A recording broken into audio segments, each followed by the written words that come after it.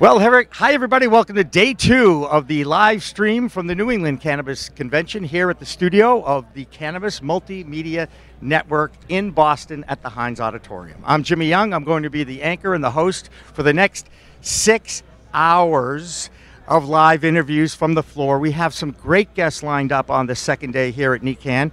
But before we get to our first guests of the day, I just want to give you a little recap about what went on not only here at the booth yesterday, but here at NECANN. They have workshops all day long at various breakout rooms here at the Heinz Auditorium. You can get in for one $30 day pass into the convention, and then of course if you are interested in attending some of those workshops and seminars, when you check in, ask them about how you might have access on the grow clinics and the business clinics and the workshops about so many things, including, drum roll please, oh we don't have drums, sorry, at 3 o'clock today I will be joining a panel with Stu Zakem from the MJBA and the MJ Headline News Network.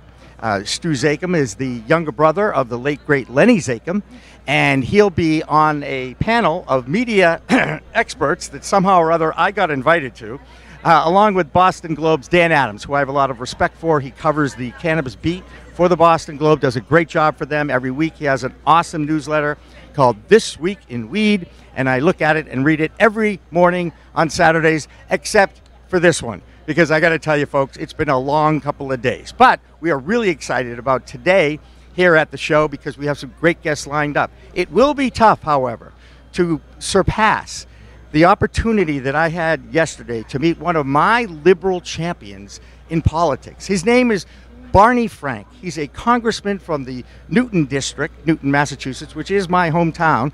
And he sat in with us for about 15, 20 minutes, courtesy of his new consulting group, Beantown, Greentown. And I got to talk to Barney not only about his life, but the impact that he's had on social change in America. Barney is a gay male who is married and happy, and one of the first people out there, I believe, in politics who came out of the closet and embraced the LGBTQ community. Of course, someone we all respect, and I really had a great time interviewing Barney Frank. That video is available on demand on the CLNSmedia.com website and also on the CLNS Media YouTube channel. We are live streaming on the Cannabis Multimedia Network today, as well as the CLNS Media YouTube channel. Now, a couple of more notes before I get to our very special guests who are here waiting patiently, which I so appreciate. Last night was the awards banquet for the New England Cannabis Community Awards, and a couple of really good friends of the Cannabis Multimedia Network got awards, including the sponsor of the In the Weeds podcast, the Revolutionary Clinics from Cambridge and Somerville, won the Best Medical Dispensary, and I think that is an awesome thing. You know, they set out to do that. That was one of their company goals when they opened their doors in Cambridge and Somerville, and look at that, they go out and they win it. I'm so proud of all their efforts. They do a great job, and we've talked about it many, many times on In the Weeds, and I'll be perfectly honest, they were the sponsor that launched the In the Weeds podcast, along with Vape Daddies, which sponsored the pilot that was last year. It was only a year ago that I started the In the Weeds podcast here at the New England Cannabis Convention, and here we are a year later, now doing live streaming. And again, it wouldn't have happened without the support of my friends at the Revolutionary Clinics. All right, we also want to congratulate some new friends. The Summit Lounge, the only private BYOC club in the Massachusetts. They are located in Worcester, and they won the let's see, Kyle Moon won the Young Entrepreneur of the Year Award, and that is certainly well-deserved by him. I think I got one more. Oh, Marion McNabb of the Cannabis Care Research Network won some kind of super-duper Hall of Fame award, but we congratulate Marion. It was fun to hang out with her a little bit last night, and she was supposed to be here at 10 this morning, but we always give her an excuse because, after all, we were hanging out with her, let's just say, late on the streets of Boston last night. I'm not afraid to admit that. Okay? So, let's see. What else? I got that. really appreciate everybody's help. The Stream Boston group is here again with us. Both Wayne and Jason Martin, they're directing this and streaming it and keeping it going. They're doing a great job. We've got Nicole Spiller is back. She's going to be my co-anchor, and she'll also be anchoring for me when I have to actually visit the little boys' room, because after all, I am anchored to this set for the next 6 hours, for the most part. Also, a new friend of ours, Elizabeth Dameron, will also be coming in and giving her unique perspective on the cannabis universe, and she comes up from New Orleans. So, I think that is enough setup for today. We launch our day 2 of coverage here at the New England Cannabis Convention with 2 very special guests, new friends of mine. They're from the Hole in the Wall group, and they're Mark and Laura Heward. And you guys, thank you so much for coming on. I know that you have a very busy weekend because you are truly soccer parents. And you know I have the utmost respect for that. So welcome back. Welcome to NECANN, and thanks so much for coming on. Thank you for having us, Jimmy. Thank you for having us. So it was only a few weeks ago at the Sensi Connect night out at the Down the Road Brewery, when I think our paths crossed. You had your edibles on display, and you had your wares on display, I guess would be the best way to describe that. Tell me a little bit, Mark, about the Hole in the Wall, and then we'll get more into the logo, what you're all about, and what you're doing. Because when it comes to growing this stuff, this guy has a doctorate, let's just say. Is that fair enough? Are you comfortable with that? I just gave you an honorary doctorate in growing, all right? I would say that, yes. I don't have a piece of paper that suggests that I do. That? But by the way, those pieces of paper are very expensive. The reality is what it's about, okay? Yes. Well, first of all, I want to say thank you to Jimmy, for your generosity. If it wasn't for you, we wouldn't be here today. Like you said, our son has a big soccer tournament this weekend, so we dedicated to that. Jimmy's generosity enabled us to come here to be on his show. His network show. This is amazing. I mean, we are here at NECANN right now, and it's incredible. So Hole in the Wall. So I have 20 years of experience this year cultivating organic cannabis. What's the difference between organic, passion of mine, organic cannabis and regular cannabis? So the difference between, technically there is not such a thing as organic cannabis because it's not recognized by the FDA right now. So there's a company out there called Clean Green, which certifies among the same lines as organic cannabis. I grow cannabis organically, so I use all organic materials. Gotcha. When I cultivate. I use soils, worm castings, compost, as opposed to synthetics that are made, in labs and things. So I'm a big believer in, quality comes from growing organically. The stuff that makes it work. That it's a live thing you're growing. Yes. Right? So we have to make nice to that live thing, correct? Yes. It all starts with the good soil. That's where it all starts. If you don't have good soil to start your products with, you're not starting off too well. So. Speaking of great products, I know Laura creates some great products because I, too, have sampled some of them along the way. Laura, thank you so much for joining us. Thank you for having me. Tell me a little bit about what goes into infusing bakables, edibles, and topics. How I don't get the process. I'll be perfectly honest. First of all, I can't grow anything and I can't bake anything. So I'm already, disqualified from that. So explain to me a little bit how you're able to create the concoctions that you do. Well, basically, it all starts with using really good quality material. Where would you get that from? Anybody you know grows that stuff? I might know somebody that's rather close to me. Great. We've been together for the past 21 years. Nice. So, I use my husband's product to infuse some of my skincare, to infuse some of my edibles, which is another way to get cannabis into your system. And your cookies were really good, by the way. The chocolate chip. I would have eaten them without the infusion, just for the record. And I think that's really the true test, right? Yeah. If it tastes like a chocolate chip cookie and gives you a little bit of a nice little buzz, I can say it. What's the matter with it? Yeah. Right? What's better than that? I Exactly. But I also do CBD skincare. CBD is wonderful for your skin. It's wonderful when you ingest it, and I use it every day. I had my CBD this morning in my orange juice. That is wonderful. Charlotte's Web dropper in there every single day. And I got to tell you, I ran out of it for a week, and the pain in my hands came immediately back. It was bizarre. But Oh. that's really a great way to test. Is this stuff really working? Is it really working? Yes. And so I ran out, and then, of course, about 4 days worth of aching and, not being able to move my fingers. It's kind of difficult to get around in the world that way. I went out to, I'll give them a plug, Wicked Chronic out on Natick, across from Scrub It Up Car Wash out there in Natick in Massachusetts, and got another bottle of Charlotte's Web. The first one came as a gift from Bill Downing. Do you know who Bill Downing is? Cannabis advocate, kind of a legend in this community for years. He's got a shop in Alston, and he's the one who turned me on to the Charlotte's Web. I had heard about it, but I'd never tasted it or used it or anything, and now every day. Let me ask you a question. So when you were without it for that week, Yeah. besides the pain coming back, did you have withdrawals?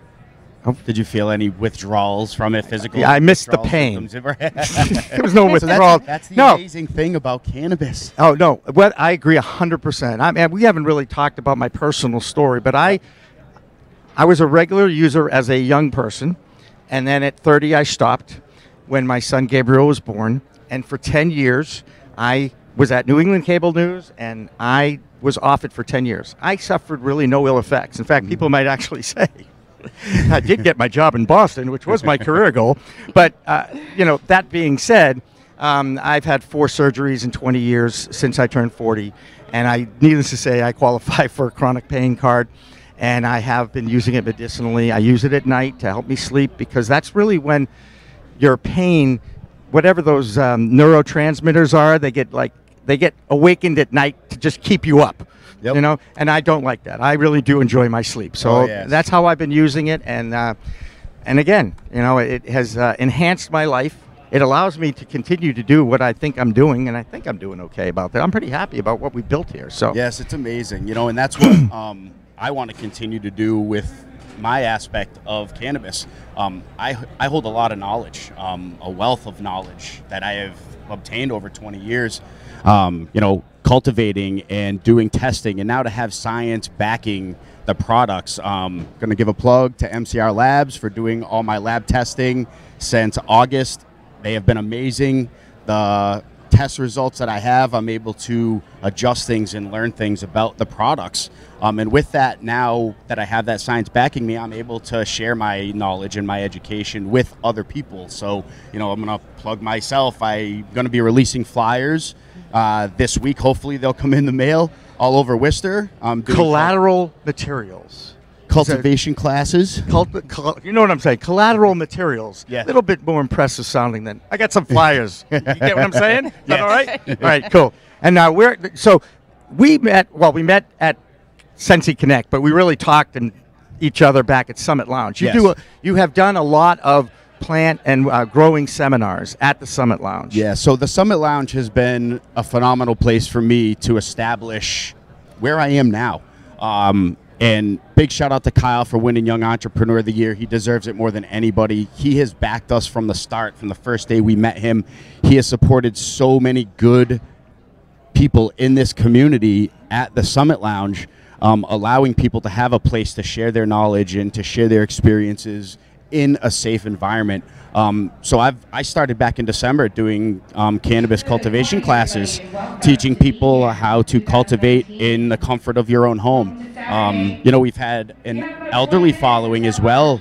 It's expensive to purchase cannabis legally in the dispensary. So for me to be able to share my knowledge and to give that knowledge to people, to be able to cultivate one plant in their own home if they want to for their own personal consumption, it just gives me a feeling of joy like no other. I mean, everything that I'm doing, teaching and educating, this was actually my 5-year plan as of August. I wanted to educate, but I love to cultivate. So I wanted to cultivate and then possibly use that as a way to get into education.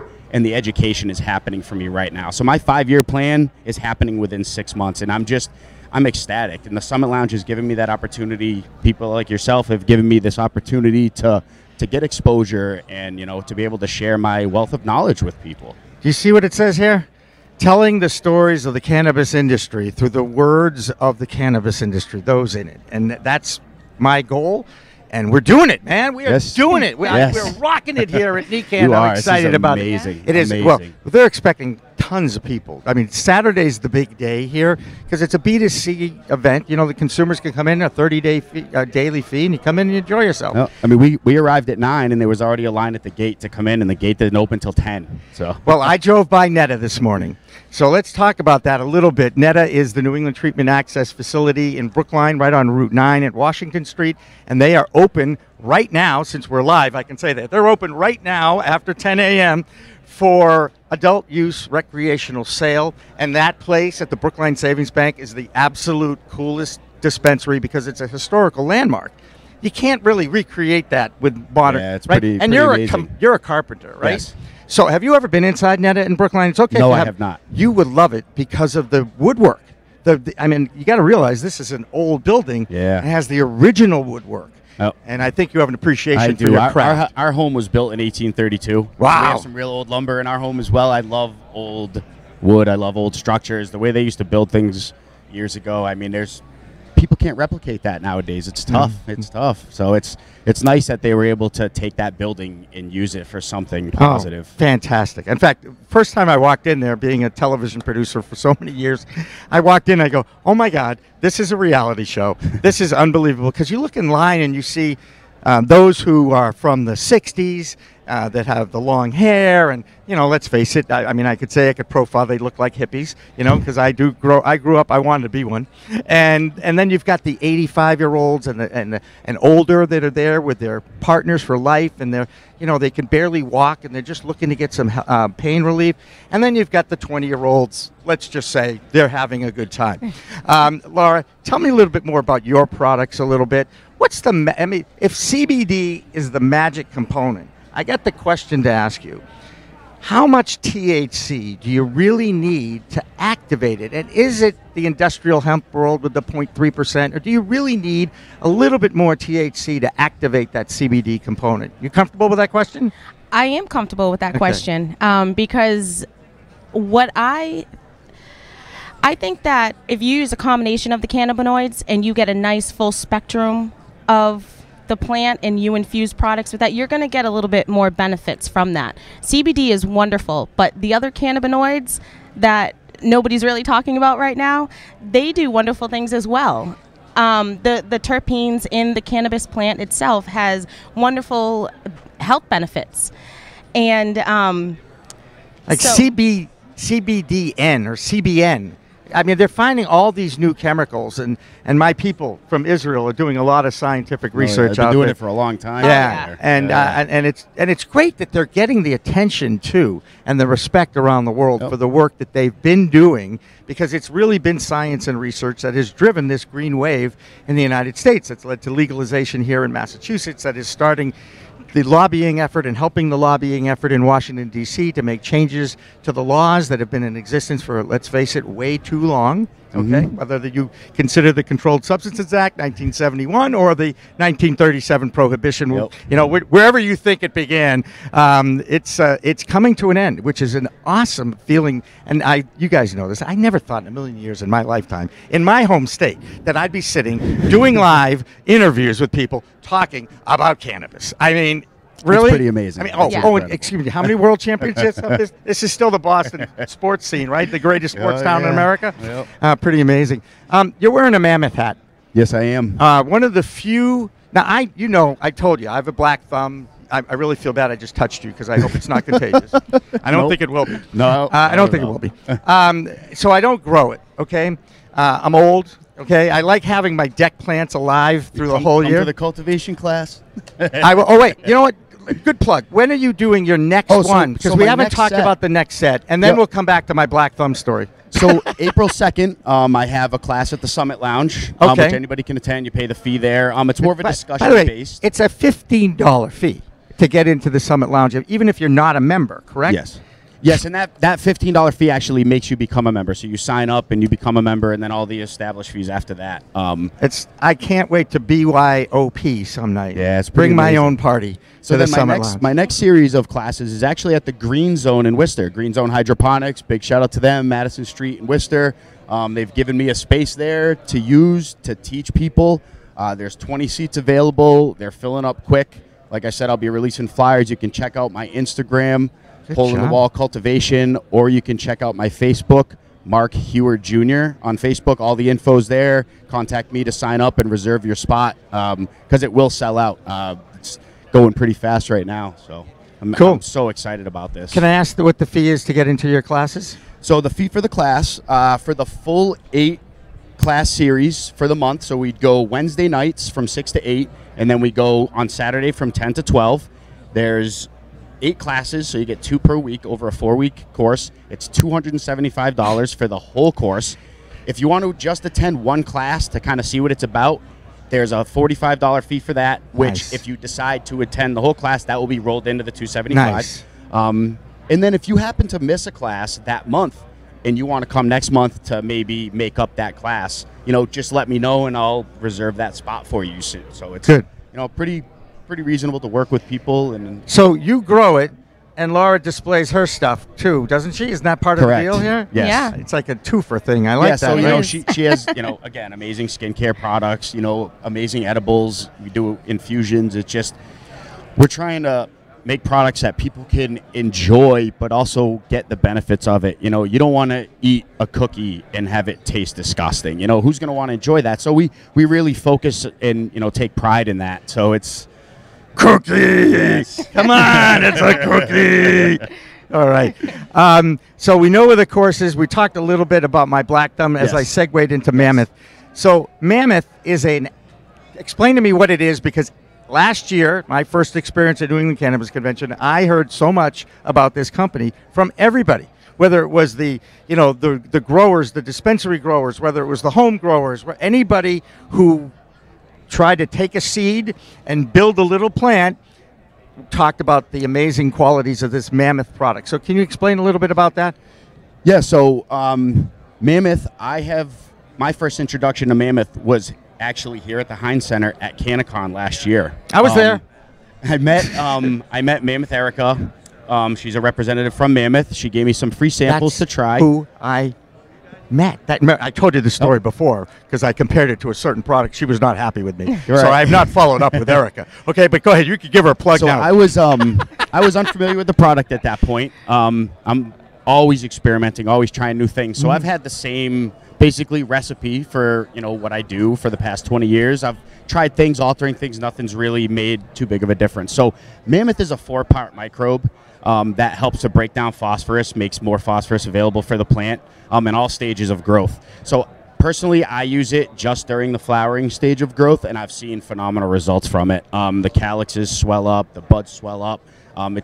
They seem to do a lot more as far as packing on weight. You get more yield, and the buds definitely look prettier. It seems to make more of those nutrients available.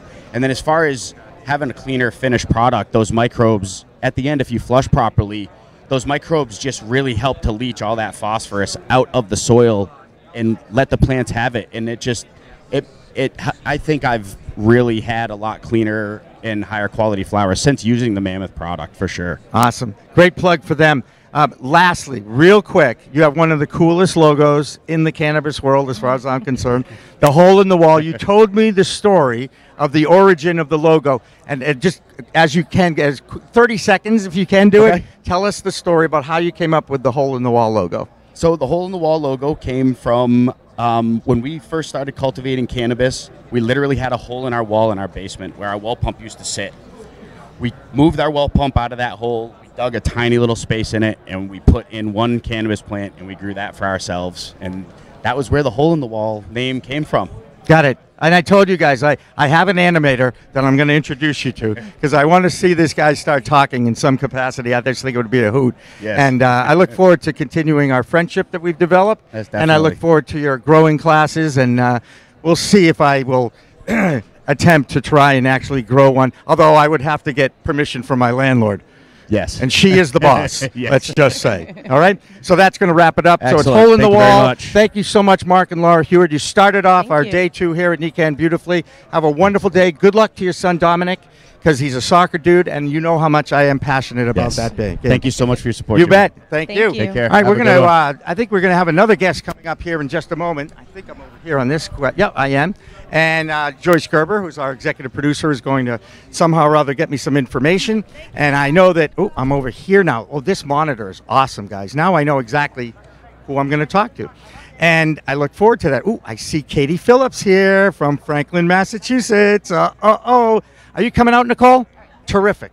Terrific. So Nicole Spiller, this is great. We've got a Medway and we've got a Franklin person coming on right now. That's kind of fun. You can sit right here, Katie. Come on. It's all right. And gee, I hope my son Gabe is watching. He watched yesterday, and he got a kick out of it. But if he happens to be out there, I'm hoping he's actually working hard, because that's what he does as an apprentice electrician for Rodenheiser. So, yes. What would you like me to do? You want Nicole to interview Katie and move me out of... No. Hang on a second. There's one thing I've learned in my career. When I can take a break, I will take a break. Plus, I have tremendous confidence in your ability to carry on a conversation. Nicole, do you have enough information about Katie? Yeah. You can ask her questions about me, because she's known my son for a long time. Not as long as I've known him. I'll be sure to ask. But and just make sure your mic comes up a little closer to your mouth. yeah, That'd go. well, I'm going to be picking up that mic. Not only does she want to take over the anchor chair here, but she wants my mic. I'm going to let her do that, all right? And I'm going to kind of lay out here for a second. All right, Nicole, here you go. There you go. This is good. Katie, you don't have to move. That's the best part. There you go. Take charge, Nicole. Have a good one. Katie, good to see you. Oh, I don't like how Nice I can to see you, myself. Jimmy. They didn't have that yesterday. We good whenever? So we're back here live at NECANN 2019, and I'm sitting with Kate Phillips. She is a cannabis industry veteran. Can you tell us how you got into cannabis and your whole journey with that? Yeah, so I started back in 2007. I started doing my advocacy work with NORML and the Massachusetts branch, which is NECANN. They're a wonderful organization that spreads information about the potential reform of cannabis law in the states. So they have working chapters in almost every single United state, as well as representation across the globe. So I started my work with them, and actually started to eventually kind of make my way into becoming a patient. Yep. And I started to see things from a very different perspective. And through that point in time, I had actually become ill with chronic Lyme disease, in which I found cannabis as a medicine is extremely versatile and had really been the source of assistance for all of my needs. And through that experience, I just really became a total nerd about the subject per usual, and just kind of dove into understanding about why this became so helpful and what this plant is all about. So then combining my background with chemistry and in microbiology, I really wanted to bring that data-informed science into my cannabis practice, and it started working actually at a few dispensaries in Massachusetts. Oh, awesome. Yeah. So then how did that transition go into creating your own company? So I spent the last 5 years working my way ground up from dispensary grunt, from bud tender and working in the production facility to eventually becoming a GM overseeing 2 dispensaries in Massachusetts. So, through that process, I was able to open 3 dispensaries in 3 very distinct parts of the state, learn a lot about different types of patient bases, and really kind of get my hands into every aspect of the business. And combining my background, in small business management and working previously in integrative and functional health modalities, it was really a great fit for me to move into doing my own business, where I'm able to cater to a bunch of different clients and help them grow and succeed in their businesses, just as I've done with those 3 others. So your business is called Silk Cannabis Consulting. Correct. So what exactly do you do with Silk Cannabis Consulting? So I work with businesses of all sizes to create brand awareness, to work to help their customer retention, to build out their brand and help them really tell a story that's consistent through there. And I do that by using education as a base of what we do. So education is meaning training your dispensary staff appropriately to consistently reinforce that brand, to consistently reinforce what you really want to get across, as well as to create an educated consumer base. The more knowledge you give to your consumer, the more empowered they feel. That really brings back a lot to that business, and that's something that can be tailored to any sort of brand dispensary, and a lot more. And how important do you think like woman entrepreneurship and woman empowerment is in this whole industry and just in general? I think it's super important to create a diverse workplace. I think that everybody brings a wealth of knowledge and perspective from various backgrounds. It's important to give everybody a seat at the table. I think females especially. I think I've gained a reputation in this industry for being a voice for what's right and really speaking out for the small guys, and that's what I want to continue to do, is work to support small businesses, work to support minority-owned, women-owned, and really just continue to support the good guys that are in the fight for the good reasons. I'm like an Instagram influencer, and one of my like platforms that I stand on is like women empowerment and like women entrepreneurship. So I love to see that like in any kind of industry, especially cannabis industry, where I feel like it's more male dominated is like the stereotype. What kind of like stereotypes do you think that there are that's like holding back the industry from progressing? I definitely think that the young, pretty, stupid girl aspect is something that I unfortunately get a lot. Going into rooms, people often will look to my male counterpart for information that I may actually have More better or more information on. Yeah, and again, understanding that there's no one stereotype of a cannabis user, there's no one stereotype of a cannabis expert, and everybody comes from a wealth of knowledge and background. I've got people that you would look at and otherwise not think twice about, but they may have 45 years of growing experience and maybe don't have the business finesse. Or I have somebody who's young, like me, but has spent a lot of time delving into their craft, really cares about it, and has made a concerted effort to be able to work to move forward. So what do you think is the root of the poor educated consumer in cannabis? I think it starts kind of from a few places. One, I think branding and consistency. People are happy to slap on these tag words that get a lot of buzz going for them. So especially with the CBD craze or crisis, as some of us call it, there's a lot of misrepresentation about what products actually mean, how they're created, what natural means, what organic means. What does that actually mean for you as a consumer, and what's that going to do for your product? I don't think people even know what questions to really ask. So I think it's a two-part. We're not doing our job as an industry to be able to educate our consumers properly. There are some companies, 710 Labs I think does a wonderful job at this over in Colorado, where they're consistently educating their consumer base. Whereas I feel a lot of brands don't take the time to do that and are just happy to put on these words that make things sell but really don't have much meaning behind them. So outside of your website, like Silk Cannabis Company, is there any speaking that you do on panels or like travel to educate consumers or people that might be interested in getting into cannabis and they just don't really know how to get their foot in the door? Absolutely. So currently I'm actually doing a conjoined project with C3RN, the Cannabis Community Care and Research Network, which is a 501c3 organization in the cannabis space. And we're going to be working to develop a cannabis curriculum at Holyoke Community College upcoming. And with that, we're also working to bring on other major university partners for different levels of training. So everything from executive leadership training to, ground level, I'm a consumer, I want to learn more, or I want to get in the industry. We're going to have a program that's going to work for you. Other than that, I do a lot of other speaking engagements. I'll be speaking this upcoming Sunday on an extraction panel and on advocacy in the morning as well. And then upcoming at the CWCBE, you'll be seeing shortly an announcement about what I'll be speaking there. What does it take from like the beginning process of like seed to sale? I'm so interested because I know like nothing about it. And I feel like you just have like a wealth of information about it. So like tell me like how it goes from nothing to being ready to go on the market. Absolutely. So I love the term seed to sale because I think it points a really beautiful picture where you're really following the track of where this plant is from its growth to its eventual hands on the consumer. We also call this a vertically integrated market. So the idea is that we're tracking it the entire time for the safety of the consumer. Labs as a third party are able to test material. But really there's these little batch tags that come along with every single plant. Every plant has a little ID number. And sometimes you'll see that actually make its way to the menu when they represent them with different phenotype numbers that can sometimes come from that batch code.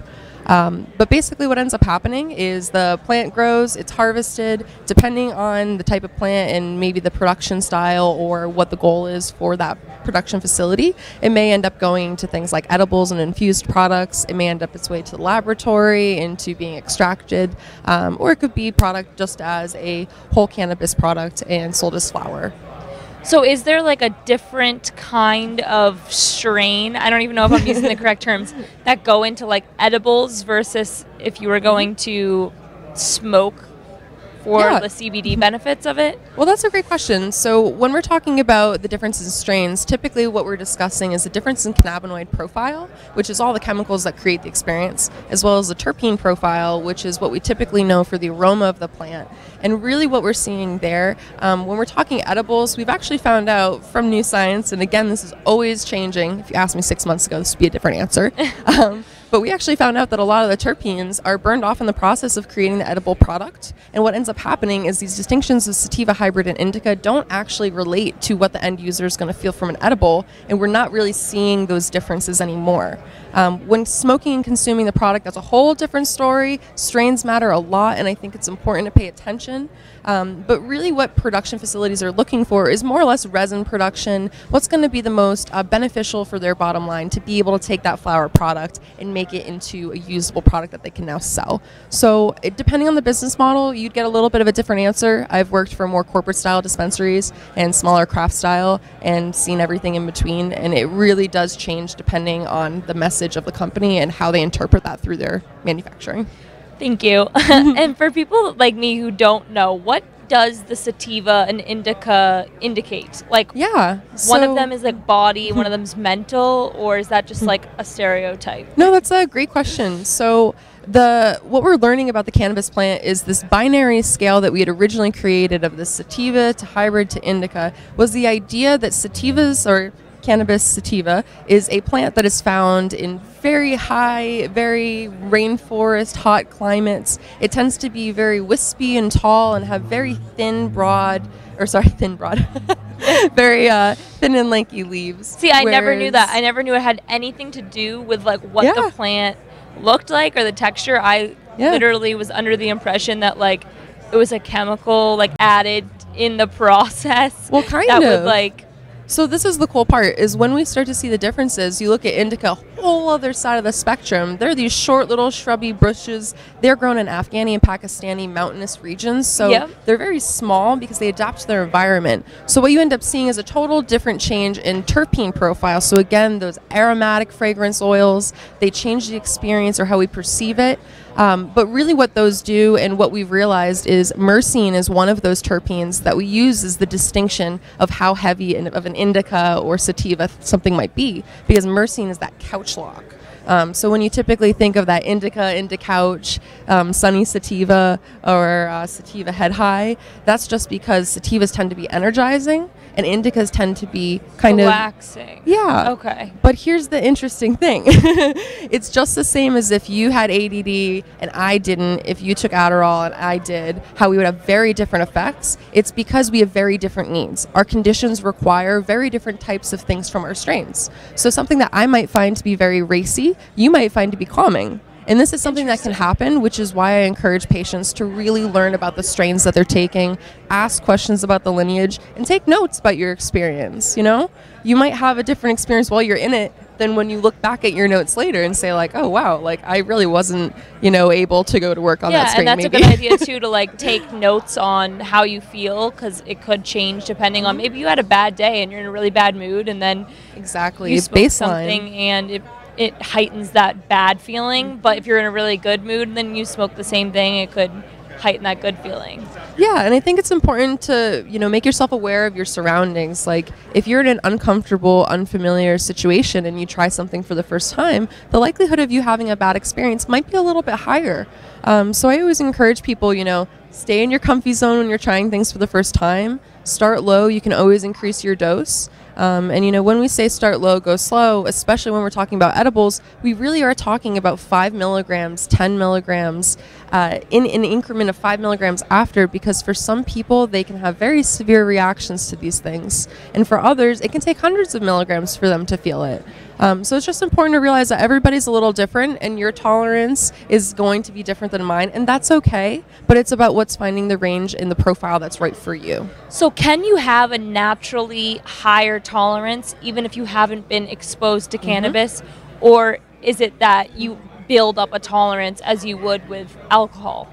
So it's so interesting because we have this thing inside of us called our endocannabinoid system. It's a system of receptors, and this is the reason why we don't overdose on cannabis. Well, one of them is because we already have this system where we've been playing off these chemicals from many other sources for years. So back in the day, we used to feed hemp to our cows. Those cannabinoids or chemicals used to go through that protein and then get into our diets and other sources. It also used to be into our cereals and foods that we commonly used. And not to mention nowadays, echinacea, chamomile, and many other botanical sources have cannabinoids. So these are all chemicals that we naturally create ourselves. We have endogenous cannabinoids, or ones we create inside of ourselves, that mimic the same reactions. So it's really interesting when we're looking at these cannabinoid profiles and the endocannabinoid system about how it all interacts. You can have a naturally high tolerance due to many reasons, especially for edibles. And this is something I like to let people know, is there are medication interactions with cannabis. There are known medication interactions with just CBD. It is still a chemical like anything else. If our bodies take too much of it, it needs to get into homeostasis and bring itself back. But this can be due to a variety of reasons. Male and females, we have different amount of available receptors. Yeah. So there was a study recently done that's shown 20 to 40% difference in between a female, depending on her hormonal cycle, and a male in their receptibility to the same chemicals. So if me and my boyfriend are sitting on a couch, I might need a little bit more cannabis depending just on that alone. Not to mention my use of other kind of chemicals or medications throughout my life. I may also have a immunocompromised system or just a lack of availability due to that pathway not being used before. So there are a lot of things that, as people like myself love about the future of cannabis, we're looking forward to learning more about these things. But there are some things that we do know, and again, you and I could have the same thing and I couldn't feel a damn thing, and you could, be in your happy place, and that's totally normal. I personally think that I have like a naturally high tolerance to it, and that's why I almost was like, oh, like it just doesn't work. Like it doesn't work on me. That's what I thought.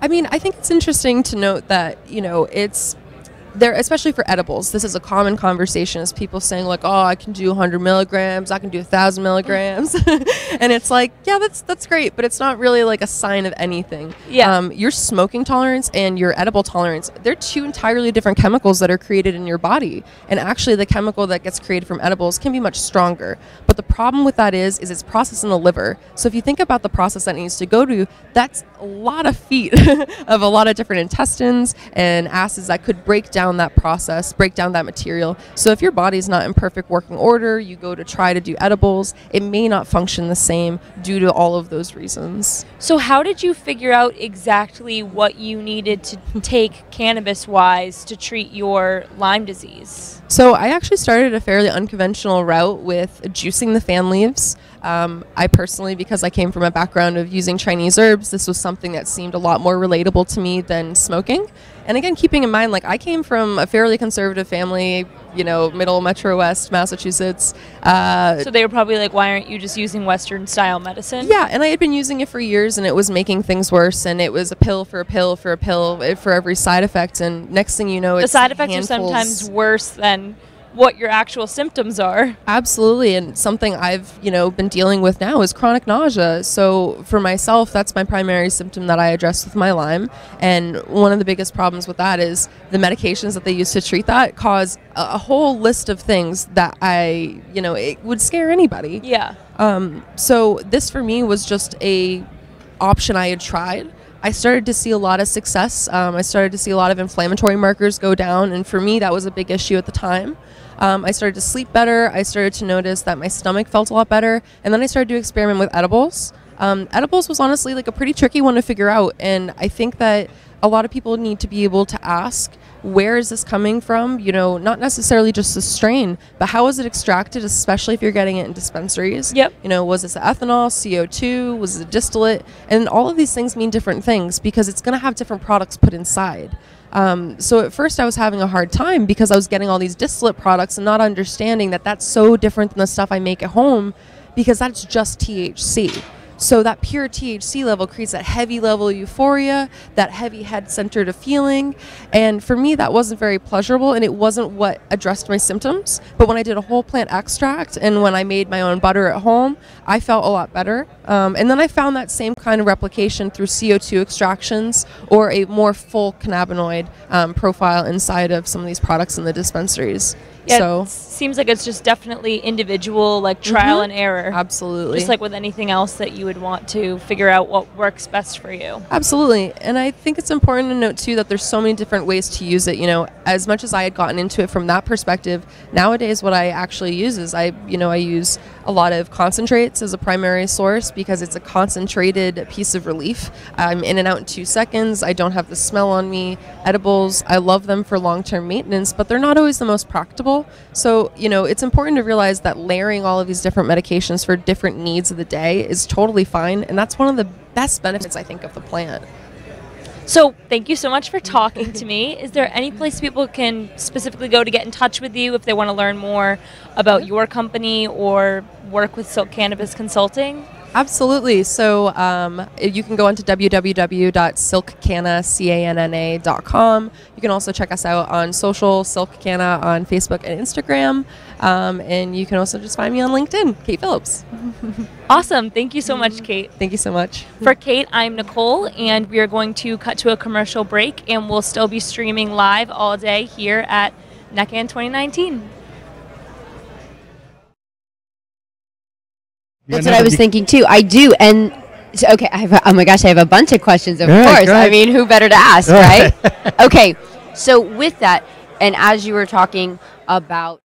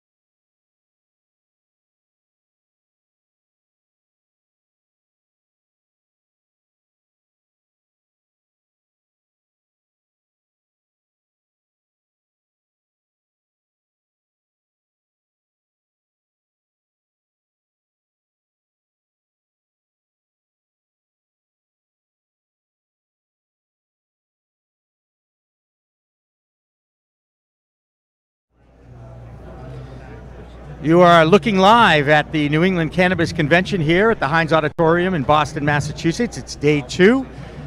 This is the Cannabis Multimedia Network's live stream here at the Cannabis Multimedia Studio. Now, a historic day, not just the second day of NECANN, but a historic day in the cannabis history of Massachusetts as we continue to evolve.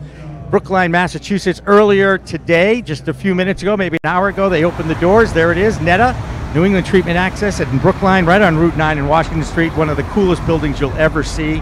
The old Brookline Savings Bank, and yes, that is my car and my footage, I might add, as we... Luckily, I didn't get hit. Hi, everybody. Welcome back to our live feed of the New England Cannabis Convention, Day 2. I'm Jimmy Young. I'm joined by Nicole Spiller. And now Andrew Switz is here from Ropana. Thanks for having me. Appreciate it. Oh, no, Happy it's to be great. here. Let's talk a little bit about Ropana. Explain to people what it is. And Andrew and I met about a few months ago at a local store in Watertown, Massachusetts. We'll give Milk the little plug here. Yeah, Milk is a great spot. We did a nice little product sampling over there. What was that, about a month or two ago, I think? It's all a blur, moves Andrew. fast, I yeah. can tell you this, when I met you, the website did not exist. True. The logo did not exist. The Yeah. front homepage did not exist. Yeah, it was more of an idea. It was a day. I talked to you about it. Yeah. And we've come a long way in the few months, and I'm very happy that you're with me. Oh, yeah. Because I did take some of your product and I'm using it, and I am a big supporter of anything that can help you get rid of your pain. Yeah, I mean, I'd say that's probably the number one reason that people are using CBD products. The other two that I see, the top 3, pain, then inflammation, sleep, and anxiety. Those seem to be the ones that people are really going to for CBD in general, whether it be full spectrum, isolate, whatever people need. I love how you kind of throw it off there, the full spectrum and isolate.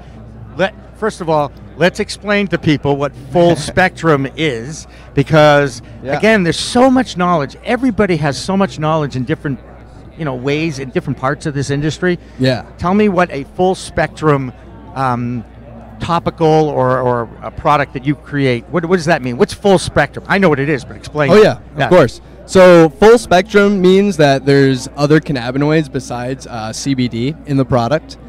So that means there's a trace amount of THC. The legal limit is 0.3%, and that's defined in the Farm Bill. Any hemp products have to be under 0.3% THC. But then there's also CBN, CBG, CBC, and other cannabinoids of interest that all have different therapeutic effects.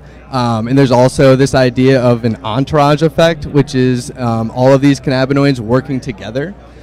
So that you can either use less of a dose, or maybe it helps certain ailments better than an isolate. But our products are actually isolate based, and there are many benefits to that as well.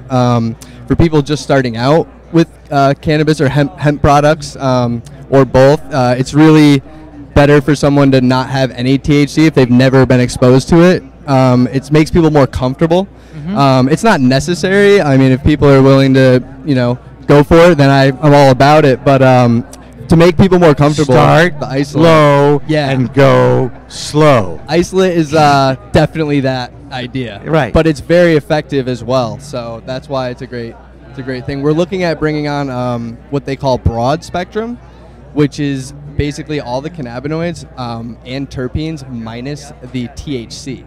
Interesting. Yeah. And it's a whole new world, and I talk to people about this all the time. You really do kind of need a chemistry degree to understand some of this. Yeah.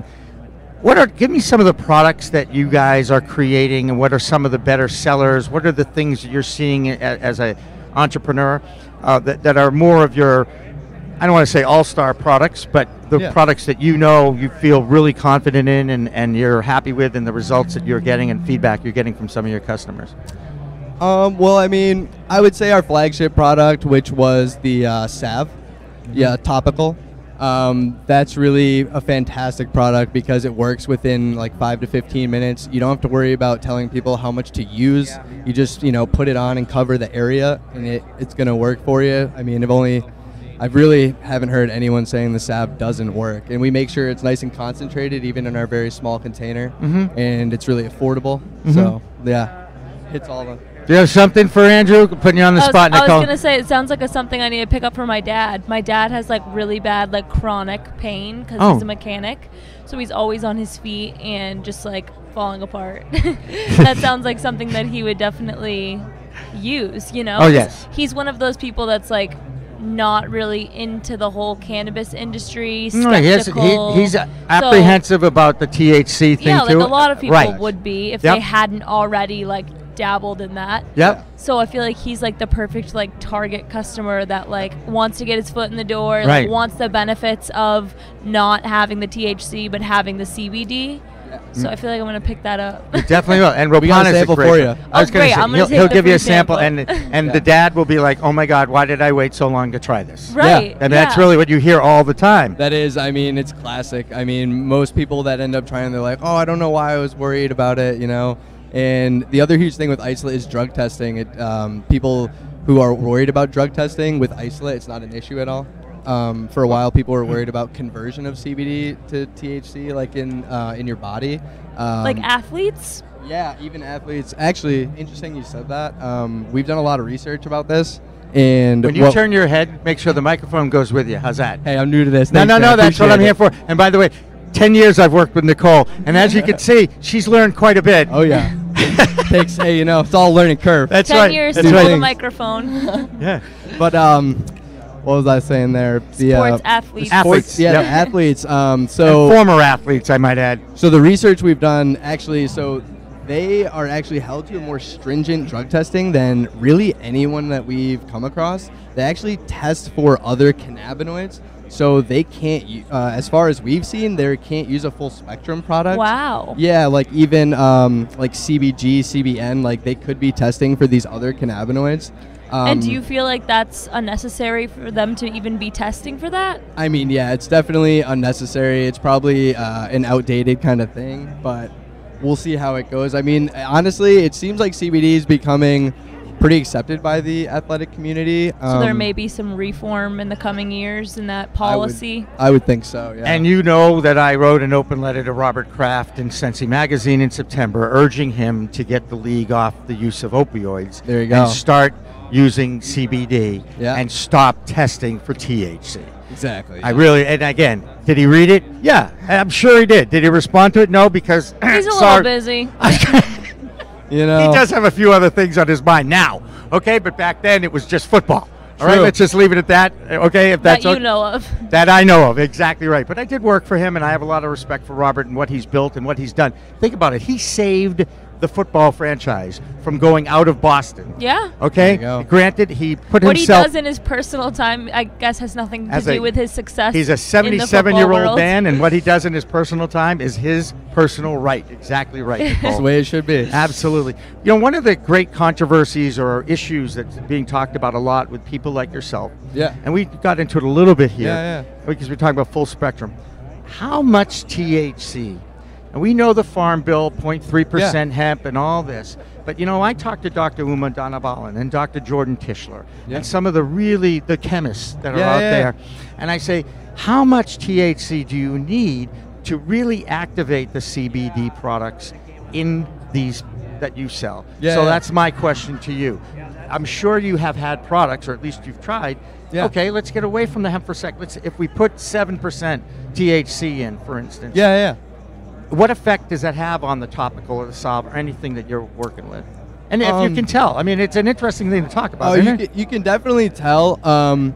Really, the main thing, though, is you can tell how CBD alters the effect of THC, in my opinion, more so than you can tell what THC is doing to the CBD effect. That's interesting. Because of CBD's anti-anxiety and antipsychotic effect, if you use them in conjunction, you're gonna have a lot less of a, I guess the best word is like psychedelic kind of experience, or like just, it's not psychedelic. No, okay? but if you're not that I'm familiar with it, nor did I ever, but I've heard stories. Okay, of course. All right. With THC, it's not psychedelic? Well, there's a difference between psychedelic, which to me means plays with your visual spectrum and it distorts colors and that sort of thing. By the way, just because I know what it does not mean I ever did LSD. I never did. Okay? However, I do have quite a few friends that I hang out with it and are still around, I might add, in their 60s.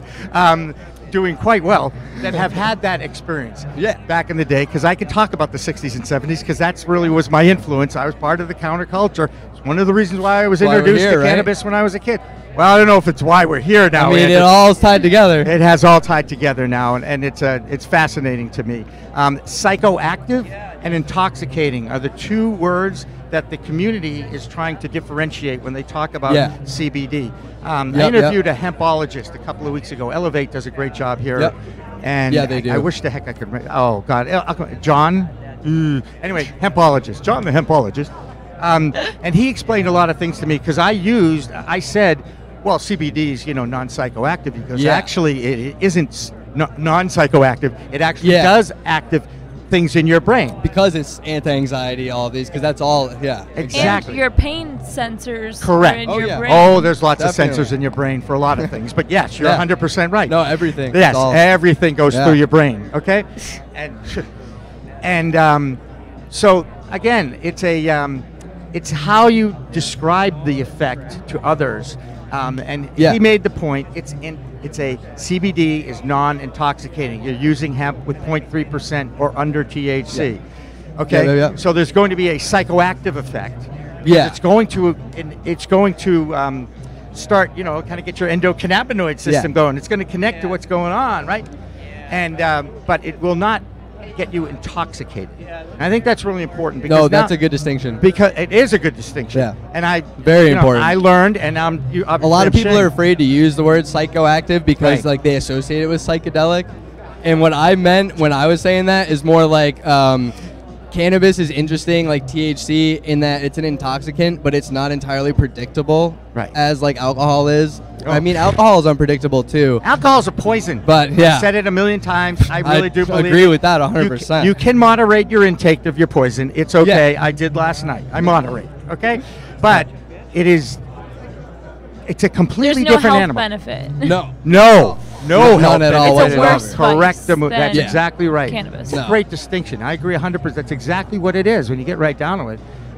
Some people will make the case, excuse me, and I do drink red wine, that the red wine has a good Heart effect. benefit. You're right, for your blood. When you have a glass. Correct, a glass. And it has to be not $9.99 bottle of red wine to get the health benefit, because you need to have a certain amount of sulfates in the wine for it to benefit cardiologist-wise. Look at you all grown up, you college graduate, you. I love that. There you Good go. for you. Yes, 100%. And it has to have a high sulfite. My favorite red wine. Which is also what gives you the headache. Oh, is that what I had this morning? Sorry. I've been having a few headaches for other reasons. But because I'm sure you only had one glass of red wine yesterday. I did not have any red wine yesterday. I did have a few other things. I love Stoli Dolis, I'll be perfectly honest. I'm going to give the Capitol Grill a plug here. There you go. Right here in Hines, and also Chestnut Hill out in Newton, one of my favorite places. They have Stoli Dolis, which pineapple-infused vodka. It may be poison, but after 6.5 hours of live streaming, talking, and interviews, there's sometimes when you kind of really need something. You know what I'm saying? No judgment. That's right. And I started eating right as soon as I drank, and that's hydration. Oh, yeah. Hydration is key. Starting low is key, and going slow is key. Yeah, absolutely. And I do, we can laugh, we can smile about this. I really am adamant about preaching responsible use of an adult product. Yeah. And that is true for cigarettes, it is true for coffee, it is true for, which by the way are far more addictive than cannabis. Yeah, that's something actually that we want to move into as a company with Ropana. Our brand, Ropana, is a Sanskrit word. It means to heal oneself. And we're actually trying to make... Now we know. How many people have asked me that? I'm like, I'm not sure, but I'm going to bet that Andrew knows. Oh, so wait, it means a Sanskrit word that means to heal oneself. To heal oneself. And we chose that very intentionally because that's like our mission with the company, is to help others heal themselves, not to necessarily, just give them a product that's going to heal themselves, but help them with educate, empower themselves on why the product that they're using is helping them. Yeah. When you start self-medicating, and I don't care if you're self-medicating with a headache, using Tylenol or ibuprofen, okay, you are trying to heal yourself. Yeah. You must learn about the effects of whatever you're putting into your system is going to have with your system, and everybody is different. So it's why the industry is really preaching to, again, start low and go slow. 100%. 2.5 milligrams Yeah. of an infused THC in a product is a plenty of a early first-time dose. Oh, And yeah. for some, it can be a regular dose whenever they use it occasionally. Yeah. You know? No, I've seen people that, get it's too much, like 10 milligrams is too much. So, yeah. So there And you go. whatever you do, Yeah. remember we were talking about alcohol? Yeah, yeah. Do not mix these products, either or, please, because you can That's really. a good advice. I had for 10 sure. milligrams one night, and I went to a cocktail party, and I was out, and I had to, hey, wait, sure, have a drink. Sure, I'll have a drink. Yeah, no problem. About Just 35 10 minutes later, milligrams. it felt like somebody hit me over the head with a sledgehammer, and I was like, whoa, I've only had half the drink. I guess I might be, yes. Yeah. again, Intoxicated. But you learn. Yeah, and can I tell you what I did for the rest of the night? Granted, I Sat did- in the corner. No, close, very close, very Close. close. First of all, I was extremely quiet, which, as you know, is way out of character. Yeah, Second, you were I was like, an- I can't even observed talk what was right going now. on around me, and I just kind of smiled and watched everybody talk. I was not in the mood to eat until dessert, because There you about go. an hour and a half, 2 hours later, and all that. But Dr. Jordan Tischler, who actually I met him here a year ago, explained it's 8 times. It's the 8 times catalyst. Oh, wow. Okay, so think about it. You have one drink, and you're 8 times higher than you were, or it takes that 10 milligrams that you took and gives you an 80 milligram Yeah, 80 milligrams. is effect. Way That's too much to for a know. lot way of people. way too much. And yet we sit here and we laugh. I know someone, okay, that works for one of our partners. Yeah, I'm yeah. not going to name who. 100 milligrams a day. He's ADHD, and he functions throughout the entire day. Oh, yeah. Because 100%. once you build up that tolerance, you can. It's not dissimilar when you hear someone say, "Wow, you really hold your liquor. You're a great drinker." Whoa, No, it's I completely can't- different, yeah. But everybody's body is different. Well, yeah, 100%. Some people could even not tolerate. Well, that's why it's interesting. There's actually there's a doctor up in Maine that has like a protocol for resensitizing your cannabinoid system too. Really? Yeah, his name's Dr. Dustin Sulak. He's a really good guy. Would you do me a favor? Yeah. And introduce me to him online, because Oh, we're going absolutely. up to Maine, Yeah. April 6th for a NCIA event. Okay. And I also met He'll probably be there. another Mainer last night at Yeah. friend of Elizabeth Dameron from Maine. I'm going up to see his farm in Wells, which will be kind of cool. Oh, nice. And I spent 11 years in Maine as a sportscaster from 81 to 92. Okay. And it's my second home. I spent a lot of summers at camp up there, Camp Caribou in Winslow, Maine. So I love Maine. I also love Maine. You Yeah, love Maine it's too. an awesome Yeah. place. I How had a can you summer not? house in Moosehead. Nice. Yeah, okay, so I lived in Maine for 11 years. The furthest north I ever got was Umaine, Orono. All right, and I know Moosehead Lake is above that. Yep. Oh, Yes. yeah. And but You're I've way up seen, there. I have seen viewed. It is, if you want to get away from the world, that's where you go. Hey, it's like that in Vermont too. It is Yep. true, but Moosehead Lake is a huge lake. Oh, I can imagine. Yeah. You know, it's like a great lake in the middle of the state of Maine, and it's just beautiful. I've up definitely there. heard. I've never been there. I'll have to check it out. So there Yeah, you go. Well, guess definitely. what? You now know somebody who's got a house up there. Oh, I don't Maybe. anymore. Oh, but sorry. When I was younger. Hey, It's all good. you know what? I expect someday you'll be able to own another house in Maine. Yeah, maybe. All right, there you go. Andrew Switz from Ropana, please tell me a little bit more about how people can get your product, where they can get it. Oh, yeah. You're in so many different stores, and I know you can't Yeah. rattle them all off, but you're from Vermont. Yeah, we're based in the White River Junction area of Vermont, so nice, centrally located. We have a lot of retailers up in Burlington and in the White River Junction area. Then we also have stuff down in Connecticut. New Morning Market's a great location for people. In Massachusetts, there's a few. Devil's Natural Milked in Gourmet. Watertown. We give a Milked plug is- again. Milked is the best one to go to. That's right. That's a great store, and it's yeah. a beautifully designed store too. Yeah, really, really clean looking. I love all the visual design in there. It's really, and they have some awesome glass to check out for Yep. sure. And your products are on display and very yeah. popular, I might add. In fact, I think a couple of them are flying off the Oh, shelves. it's a great setting for that. Yeah, our tinctures do really well.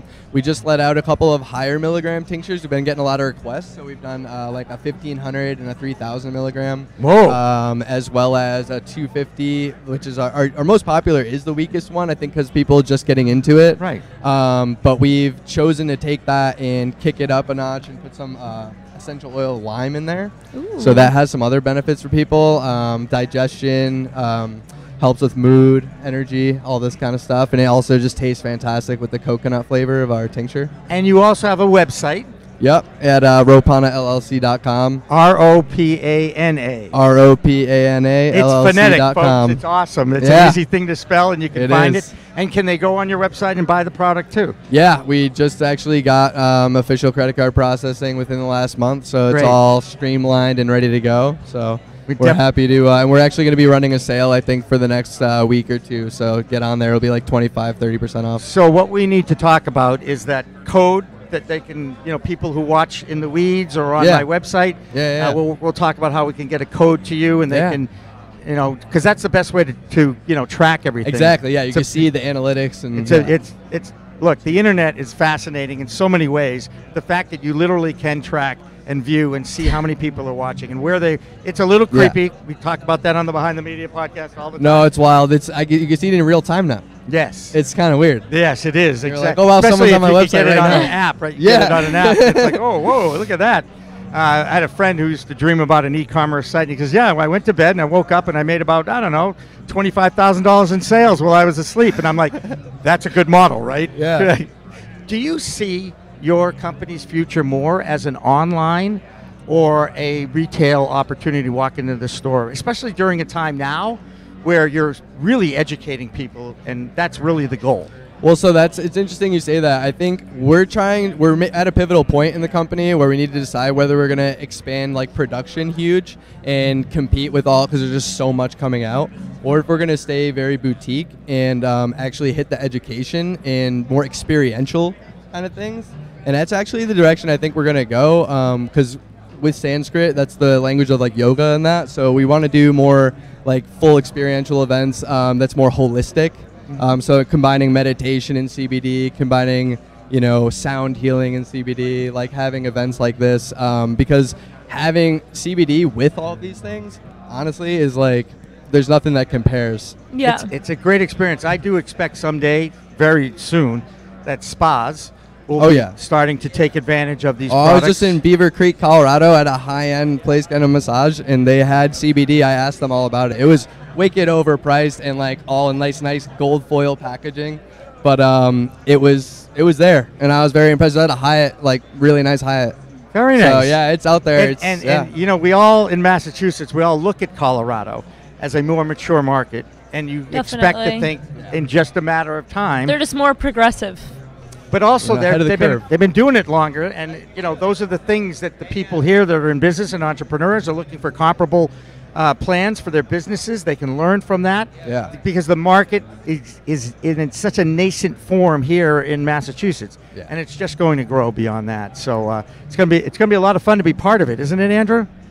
We're looking forward to it. And Vermont's going to be kicking off. Hopefully, we have stuff in the legislature right now. They're trying to get a tax and regulate bill going. They're saying if it goes through, they'll have legal sales by, I think, 2021. So we're looking forward to seeing what happens. It's really weird. Vermont's had an odd legal experience with the product, because Bernie Sanders is we love the guy. Yeah. He's a supporter and all that. But they've had to tweak their laws a little bit. As we look at the green wave throughout this country, some are being driven by democracy, pure democracy, where the voters have a question on a ballot and they get it. Yeah. That's how Massachusetts got it done.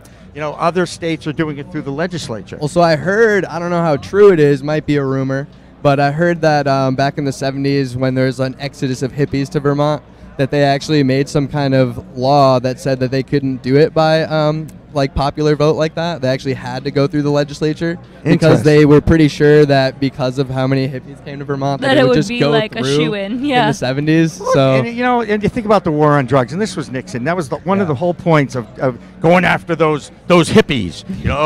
Those fun-loving, relaxing, hang out, don't bother anybody hippies. I mean, you know what? And yeah, they took showers too. I mean, come on, it's like, okay, so once in a while they skipped a day. Exactly. But definitely, you know what? It's just an amazing thing, the history of this, and to be sitting here at age 61, guys, okay? I mean, I know neither one of you remember the 60s or the 70s, okay? No. But that's really where I grew up. It was counterculture, Yeah. And we were involved with a war that nobody wanted. By the way, nobody wants wars anyway. But in that particular case, and then you point the finger at the POTUS at the time, who was a crook and one of the few that resigned, and maybe there's an example to be made there. Gee, I wonder if we could actually see history repeat itself. Oh no, I'm dreaming. I must be on that stuff, right? You know, that's a dream. Anyway, I try to avoid politics. But we had Barney Frank in here yesterday, who was a champion of this, tried to get it legalized in the mid-'70s. So you think about that, what that was like in the mid-'70s versus where we are now.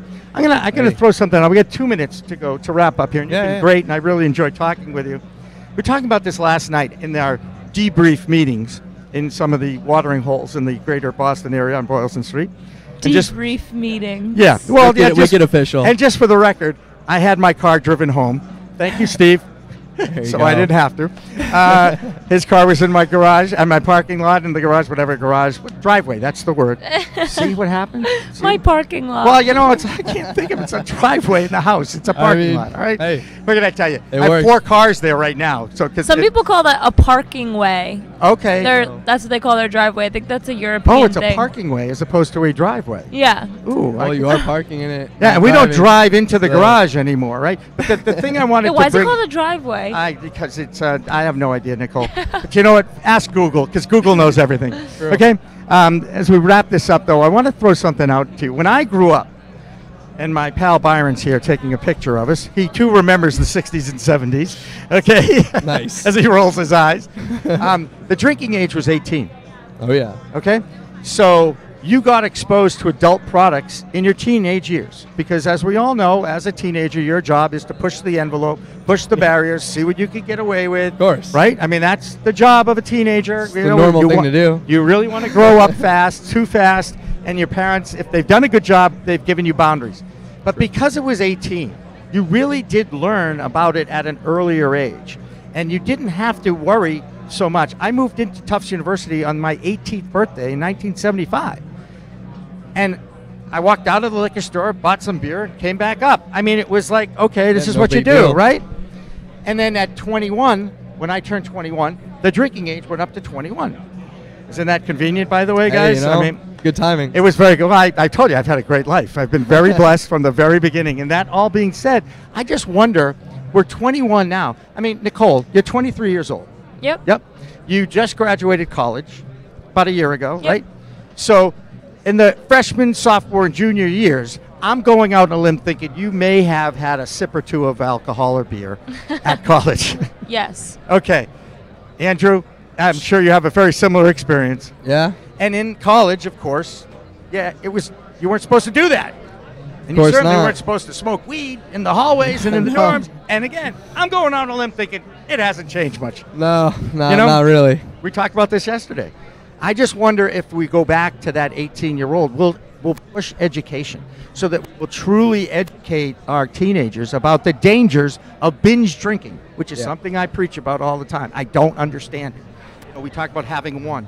You know, No, it's glorified more than it is, but you know. they drink to get drunk at age 15, 16, 17, 18, 19, 20. I still don't get that. No. Okay?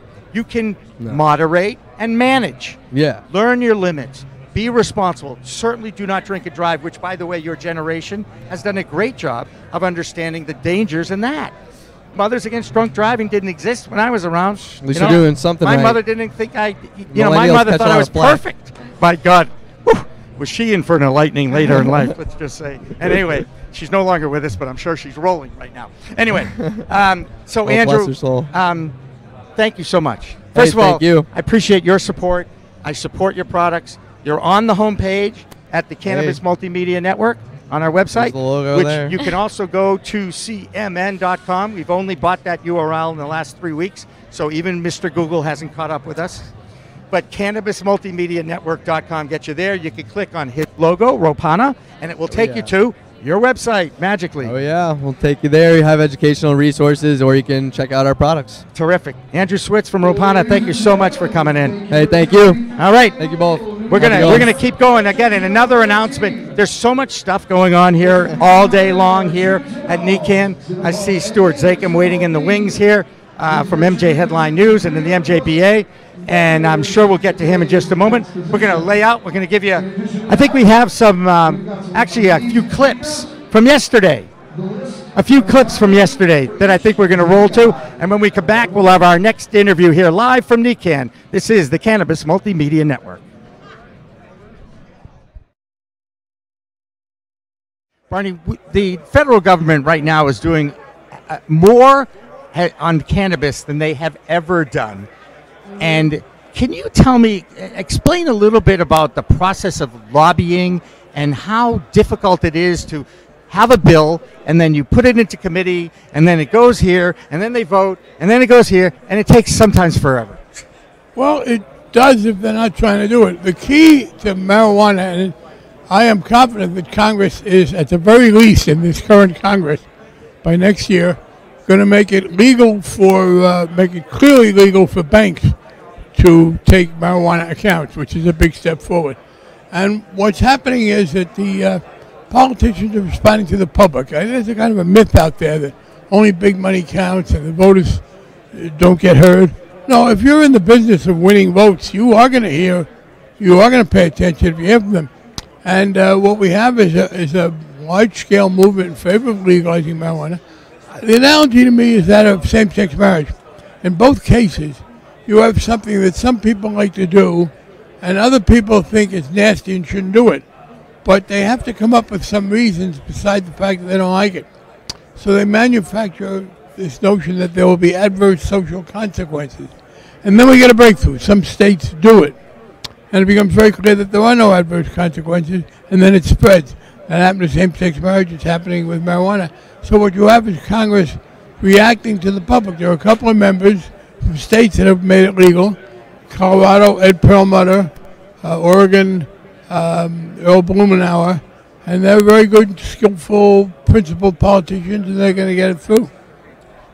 It's an amazing thing to see. We call it the green wave. Elizabeth, by the way, if you want to ask Barney, Frank, anything, just hit me, okay? And then you can just ask. I'll shut up. Not too hard, right? Not too hard. Okay, good. Because I'm bruised. I'm easily bruised. I mean, don't forget I retired from the Marine Corps, trust me. I don't want to hurt you. No, I appreciate that. And I'm extremely gentle. I do appreciate that. Barney, I want to go back to politics. I want to go back to the wave of movement that we're seeing here. It's the States Act right now that I believe is the one that has the most chance of perhaps getting to the floor. Why can't they just this is democracy. The people want this. 62%, according to Pew Research, wants legalized cannabis. Why does it take the politicians so long to make a decision? Well, one, you have cultural lag. People don't like to admit they were wrong. 20 years ago, a lot of politicians said this is a terrible thing. They made the misleading and inaccurate argument that it was leading to other drugs. So people don't change their minds that quickly. There was a period, by the way, when the minority communities were very upset about it, African Americans, because they said, look, our kids have enough temptations. We don't need this. The unfair enforcement has made them say, no, that's no good. But as far as the legislation is concerned, you're definitely going to see a bill that allows banks to do it. You may go one step further and allow it in the state. Now, allowing it in the state where it's legal does meet the Democratic argument, because it means any state where a majority wants to do it, they'll be able to do it. It would be cleaner to make it legal totally. But I think once you have done it state by state, it'll come. Right. Go ahead, Elizabeth. I was thinking, sir, as you were talking, the push, with the constituents, and like you're saying, 62%, right? But here we go, and you're talking about minorities and people being affected, and then not changing their minds. Like, they don't want to publicly say, we were wrong, or we went about this the wrong way. We hurt people in the process. People have died in the process. People have lost their lives they've been in prison for decades, all over things like that. Now, being, close to my heart, of course, is fellow veterans. When you have, and I know there's some legislation up there this year to allow, the VA to do certain things and extend its parameters. Do you feel that, I guess, first of all, how do you feel about that? Letting the veterans access. Yeah, I'm for it. It would be better to just get right to letting everybody do it, not just veterans. But if we can't do that, certainly allowing the VA to administer a valid medicine should happen easily. Beyond that, as I said, you do have people who for years talked about the drug menace. They're wrong about this, but it's hard for them to undo it. You have some people, Patrick Kennedy, who, because he had a substance abuse problem, is trying to stop other people. But I was very pleased to see that his cousin, Joseph Kennedy, just spoke with him and is now an advocate. So I think that's a big step. It is. He was not an advocate. No, and it is, one, the logic of the argument that there is no harm to smoking it in any reasonable amount, and the popular support, the practice of bad law enforcement, they've come together, so I think it's unstoppable. Unstoppable. I love that. That makes me feel so good.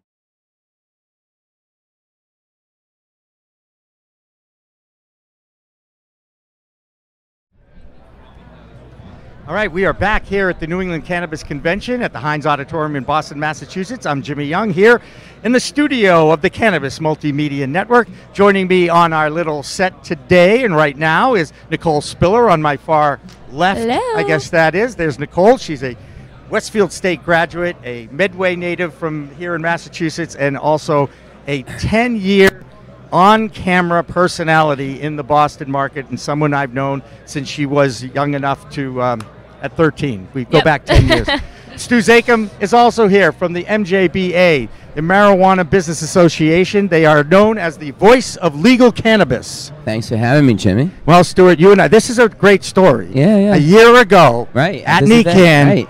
I met you. Correct. And when I heard your last name, I said, oh, are you any relation to Lenny Zakem, perhaps? Yeah. What did you say? No. No, don't say that. Ruin my story. No, No. I said that was my brother. I was your brother. Yeah. And for those who don't know who he was the Anti-Defamation League executive director for many years, someone who brought people together from all backgrounds, was involved in so many different events in the New England area. He was a real champion of human rights and decency, and someone that we all miss. Well, thank you. This is coming on 20 years this year. I know. Can you believe that? No, I can believe it because, as you know, in '98, I left full-time sportscaster work to work with your brother. Right. So right. it was a long time ago. And he also was a very big supporter of cannabis. Yes, he was. Helped his cancer treatments big time. Way before people, I bet he was one of the first who was public about embracing the fact that, look, I've got cancer and I'm using this product because it helps me. Well, he was into alternative treatment, Yep. and as a result, Dana-Farber created the Zakem Center for Alternative Treatment for Cancer. Cannabis being one of the many things he did, diet, workout, and all that. Yeah. But he smoked cannabis before that as well. So No, I am shocked to hear that. You're ruining my image. Yeah, there we go. No, that's great. And you know what? I love the pictures. I remember his office. Michael Jordan and Lenny, Bruce Springsteen and Lenny, The Pope. The Pope and Lenny. I do remember that.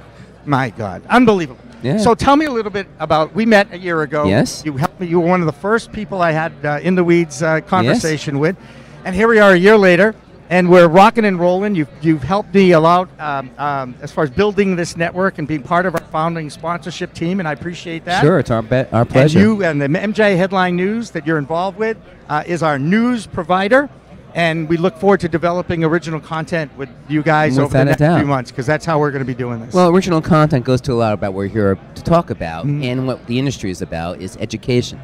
There's a lot of misinformation out there, a lot of bad stereotypes that still exist, and until we can eradicate those stigmas about cannabis, the industry is going to have a hard time moving forward. Because as a result, if you're a dispensary owner or a cultivator or anybody in this industry, your hands are tied about marketing, because the state regulations, all states, Massachusetts included, have very specific, and they will not allow mainstream advertising for cannabis. If you own a store, you can post like a little ad in a local weekly, or maybe put a billboard on top of your store saying, here I am, but you can't say, you want Jimmy's strain? Come to me. You want this, or I have the best weed in town. Or 20% off, it's double points Wednesday. Well, you can use that. You can text that. You can use Right. social media for that. Yep. But you can't buy airtime. Right. So what it does, it creates an opportunity for public relations professionals to help take those stories and tell them as news rather than as paid. And part of that advances my goal of education, because the more information we put out there about what this industry is about, especially the dramatic stories that come from the medical side, right, it can't help but dispel the bad information that's out there. So you and I share this frustration. One of the things that drives me nuts about traditional media, commercial media today, is they are really, the whole soul of being a media person and a news person is to share facts, to tell stories, and to provide the public with information that they can use. And they have not created a public service campaign about the benefits of cannabis. And we saw what happened when Acreage Holdings tried to do it at the Super Bowl. And granted that it was a great PR coup. It was a great stunt. All right, they got a hell of a lot They more, sure did. right? And I support that. And yet I've seen Spike Jones put something together recently that was positive. I've seen Tilt Holdings stuff that are positive. The only place we can show it is on their own websites. Now, you know this is one of the reasons why I started this network. Mm-hmm. I was frustrated with commercial media and traditional media. I don't think that they do a good job of reporting on this, and they look for the negatives rather than the positives. And I feel bad about the industry, because the industry could be the ones that are kind of selling out, are telling and talking about the public service announcements that are necessary to educate the public. Correct. I mean, that is job number one, education. I may be redundant, but the only way we're ever going to change how people view this lovely plant and everything that it can do is by changing how they see it. The media plays a really big role. Later today, you and I are on a panel here discussing the role of cannabis in the media. You don't have to be an advocate. You have to just report accurately so people get a balanced view and make their own decisions. Right. And you say you don't have to be an advocate. I will say that is correct. You want to report facts. Right. This is what a journalist does. You're right. You want to report facts. Well, the facts aren't getting reported about the positives of this plant. You know, this is my thing. I get up on my little bandbox and I go. And I say, I don't get it. I just don't understand. If I meet somebody who, and I've talked to hundreds, you have talked to hundreds of people who tell you, cannabis has changed my life. I was on opioids. I got off opioids. That story alone is not being told.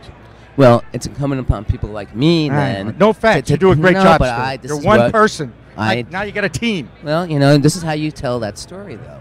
Find the outlets, people who are listening to reason. And also the media, whether it's mainstream or not, there isn't an insatiable appetite for information about cannabis because it's such a topical story. So if you tell the right kind of story, not that so-and-so's grew the best strain or they increased their yield by 25%, no. Someone who was deathly ill, who was on opiates, and for many years, and they got turned on to cannabis, and they're healthy, and they're not addicted. And there's so many of these stories out there, and that's the thing that it's like, you know what, journalism, you are a storyteller. I teach this at Dean College. I teach this at Curry College. I teach these kids, I said, you're walking around with a phone in your pocket that is a recording device for video. It's a recording device for audio. You are a storyteller. When you take a selfie, you are telling the story of where you are at that time. Correct. Now expand it a little bit more, you know, and and try to enlighten. And they have their own voice, because one thing about cannabis, the community, it's a very passionate community, because people have experienced, for whatever reason they use it, to get high or to change their life with health. It's a really close-knit network. And as you can see here, they may have, this is the largest show they've had, yet there is a sense of community that exists. And you won't find that in any other industry. Probably because we all have a long-term history with our use of cannabis. And whether we grew up with it or came to it in later life, there's an emotional bond when you share a bowl or a pipe with someone. That socialization thing. And it goes way beyond having a drink together. And I find that's my intro as a PR person, sales guy. Let's go smoke a joint. Boom. You do bond. There is definitely there is a bond. And we were talking about this literally last night on the streets of Boston. I was with Marion McNabb, and it was just it's part of, in the day, we were counterculture. I did it to protest civil disobedience. I know it's illegal. I don't care. I enjoy this. I don't want to drink, and I enjoy it.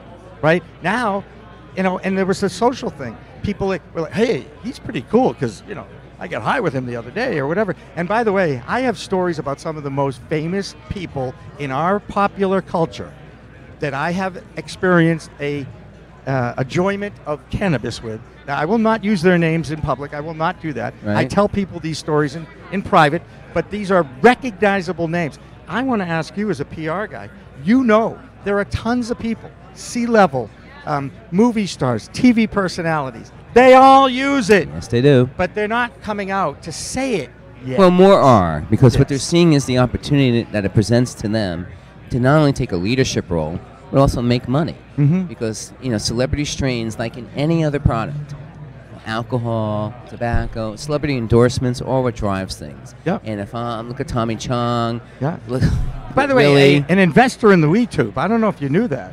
Tommy Chong. Oh, yeah. He's an investor in our friends from the Congratulations. WeTube. That's And wonderful. an 83-year-old guy who, part of the counterculture, perhaps the king of the counterculture. He Sure. and Cheech, right? Absolutely, but you got the Marley family really Right. engaged. So when But- they see Yep. how it's an extension of their own lifestyle, now there's always going to be people in the closet. There's no doubt about it. Until it's legal on a national level. Right. And we think that Barney Frank, we just saw a little interview with him here yesterday. Yeah. Big thrill for me. Right. I'm not a political guy. I'm a sports guy. I still am. But I certainly recognize the Hall of Fame career that this guy has had in driving the liberal message in Massachusetts. Absolutely. I mean, if anyone defines the cannabis model, it is Barney Frank. He supported causes all his life. He tried to get it going in the 70s. Tried to Yes. get it legalized in the 70s. And he also was the first guy who came out. Right. And which is so Yes. he really is a bold individual. I met his husband yesterday too. It was a big thrill for me in No, so no. many ways because he was So- one of the first in one of my first elections. Right. He was running, and I got to vote for him in like 1980 or something like that. Well, talking about elections, let's look in Massachusetts. You have former Governor Weld taking on Trump. Yeah. Now we know Weld is a big supporter of cannabis, when he was governor, and also now on the board of Acreage. Yeah. But I think this round, the role of cannabis in the 2020 election is going to be really important. Most of the Democratic candidates have a plank already addressing their policy on cannabis, and this is probably the first time that we've seen proactive activity by candidates to say, yeah, man, I'm in it. I'm for it. I see what it does. And it's about the social injustice, the expungement of records. Right. Those are the key points. It's not about letting everybody smoke weed Right. or cannabis. So what you're saying though is the guilt factor. Come on, people who care and are mindful, and know that people have been imprisoned, and we've profiled, and we've put people away of color on a regular basis, and it's just wrong. Right. And now we recognize it, and we want to do something right by them. Well, our industry recognizes it. We can't say the government does because they continue these policies. And yet, I'm going to tell you, I'm reading every day. I read on MJ Headline News all the stories that come out. A lot more states are looking to expunge records, drive these causes through. They're recognizing that the war on drugs was a failure. Right. We've screwed up. Right. How can we make it up to the people that we've screwed? And those people are right in speaking up and holding back states going legal until their needs are met. Now, New Jersey, which is where I'm from, on Monday, at last, the Senate and the Assembly are actually going to vote on a bill. Now, one of the things that held this bill up forever is the social injustice and expungement component, as well as creating micro licenses, because a lot of people in the minority community feel they are getting passed by having an entry point into the cannabis space. Because they can't generate the capital that's needed to hire the attorneys to do the regulations. Right, they need to and all put that. together $5 to $10 million if Yep. you want to be a regular straight licensee. However, the micro licenses address that point and create opportunities on a smaller basis so that they will be able to participate in this industry when they've been borne the brunt of the incarcerations throughout the years. Now, that's changing people's opinion right there. If you're let out of jail because cannabis is no longer a problem, that's a real positive thing. Now, the expungement addresses their inability to get jobs. So when their record is clean, if you got popped for smoking a joint or having a quarter ounce or whatever, you're still prohibited from doing lots of things. Once that's done, then you can become a productive citizen again. Another benefit of legalization. Taking this whole group of people who can't get hired, who keep the unemployment rate as it is because they were busted. Right. Once that's gone, whether they come work in the cannabis industry or not, they're going to be citizens that can contribute again. So Right. it's really, once again, another side benefit. And I am preaching and writing about the the job of our corporations. Democracy at work here. We've seen it happen, but we're still a capitalist society, and we know that the almighty dollar is playing a huge role in this evolution of the green wave in America. So I preach socially responsible capitalism with some of these big holding companies and these guys that are coming in and scooping up 15 dispensaries across state lines. And, I'm like, okay, this is great. But how are you addressing the importance of social equality in your consuming in your capitalist world? And I think that's really important. They're starting to do it. They are, but we also have to educate law enforcement how to approach this differently, and for them to understand that when it's legal, there's still issues with driving, and those things we don't condone. Right. We want responsibility, responsible use. Yep. It makes people a good citizen. Yep. But what we don't want is these people who take law into their own hands or don't acknowledge that law is changing. And you and I could be sitting here smoking a joint, and then next to us could be an African-American person, and guess who would get busted? Absolutely, 100%. And so we need to change how law enforcement sees us. And I think in the legal states that is happening. But we have a lot of states that aren't. Right. So. Well, we keep preaching education. If we get a quarter for every time we use the word, we really need education. You really need to learn. You need to look at the science and the research. This has been a long morning already. Sure. But I'm keeping going here because I believe in the cause here. No, without a doubt. Stuart, where do you think the social clubs are going to end up? What's a social club in Massachusetts going to look like? In your opinion, I mean, because I interviewed Steve Hoffman. I went to a public forum with him, and run by NECANN, Michael DeTulip, and also Maggie Kinsella from NECANN. And I love how the commissioners are taking everybody's opinion. They really are absorbing everything, and I'm really excited about what they're going to come up with because they know they want to do it. Mm-hmm. It's just what's it going to look like. Well, I've been to one of the speakeasies that exist in the state in Worcester. The Summit Lounge. Summit Lounge. Did you know that Kyle won Young Entrepreneur of the Year? I did not. Last night. So that's a great, very deserving. What's really impressive about Kyle, yeah, he's a recovering addict. I know that. And what better marriage of there to show that cannabis has if anything, it's a positive role on an addict's life. Mm-hmm. But, to be able to use his background, to use cannabis in a productive way, that's a personal thing for him. Right. But you create a safe space in downtown Worcester where the police don't, right now it's kind of legal. Everyone winks. BYOC. Yep. So they're not selling anything, and they're just providing a space, a haven for people to consume. It's a social cannabis. lounge. Yes. With your friends, you go, you spend $15 on a membership, you walk in, you bring your own party, and you have a safe place to go. And what's wrong with that model? Right. And by the way, the Worcester police, they thought they were going to have all these. They've never had an issue there. They love those guys. But how many, in comparison to the other places on that street? When you go to a bar, and the Patriots win or Celtics win, or there's people, they're drunk, they're fighting, they're screaming, they're bad neighbors. Tell me what happens at Kyle's place? No. No, there's no fighting. There's no nothing. Well, I think, and everybody recognizes it. It's obviously the first when you debate or you talk to people who aren't comfortable with it or don't know enough about it. It's the first comparison you make. Right. You say, no one's ever died from cannabis.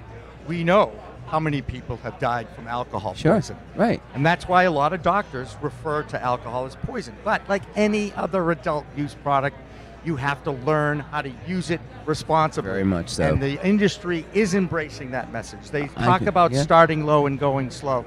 That is the mantra of everyone coming out and talking about it now. And how we see this.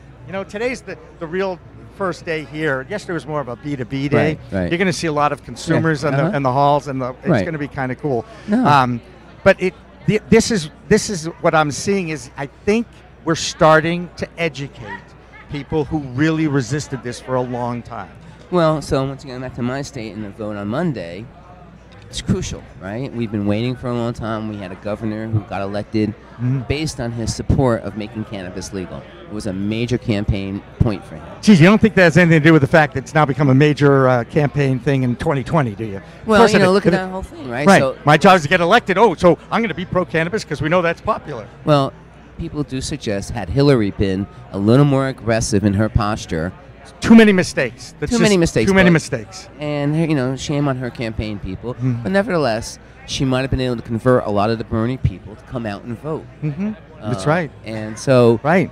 I'm not surprised that the candidates are embracing it. In fact, what the media needs to do, and granted, there's other topics that we want to hear from the candidates about. Exactly. Immigration, healthcare, how their position on Trump is, but Sorry, cannabis I don't even use his legalization- name, by this, right? Go ahead. Well, Go so ahead. as you know, I've been on television a lot speaking about Trump Yep. and the media on CNN and MSNBC. Sometimes I never call him President Trump. I call him POTUS. I just did. I call him POTUS. He's the I POTUS. call him the guy. Yeah. Like Whoopi Goldberg says, the guy in the White House. The guy in the I White just House. can't call him Right. my name. And by the way, what he's done to the McCain family is the worst. Recently, what is that The about? worst. I mean, Yeah. it's tough because he's got quite a list of the worst, maybe Yeah. the top 10, you know. Yeah. But still, Well. I just, he's not stable. And what's That's- what's Go really ahead, I'm sad sorry. about that, though, Got is me none going. of McCain's, very few of his allies in the Senate have spoke out against Trump for doing that. Right. So this is all part of the wuss factor. They don't want to be targeted by his Twitter feed. Target me, man. You know, go Right. ahead, come after me. I'd be happy Yeah. to be targeted by you. Right. Exactly right. And what's his position going to be on cannabis? We know that he's been a states' rights guy, as he's always said. But he does what's most expedient for Donald Trump. Right. And if he thinks it's going to help get more people to vote for him, he's going to become the biggest cannabis supporter we ever saw. Correct. He'll take a picture with a MAGA hat and I- smoking a joint. Exactly right. And I shudder. I shudder the effect. Well, that you might know, have he's never on the He election. doesn't use substances. We But know I will that. say But- this. Yes. If you don't think that he has his investment people touching the cannabis industry somewhere, you're a little naive. He's Well, a very shrewd investor. He's a very shrewd business person. He sees the opportunity. He's got to be in it. I don't have I don't have any proof. No, except that personally, we know he has a real opposition to using any substances because his brother was an addict and died. I understand. Yep. So you admire him for that's probably the only thing I will admire him for. Mhm. Aside from that, I can't say those two words. he'll just capitalize on what's expedient for him. Correct. But can you imagine Mike Pence endorsing cannabis use? Not in a million gazillion years. Imagine for all the evangelicals who we know are probably closet smokers.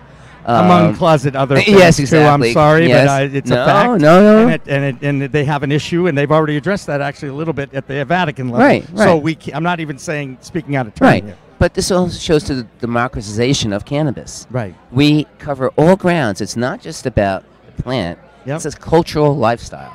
That's right. And as it grows, no pun, and becomes really more mainstream in our society, we're going to see the conversation will be less chuckling when you talk about weed. Even Stephen Colbert, who I love, and I love his anti-Trump position, when he does make cannabis jokes on air, he goes into Cheech and Chong mode. Rather than speaking like you and I've consumed cannabis today. Do I sound like I'm stoned? No. In fact, you could. If there's so many people consuming and acting normal and giving back to society in whatever way, Right. and being normal.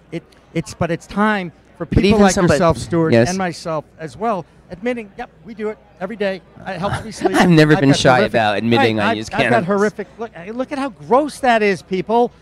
I'm sorry. No, I'm I ashamed of have it in many ways, but I arthritis. this horrible. Right. As it's we're arthritis seniors, sucks. becoming seniors, Ugh. I have arthritis. I use the topical cream to ease my pain. It's the best thing that ever happened. That's right. Hey, Stuart, you and I, we could talk forever, and I got to I tell know, you, but the you're half running out of hour that time we here. just did is so much better than the one we did last year because I was so excited just to meet you. I was not on my game. I was a little bit on my game today, and I so appreciate. I Thank love you, the Jimmy. fact that we are still talking. We're becoming more friendly. Yeah. And I'd like to continue to help you in whatever way we can. And I look forward to our As- panel today. Absolutely, as we continue to tell the stories of the cannabis industry in their own words. Absolutely. Stuart Zakin Thank from you. NJBA. Thank Thanks, you so Jimmy. much for joining us here on the set. We're going to continue with more interviews, and if I was a really good anchor right now, I would actually know who's coming up next. And Joyce Gerber, who's my executive producer, is going to tell me this. Amber Mayo. Am I even on the set, or is Nicole taking that? I love that because I need a break. We'll continue with our live stream here at the New England Cannabis Convention after this. Nicole Spiller will be back on set. Don't go away. Thank you.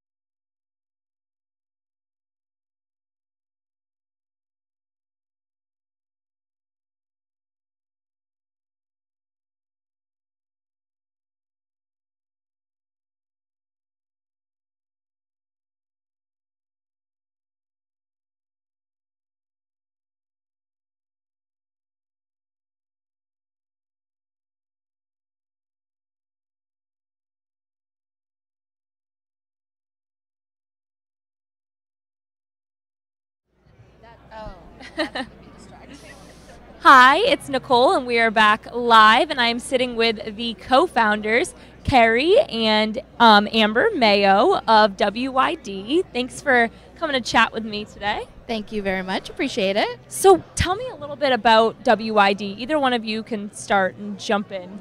All right, I'll jump in. We started the agency. We're a marketing agency, so we do 360 marketing. So that means from soup to nuts. We can do either individual projects or we do all the way through. So like we just finished 2 naming projects, like starting branding in Oklahoma, and then we're going to take that all the way through with. So we started with name generation, then we'll do logo work, we'll do tagline, website, take it all the way through the rest of the marketing, all the way to the end of like mass advertising to consumers. So we do that. We founded in 2017. So we started with 5 founders, and we're now a team of 17. Wow. We have 3 mini offices in 3 states. We call them moffices, our little moffices. So we have multiple people in each state because we felt that way we can keep overhead a little lower than having one monster office. And so that helps because we're all startups, right? So everyone in cannabis is a startup in some way or another, and we didn't want to have to pass that through to our clients. Yeah, I feel like the industry in general is just like in its infancy. Exactly, yeah, exactly. So just to to recognize that, and also, we work in shared workspaces, whether it's WeWorks or other local establishments. So we do that, and we like it because we also meet other creative people, and you never know who you're going to come across, and can add on to your freelance team or actually add on to your just bring in as a full-time employee. So we have Seattle, LA, and Denver. Those are our 3 offices. And it's great. Sorry, it's great to be in the different locations because we get to see what's happening in different markets, and we can take that to other clients, like literally across the country too. So yes, and Denver you're especially so much. Yeah, Denver is a little bit more progressive than we are here in Massachusetts. Yes. So you can kind of get those ideas from Denver and bring them back here, so you're ready. To move forward when everyone else catches up. Well, and it depends actually. Colorado seems like the most progressive one, but it also depends. All the rules are different in every state for marketing. Sure. Yep. So like Washington State actually, you can't do out-of-home advertising in Colorado. You can do it in Washington State. So you can play with the different types of marketing in different states. So we have clients now in 8 different states. Plus we do national and we do international stuff for CBD. But so we can take that learning exactly, and we do have a client in Massachusetts, and so we've taken the learning that we had in the other states and we applied it to Massachusetts just based on the rules and regulations. So we've gotten amazing at figuring out the rules, regs, what you can do, cannot do, and kind of where that gray area is in the different states as they come online. Definitely just individualistic on each state's different. So how did you get from that 9-to-5 corporate style job to cannabis? And you guys might have different journeys as far as that goes. We do. So we started talking, so it'll be 2 years this July that we've had the agency, so our 2-year anniversary is coming up. We started talking a little bit before that, and I was coming out of tech, so I had worked at a startup right before at a large Chinese startup that was coming over to the U.S. That failed brilliantly, and before that I worked for Samsung, so I was super corporate. I ran Samsung's paid social, I ran all the media, and I ran partnerships. So I did partnerships with the Oscars. I did the Ellen selfie. Like I did deals with the NBA. I was going to say, what is this? This famous Ellen selfie. Oh, so it was just in the Oscars. So it was like one of the first. It was the first integration in the Oscars. So it was a picture Ellen took. With her, let's see, Jennifer Lawrence. Jennifer Lawrence is in it. Julia Roberts is in it. And what is the significance behind this? It was just the first integration by a brand into the Oscars. So it was just like one of those key moments. So did all that, did all the corporate stuff, did deals with the NBA and MLB and all that kind of stuff, and did mass advertising. I ran over $1 billion in marketing a year. And it's kind of at that point when you're like, what else is there? Like, there's just I could take the same type of job at another big, Fortune whatever company, whether it's 100 or 500, and it's just kind of the same old thing. And I really didn't want to. And it was down to decision time with a particular job at another corporation where I'd be doing the same thing. And I was just like, I don't want to. And so then a bunch of us started talking at about the same time, and we were like, you know what, we're kind of done with corporate. Like, we also want to totally understand right? that. Yeah, exactly. Coming out of college a year ago and going on corporate interviews, I was like, is this all life has to offer? Yeah, exactly. No, I'm going back to college. There's so much more. Exactly. It's so much better to be a founder and an entrepreneur. So one of the things that we're also incredibly lucky about, and it's is that we're able to work with other startups, and you can see the impact. Yeah. You can actually see and feel the impact every single day of what you're doing, and you're working with other people who are in the same position. So everyone's learning from each other. It's really collaborative. It's not like that corporate 9 to 5, which is never actually 9 to 5. It's more like 80 hours a week, and you can. So is this. Yeah, so is this. But we'd rather spend if not more. Exactly. You're like always on the clock. Always on. Yeah, you're more invested because like this is your baby. Right. It's not just someone else's dream. It's like your dream. Exactly, exactly. So when you get up on a Saturday morning and you go to the coffee shop and you take your laptop and you work for a couple hours, it just feels different, because you're impacting your world, you're impacting your clients' worlds. So that was my journey. I was just done with the big corporate, just done. Totally understand. Yeah.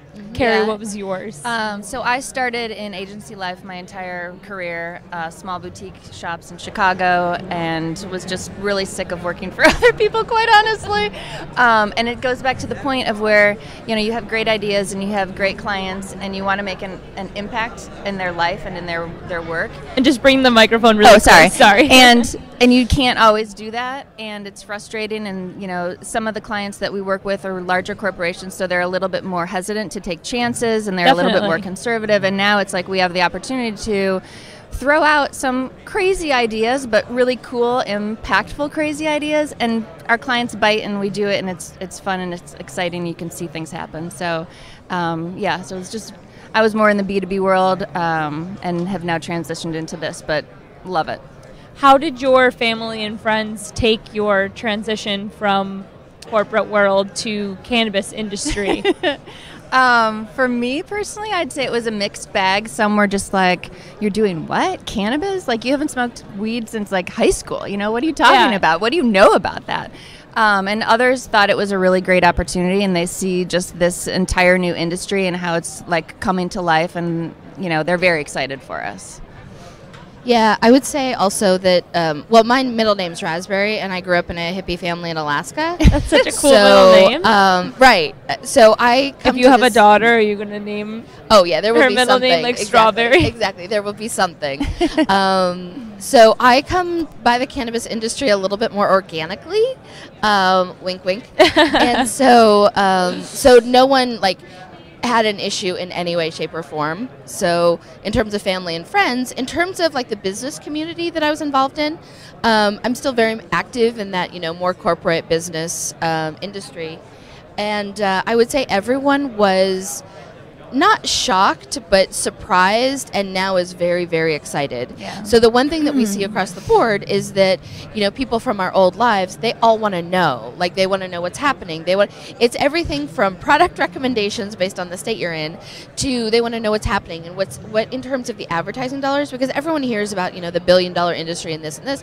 So they think it's this crazy gold rush, and they think that everyone is just going to be spending low-hanging fruit, exactly. And So it's not. Exactly. No. Media companies are really interested in it because they know that the money is out there, and they see the $1 billion numbers coming out of Colorado and Washington and what's happening, California, and but they don't understand that means it's thousands of startups, and everyone's just trying to get off the ground and be that next kind of Silicon Valley startup. It's like all of Silicon Valley, but it's spread throughout nooks and crannies in Humboldt or wherever. And so I would say the reaction has mostly been give me information. So because I'm in a pretty unique position, because I come from a very traditional, I was advertising on ABC, I was advertising on the Disney Channel, I was advertising, with Major League Baseball, doing integrations with tablets with the referees. I come from a very traditional but large advertising background, and all of that old life is really curious about, what's happening with CBD, what should they look out for, and when can they start to take marijuana dollars. So someone like Screen Vision is a cinema network, and they're starting to take cannabis dollars. So, we've been talking with them and back and forth and having those conversations to try and help, say, okay, this is what we recommend in terms of what you do, Yes. Yeah.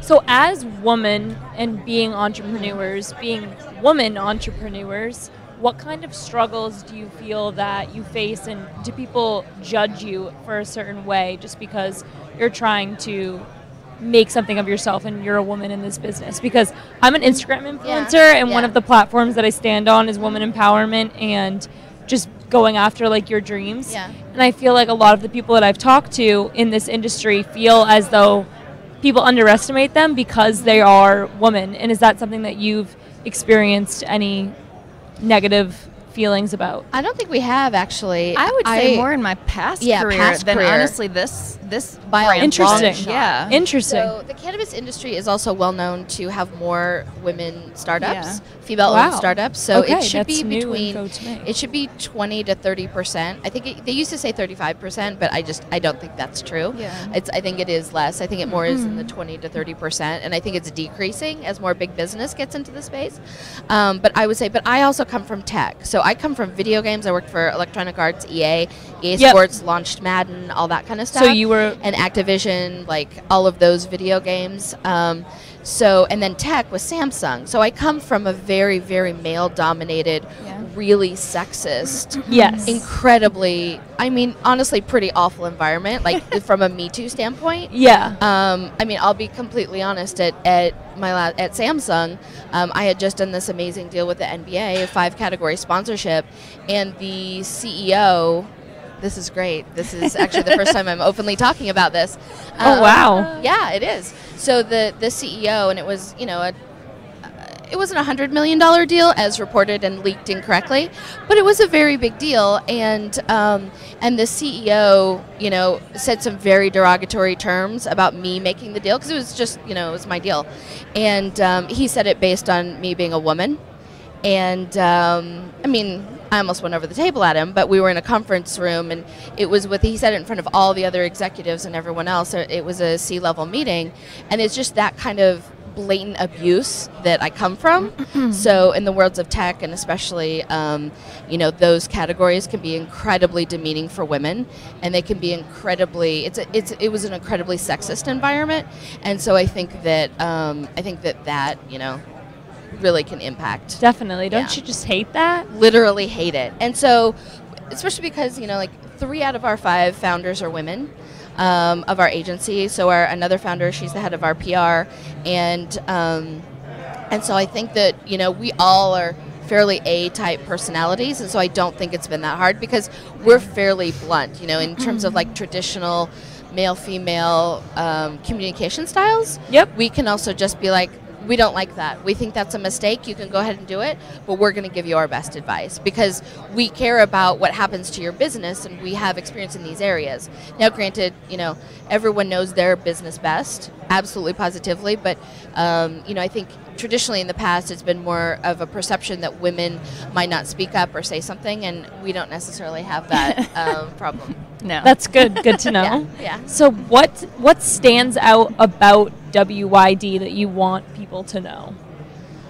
I think all of that combined, that we are a small but still 17-person agency with 3 offices, and that we come from a very real marketing background. So we've been trained and we've been through the fire of pretty much any scenario that you can come up with. And that's when, one of the reasons we got into this space was because everyone was saying it was so hard, and everyone was like, oh, you can't do this, you can't do this, you can't do that. Well, if you come from tech, there are a million things that you can't do. The answer is not taking the no, it's figuring out how to find the yes. Right. So we might not be able to do these 5 things, but then how do you find your way in, and how do you find your approach that works to the your partner, your client's best interest, so that you can actually get it done. And I would say we never take no, we just make sure we get it done. Just and we're do whatever really it fast, takes. and we're really fast and nimble, because we come from tech and video games and demanding fields. Really demanding, where you have to have something done literally like that. And so we've taken that same mindset. Like and the we've deadline applied it. oriented. Exactly. Gotcha. Yeah, so we didn't start our marketing careers in cannabis. We started our marketing careers with a foundation. Like I started my marketing career on the Nike account at Wieden & Kennedy, which is an award-winning agency in Portland, Oregon. And so I worked on Nike. I learned marketing at the best place you could very learn high 360 level marketing. Exactly. Yeah. We have all the fundamentals down. Yeah, the fundamentals. And I think that that's a really critical component when you're evaluating anything from a logo to understand, can this logo go from can it be just a local logo, or do you really want to think about it from a national footprint? Where does your brand want to go? So, and we're seeing how quickly things are legalizing, and so our eye for our clients is also that we add that extra filter. Since we have such experience in national marketing, we're not looking at you from like, okay, what can you do in Boston? Yep. And not just what can you do in Massachusetts, but when it rolls to rec, what are the things that you need to look out for in logo design? And websites can always evolve, but where do you want to be forward thinking? Like if you want investors to be looking at you, what are sort of some of the key areas that make you look, either bigger or not more established, but how do they provide that message more effectively? Speaking of growth and expansion, where do either of you see WYD going within the next couple of years? Probably adding an East Coast office. So I think that will be important, because one of the things that we know is that because of our different areas where we are, and having people on the ground and being able to either go in and talk to bud tenders and do secret shopping, or send teams to other locations quickly, that we have a really good understanding of changes and the evolution of the space, and we we just honestly continuing to grow, continuing to learn together. Yeah. And I think so. I think having a wider footprint across the country will definitely help. And I think what's unique about us as well is we work with stores, we work with brands, we work across the board, we work in B2B, so we really can see the full cycle of the industry from literally like the seed to the actual sale, yep. Production, everything, and all the other ancillary businesses that come into play. So we have a really nice perspective across the industry in terms of what we're seeing for trends, or what we're seeing for just messaging and positioning and things like that. So for that we're really grateful. Does WID work remotely as well, or only in those areas where you guys have the offices, or can you just go online? We work. Yeah, we work can, with clients all over with a consultant online in that way. Yep. Oh, totally. Okay. I mean, that is how everyone works now. Yep. So I was gonna say, you have to be able to be accessible online by the phone. Exactly. So just as long as anyone has a phone and has the ability to do whatever they need to do, it doesn't matter.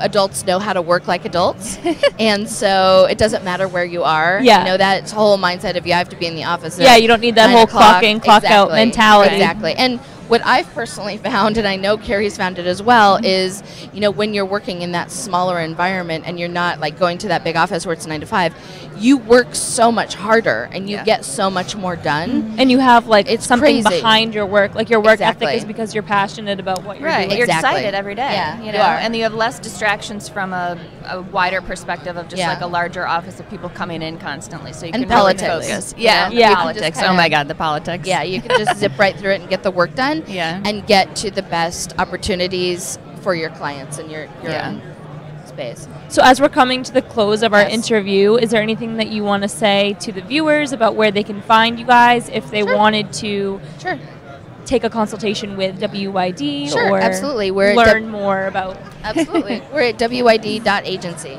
So look for us there, wyd.agency. You can find me on LinkedIn, Amber Raspberry Mayo. People generally remember the raspberry. Or Carrie Brua. Yep. On LinkedIn as well. Yeah. Okay, awesome. Thank you so much, ladies. And I think we are going to go to a quick commercial break, and we will be live all day here at NECANN 2019.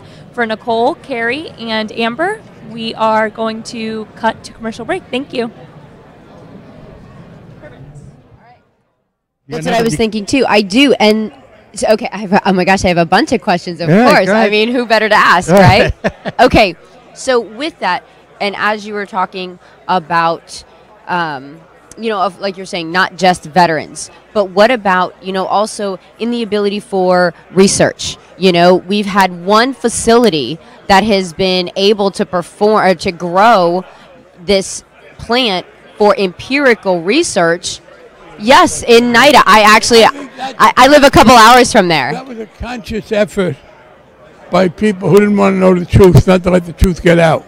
They were afraid, I believe, that if you had a lot of research, people would know that this is not a very harmful thing. And they depended on ignorance. But I think that will also be overcome. I think so too, because here's why. I've got so many veterans that I sit down and I talk to, and they're very, oh no, I mean the Marine Corps has trained me this way, or this is what the Air Force has done, and they don't want to say, they don't want to be associated with, oh, those were the hippies. I am, a veteran, and those were the hippies, and now they're coming to me and saying, you know what, this is working. I'm sleeping at night. I feel happy. I'm a better parent. My back doesn't hurt so bad anymore. I don't spaz out and throw things at the wall anymore. And you have overnight changes of mind. Experience is beating the prejudice. Yes. And as I said, that's what happened to same-sex marriage too. You have this situation where it's a vicious cycle. It's illegal, so you can't disprove the arguments that it's not a problem. And because people say it's a problem, they keep it illegal. And because they keep it illegal, you can't show it isn't a problem. And then you get a breakthrough. We had it in same-sex marriage in Massachusetts. We had it in Colorado and Oregon on marijuana. And then the argument's over. Because people see, oh, no, there's really nothing there. The other thing is it's generational. Mm-hmm. And young people are getting more active and energized, and that's helpful. Young people will rule the world eventually. I know that's going to happen because I'm not going to be, just because my name's young. There's like a biological process that allows that to happen. That's right.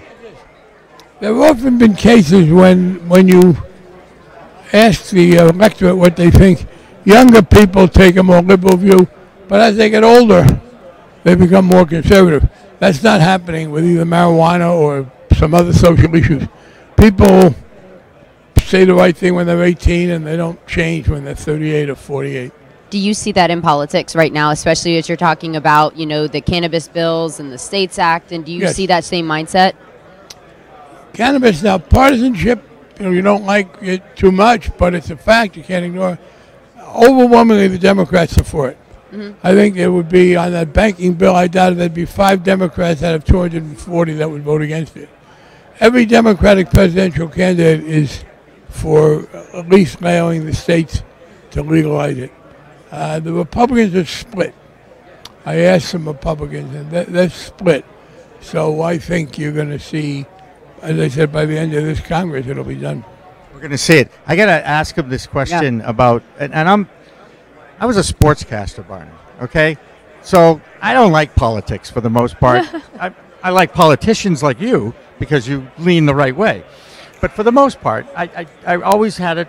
Sports came on and it was an escape to the real world. That's the way I looked at it. I grew up in the 60s and 70s watching the news about the Vietnam War and how many guys would die. I mean, it was hard. Try to stop it.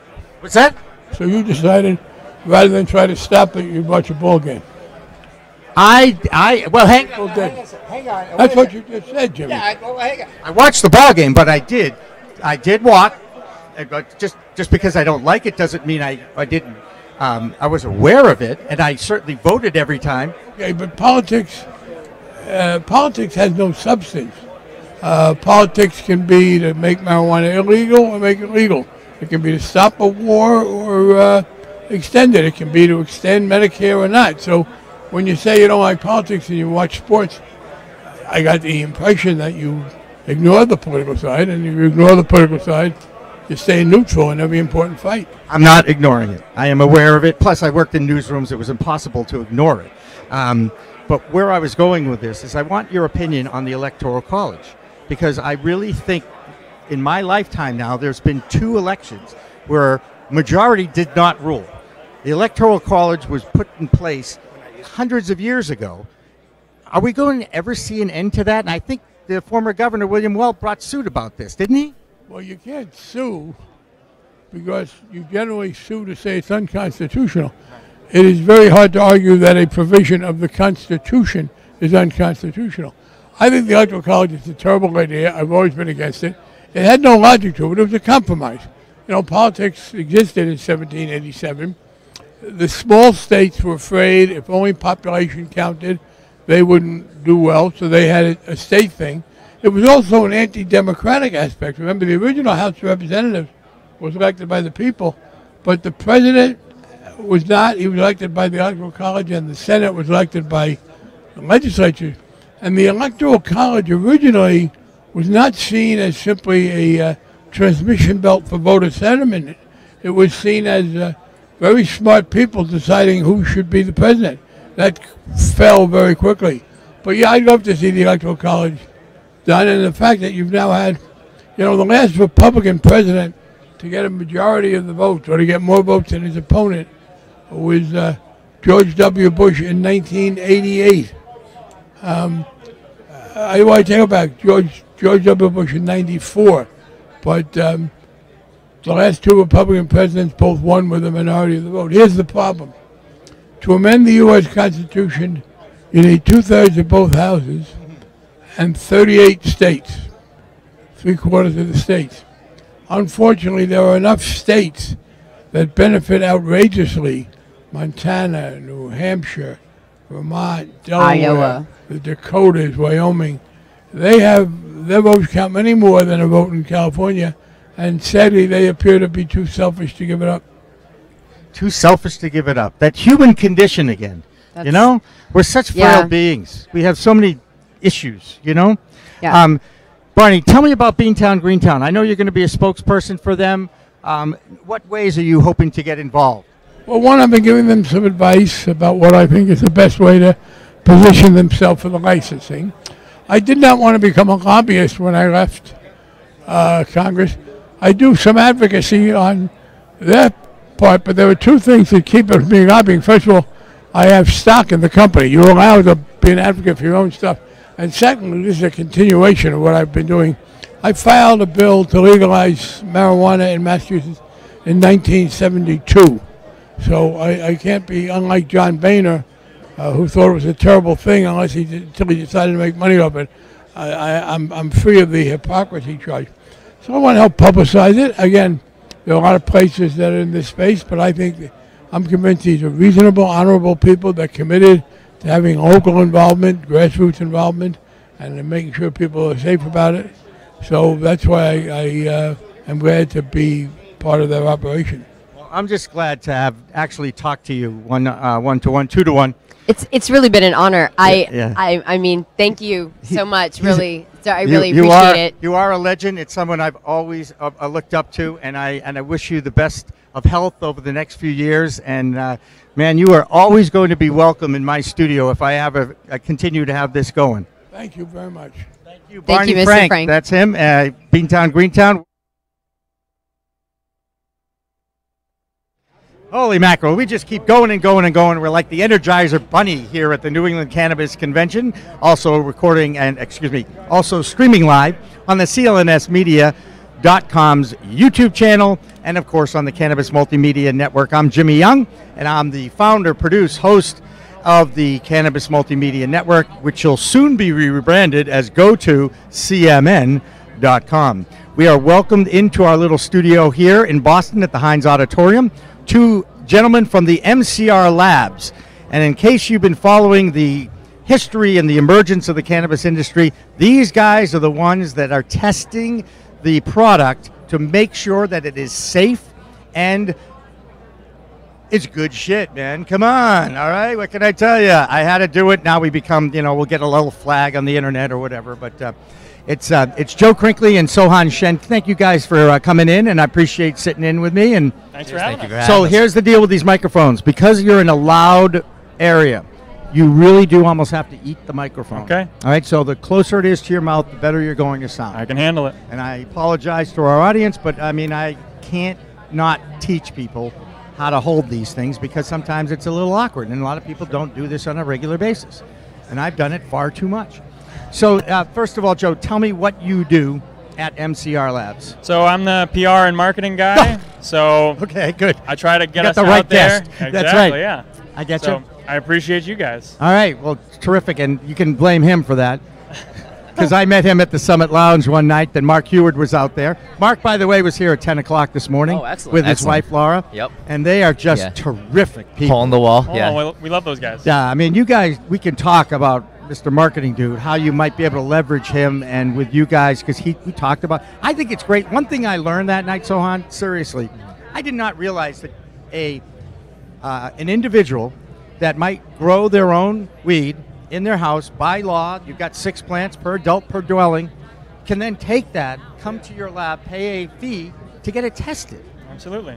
Now, whose idea was that? Because that's a brilliant idea. So, I mean, really, our founder, Mike Kahn, I mean, he got into the medical space very early on and, you know, became a part of the industry, but he wanted to make sure that that testing was available to anybody who needed it, you know, forever. So as long as we're doing testing for medical and adult use companies, we'll be doing testing for home growers, caregivers, everybody else. Anybody who needs testing done, we got them. I like that. And it's a reasonable fee, too.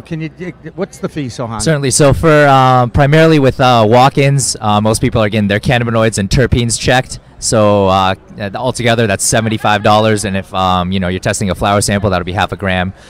We work across the board with anything that has cannabinoid content, whether it's concentrates, extracts, infused products, beverages, you name it. We've been seeing, you know, a lot of innovative stuff. Like, just had a guy bring in some infused lube.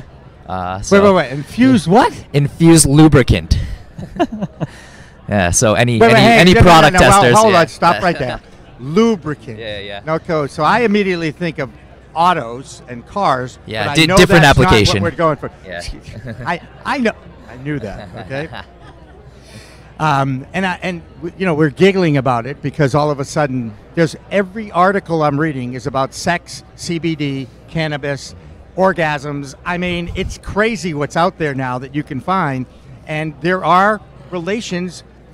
There are scientific surveys now and research that says it can enhance your sex life in so many ways. So that's where we got to the lubricant. Am I right?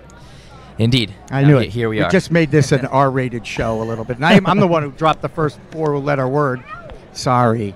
Anyway, the whole point of legalization is to track where the stuff came from, what's in it, what effect it will have, and it does always come down to chemistry and testing, right? And this is, you go back to your founder, Michael. Is his background in chemistry, science? It is, yeah. So he got his start in, you know, the pharmaceutical industry. So he's an analytical chemist, and then our director of science, Scott Churchill, he is also an analytical chemist. So Scott Churchill. Mm-hmm. He's not a local person, is he? No, yeah, he's a Watertown native. Okay, Watertown native. Okay, good. Because I coached a kid named Scott Churchill. Oh, and actually another Churchill, but I wonder if they're all related. I don't know. But it's really important. The chemistry and the different makeup of each plant, the chemical is so incredibly fascinating to me. People who watch this and have followed what we've built here in the last year, I didn't know. I walked into New England Cannabis Convention last year for the first time. I had no clue. Mm-hmm. Okay, yeah, granted, guys, I knew how to roll a joint. Okay, I'll admit it. All right, but I didn't really understand all the ancillary businesses and how much depth and development there was in the cannabis industry. Absolutely. So I started doing my little podcast, and here we are a year later, and we're now doing interviews with everybody, and I've gotten an education over the last year. And one of the most incredible things that I've learned is they're still identifying the chemicals inside the cannabis plant. They've identified over 100, from what I understand. Mm-hmm. Oh yeah, what we test for is only just, you know, a certain sliver of what's out there. A small fraction, yeah. We test for 17 cannabinoids, but yeah, like you said, they found over 100. I think the count is up to like 122 or something like that. And that's not even counting terpenes, of which there are potentially thousands. Right. Now, and this is the thing about terpenes. And, you know, when people are finding out about this, the product and the industry, there's so many buzzwords. There's so many words, you know, the cannabinoids and the endocannabinoid system and the entourage effect and terpenes and what terpenes are in different strains. Mm-hmm. Define what the terpene actually is. Can you give me like what I call a layman's definition of that? Sure. So terpenes are going to be kind of that flavor and smell molecules. So they're found in all sorts of stuff. They're in cannabis. They're in, you know, black pepper and apples and strawberries and all this other stuff. So terpenes are kind of like their nature's way of telling us like this thing is going to taste and smell good. So one of the very prevalent terpenes in cannabis is beta-caryophyllene, and that's also found in black pepper. So it's something that everybody is using on a day-to-day basis, whether they're smoking weed or not. So let's go back to that. Hold that thought about black pepper, because one of the things that I was talking about early on in my voyage in the cannabis industry, if you will, is what happens when you get too high, when you have too much of an edible. We all know the mantra: start low, go slow. We're humans. We make mistakes. Sometimes we'll take too much. And how do you compensate for that? How do you counter that effect? And of course, one of the wives' tales or the theories is, well, just chomp on some black peppercorn, you'll come right down. So anecdotally, certain terpenes, you've probably discussed the entourage effect on the show already. Certain terpenes have been shown to both modulate, amplify or buffer the effect of certain cannabinoids. Gotcha. Another reason why when I lost my dabbing virginity at the Freedom Rally in September, that video, by the way, is available on my website, and it is the most watched video. They had a CBD brownie or something, a 50 milligram brownie ready to go, just in case I couldn't handle it. Okay? First of all, I handled it. Okay? I just want to say it was funny, it was interesting, but I handled it. And I never had to eat that CBD, but that's the kind of thing, guys, that's the lesson and the piece of education that I think is missing being out there into the public. And I'm a 40 years in media. Okay, commercial media was to that point. Not to interrupt, but Joe and the marketing team have put together a great resource. It's free on our website, mcrlabs.com. You can check out the cannabinoids review, so you can actually search by therapy if you have a condition. Like I'm personally a diabetic, and there's plenty of literature out there for specifically THCV has been shown to be good to modulate blood glucose. So I'm on there looking up what cannabinoids are therapeutic for specifically, and then terpenes. You can search by cannabinoids, terpenes by condition. So it's an excellent resource. So now I'm going to give my friend Stephen Werther a plug from Alternative Compassion Services. As much as I love Revolutionary Clinics, that won Best Medical Facility, Best Medical Dispensary last night at the award show. Stephen is a longtime friend. We grew up together in the same neighborhood, and he runs Alternative Compassion Services down in Bridgewater. He loves you guys. Okay, he's the one who told me the first time I heard about MCR Labs really was through him. I just want to give him a plug. They are in our little rotation of you should tell him to come by more often. He's too busy. He just sends his guys now. He is. That's right. Well, he's a good leader because he knows the importance of designation of authority. And absolutely. I don't know. I can't tell you that I taught him that. Just for the record, we were just friends. You got to delegate. Yeah. No, that's absolutely true. So the terpenes that go into this, they too have an effect on the different because it affects the chemicals. Without a doubt. Right. And this is one of the things we've talked about with growers, with Mark Heward, who was here from Hole in the Wall. We talked about how much THC do you really need to activate the CBD qualities of the plant, and can you do it without getting the intoxicating effect? Because we all know that the Farm Act and the hemp rule, no more than 0.3% THC in this plant, so it will not get you high. I mean, that's the mantra. Yeah. But in the community and the various medical people I talk to and the researchers and the scientists are all saying, yeah, but it is far more effective when there is some THC in it to activate it. Absolutely. Can you talk a little bit more about that? There needs to be more, as soon as federal prohibition collapses, eventually we hope, there should be more clinical studies on this stuff, because what we don't understand is, that entourage effect. Anecdotally, people believe that, you're going to get a better effect from that CBD with a little THC in there. So the idea is that, they're kind of like an antagonist-protagonist with one another. So the more CBD you have, if you have a little bit of THC, it's going to activate those receptors a little more and maybe allow more of those cannabinoids into your system. And vice versa, if you have a lot of THC, having a little CBD in there is going to temper those effects a little bit and make it a little bit easier to handle. Maybe your mind will race a little bit less. So that's why, people are looking for a strain that's got a good spectrum of all those things. Gotcha. And just for the record, as a medical card-carrying member, and I do experiment with different strains and to find the right dose. And by the way, there's a difference between different dispensaries and what they're selling. You guys get that. I like the 1-to-1 ratio concentrates because really do believe that it is a far more effective medicine for me when I have more of a CBD THC balance. Just saying. And we'll get asked all the time, what do you recommend? And really, we're not physicians. We can only provide guidance. By the way, every podcast I do, I run that disclaimer at the end. Yeah. I am not a medical doctor, even though I played one on TV a few times. I just want to say. I'm sorry. You can continue. But really, just test it out, experiment.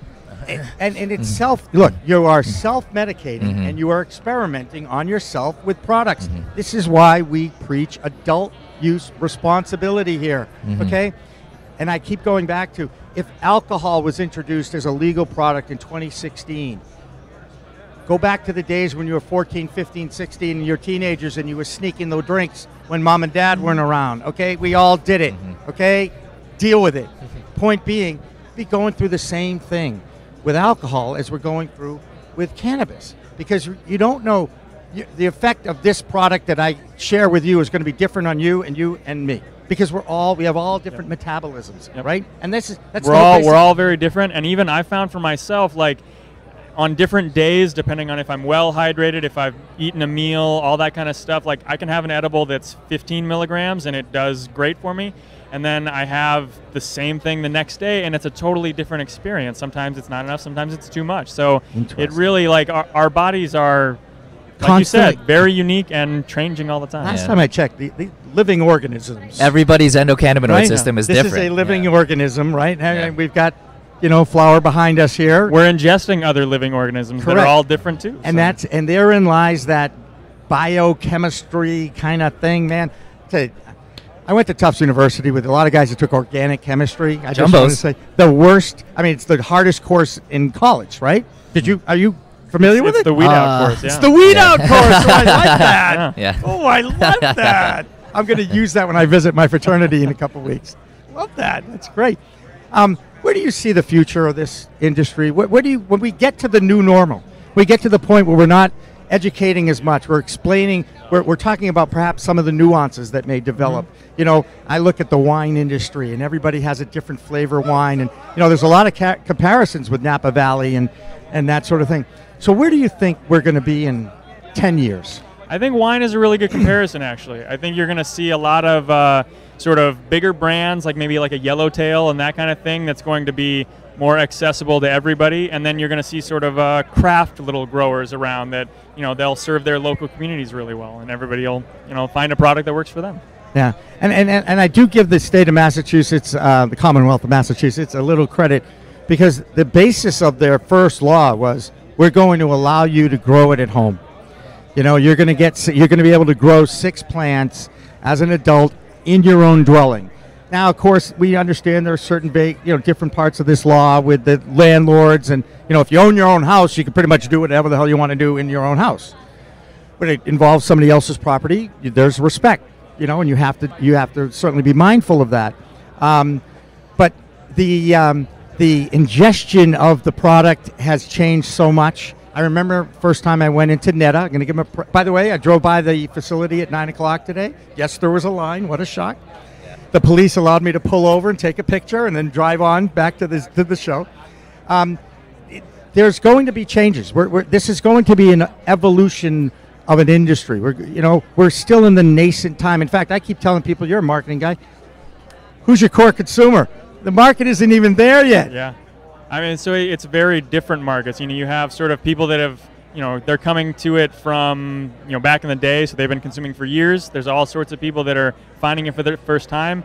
And then you've got this whole like CBD hemp thing that's blowing up right now, where it's catering more towards, soccer moms. So it's just, there is no one demographic that's being served at all. Right. And you know what? It takes a village, right, guys? In so many ways. And we are a community of different cultures, and we come from different backgrounds. And this is a great product to bring people together around a common cause. We talked about the socialization, where social clubs might go. We talked a little about the Summit Lounge, which is a private club. Where do you guys think the social clubs, are we going to see hookah lounges, like a hookah lounge, like a cigar lounge for cannabis? I mean, ideally, we would have safe options for people to consume, just like we do with alcohol, as you're saying. Yeah, this is an issue that the commission is going to address, and I'm sure they've been pressured on. Kyle has been doing a great job with the Summit Lounge, giving the state an option there, but we could certainly use more outlets. Especially with like adult use coming online and people coming from outside the state to buy products, like they have plenty of places to buy them, or they have some places to buy them now, but nowhere to consume. It's not legal to use it anywhere in public. It's happening anyway, so you might as well be responsible about it. Yeah. Yes, I agree 100%. We tell these stories a lot. I go to sporting events in Boston because, after all, we are the greatest sports city in America. And you park your car in a parking lot. You get out of your car. You smell cannabis. You're walking to the arena or to the stadium. You smell cannabis. It's here. It's going to be part of our world now. Yes, it's against the law to consume in public. It's been against the law to consume in public in, 80 years, 1937 or so, I think, right? So people have been doing it anyway. There's the law, and then there's the reality. Sure. And I just wonder where this is going to go. I don't think law enforcement, they do not want to deal with this. It's such a benign product to them. They have so much more to worry about. They're not really that concerned about it. I think ultimately you'll see law enforcement getting more involved in making sure that those who are doing it legally are doing it the right way by the rules. Perhaps starting to enforce the laws against the black market that is still vibrant in our world. So I guess the question about the black market is, and if you study California and you see the percentages of what has been regulated and being sold on the regulated side versus the black market continues to be the dominant market. So we're going to see a change in this, aren't we? I would say so. I mean, it's an established market. So whenever, a new player is coming into an established market, it's always going to face different challenges, and the black market isn't subject to the same regulatory oversight as the legal market. So of course it's going to be a while, and demand is going to have to, or supply is going to have to catch up to demand, and that's what it's really going to take. Supply, demand, capitalism, democracy, these are all things that have built this movement. Somebody's going to write a great book. You know what I'm saying? Somebody's going to write a great book about this, and because Massachusetts was the first East Coast state to make it legal, we are keeping a journal over the last year, and I mean, needless to say, it's a great little story. I started with a little podcast, my little iPhone, doing interviews with people. Meeting Stuart Zakem was a huge factor in this, and then here we are a year later, and we've got a multimedia network. I got Sensi Magazine, I've got Leafly, I've got Green Flower, I've got MJ Headline News, and of course our friends at the Weed Tube, because they all believe in what I see too. It's like, there's not a network yet. There's not one place that anybody can go to get everything that they want to learn about this product. They want to be entertained? Great. You want to hear about reviews of strains? Leafly's awesome, right? You want to find out where it's available? Weed Maps is for you. You want to get a great online certificate course? Green Flower offers one. You are a user who just wants to show me that you actually know how to get high and use a bong? Sure. Do it on this site, throw it out there, have a blast. Be a star for 15 seconds. I could care less. I think that's great. Free America, right? And so, I mean, needless to say, I'm pretty passionate about this, and I see it. No, I mean, that's the beauty of it. Like, you have everybody, bringing their passion to a common thing, cannabis. Like, we'll see people testing from their own medicine for pancreatic cancer, their partner's medicine for breast cancer. I just had somebody bring in tincture for their granddaughter's epilepsy, and then all the way to the home growers and then the dispensaries. So you hear every single one of those things is a story. You're in marketing, okay? Everything you just told me. I am so ashamed by the traditional media and what that they've done to the industry, that they will look at the smallest little thing, turn it into a lead story and a headline, as opposed to telling the real stories of how this is changing people's lives. It is so frustrating to me. It's embarrassing to me, because I come from the media world and I support commercial media. I really do. I buy into it. If you can generate eyeballs in an audience, you should be able to monetize that, okay? That is America. But Why aren't we seeing those stories being told?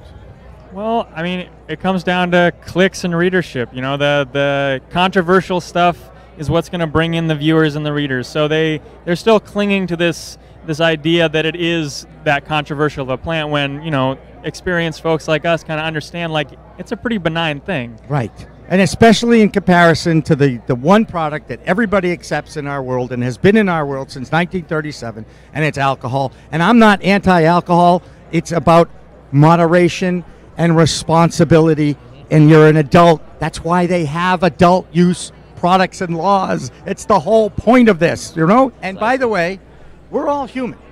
We're not perfect beings. We will make mistakes. We will overdose, extra dose, not overdose, extra dose, because no one has ever overdosed from cannabis and passed away, as opposed to alcohol. And of course, if you see any of those amazing drug commercials that you see on commercial television, especially network television during the day, all those products out there, and then you're in side effect, and if you're allergic to this product, don't take it. Oh, and by the way, if you do take it and you die, I'm sorry. What? Really? And you know how much money they're dropping? You know how big pharma is, right? Are you afraid of the big pharma, the big giants coming in? You know, the Globe Spotlight did a big article about that. I mean, it's They're starting inevitable. to buy up some of the dispensaries. They have a different approach to it. Like Big Pharma is about the single molecule. What can we patent and get IP on? And create in a laboratory as opposed to growing it in your yard, right? It is a natural weed after all, right? A living thing, as opposed to cloning them into the labs, right? And we see companies now, you know, putting papers out there about using yeast to develop cannabinoids and stuff. Like, I think probably there will be a market for that, and there's always going to still be a market for what's out there now, the natural stuff. Very cool. Well, guys, I have never been to your facility. I don't know if you offer tours, or you got to, dress up with the hat and the feet and the masks and stuff to do it. But I'd love to experience that someday. Things are a little more buttoned up now, but I'm sure that we can have somebody on site to show you around if you'd like. That'd be great. I'd really appreciate it. And you're out in Framingham, just real right? quick before we end here, we brought you a couple little gifts. Oh, here. cool. Oh, we love this. And the media, that's another thing about media that I love. Wait. Now, what's in this, guys? More stuff inside. We had to keep it a little more compliant. But Nothing, controversial inside. They're just some buttons, some stickers, all that kind of stuff. One of the biggest challenges, and we're right across from a packaging thing.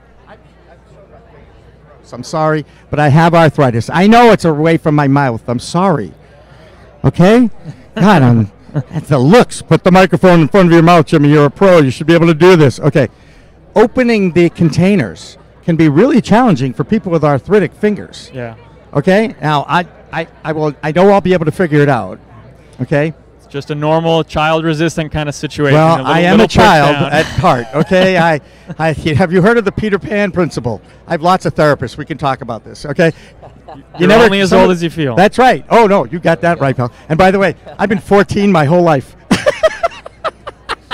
I'm sorry. Hey, you guys have been great from MCR Labs, Sohan and Joe. Thank you so much. Thank you. Did you enjoy the conversation? This has been fantastic. I love it. Let's continue it, because that's going to be the most important thing, continuing communication and education. And as a token of our appreciation here, my executive producer, Joyce Gerber, who is a tremendous producer as well as a mom, a canna mom, I might add, who blogs, by the way, on the Cannabis Multimedia Network, okay?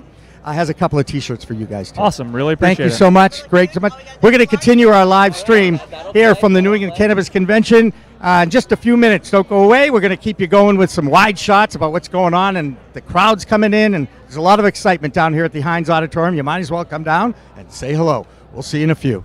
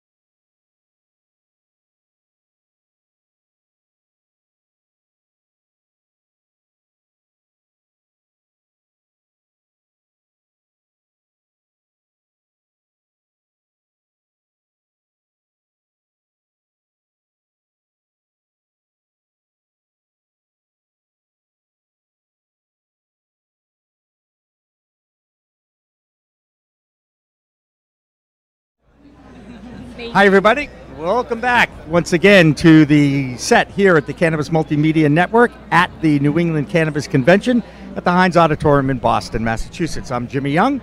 I'm the founder, I'm the producer, and the host of In the Weeds with Jimmy Young. Excuse me, I am not going to take credit as being the producer of In the Weeds. Joyce is my producer, Joyce Gerber, and she's doing a great job. So I always like to share the, I appreciate everyone. Kristen Jordan is our guest, and Nicole Spiller has also joined us back on the set, and I appreciate that. So, Kristen, the best way to handle this is to ask you a little bit about your background. I know it's Syracuse. I know it's University of Richmond. I know you're an attorney.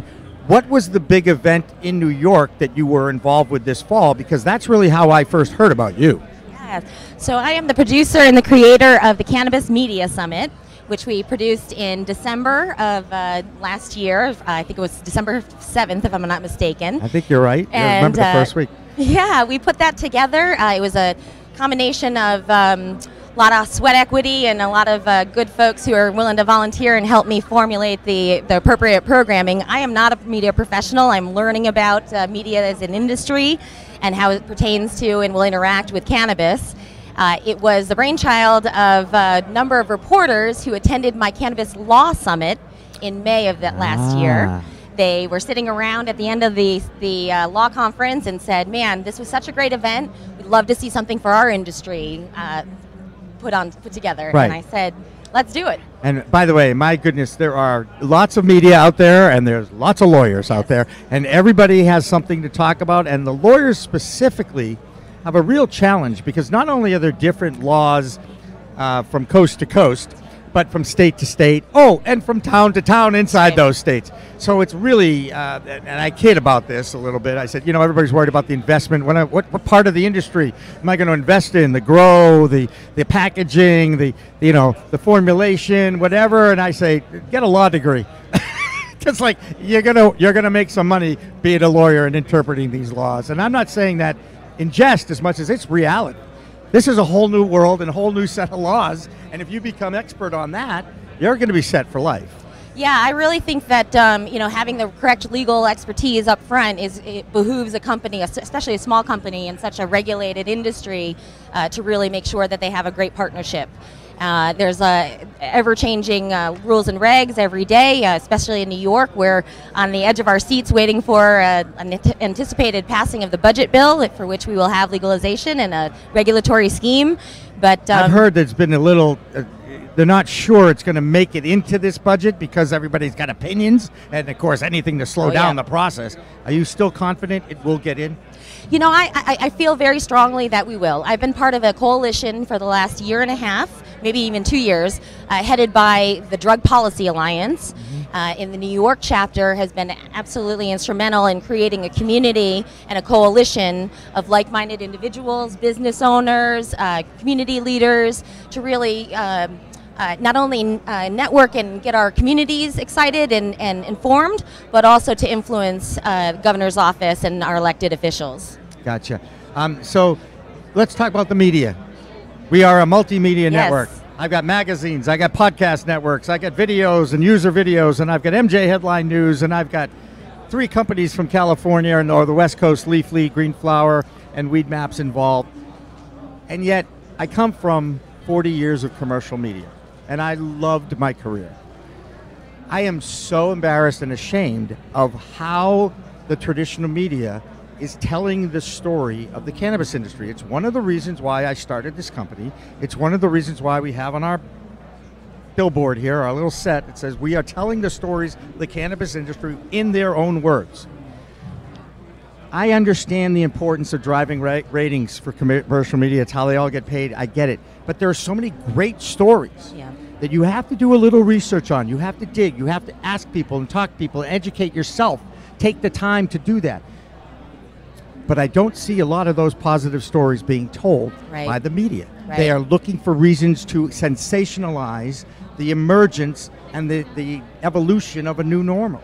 It's really pissing me off. And I'm going to say that on my panel, too, in front of Dan Adams, who I think does a pretty good job. I do. Yeah, I think that's an interesting point that you bring up. Something that I was not aware of, being an attorney and not being involved in media. But as I started to put together the programming and think about the issues, we really wanted to be different from some of the other conferences out there. Number one, we privilege women and people of color in terms of the question and answer period, which is relatively short. We also try to highlight women and people of color on our stage. We don't see a lot of women and people of color given opportunities to present their stories. And as we started to figure out the programming and what the important topics would be, issues that you're addressing came up over and over again. The idea that a lot of reporters in this industry are freelance and are young and are guided by what they're... There's one now, right? Right? This is what I'm hearing, that they're... the stories that they'd like to tell aren't the ones that are going to get them paid. Right. And by the way, I also recognize that the reporter and journalist who's telling the story is not the headline writer. And that's something that always gets lost in the translation. The headline is there to drive attention, so they are looking for the one or two little items to, oh my God, did you see that headline? It's like the hot keywords that people are searching, so they're just following trends and trying to get that story to fit in with those trends and hot keywords. It could really just have a completely different meaning once you read the story, but people have such a short attention span nowadays that they're just skimming. So they might see something on Facebook or a fake news article, and then they're going to, by word of mouth, spread that false information, and then that's how these stereotypes are formed. And it's not just the cannabis industry that trend is happening, and it's very perceptive to point that out, because as you know, the news is getting out 24/7.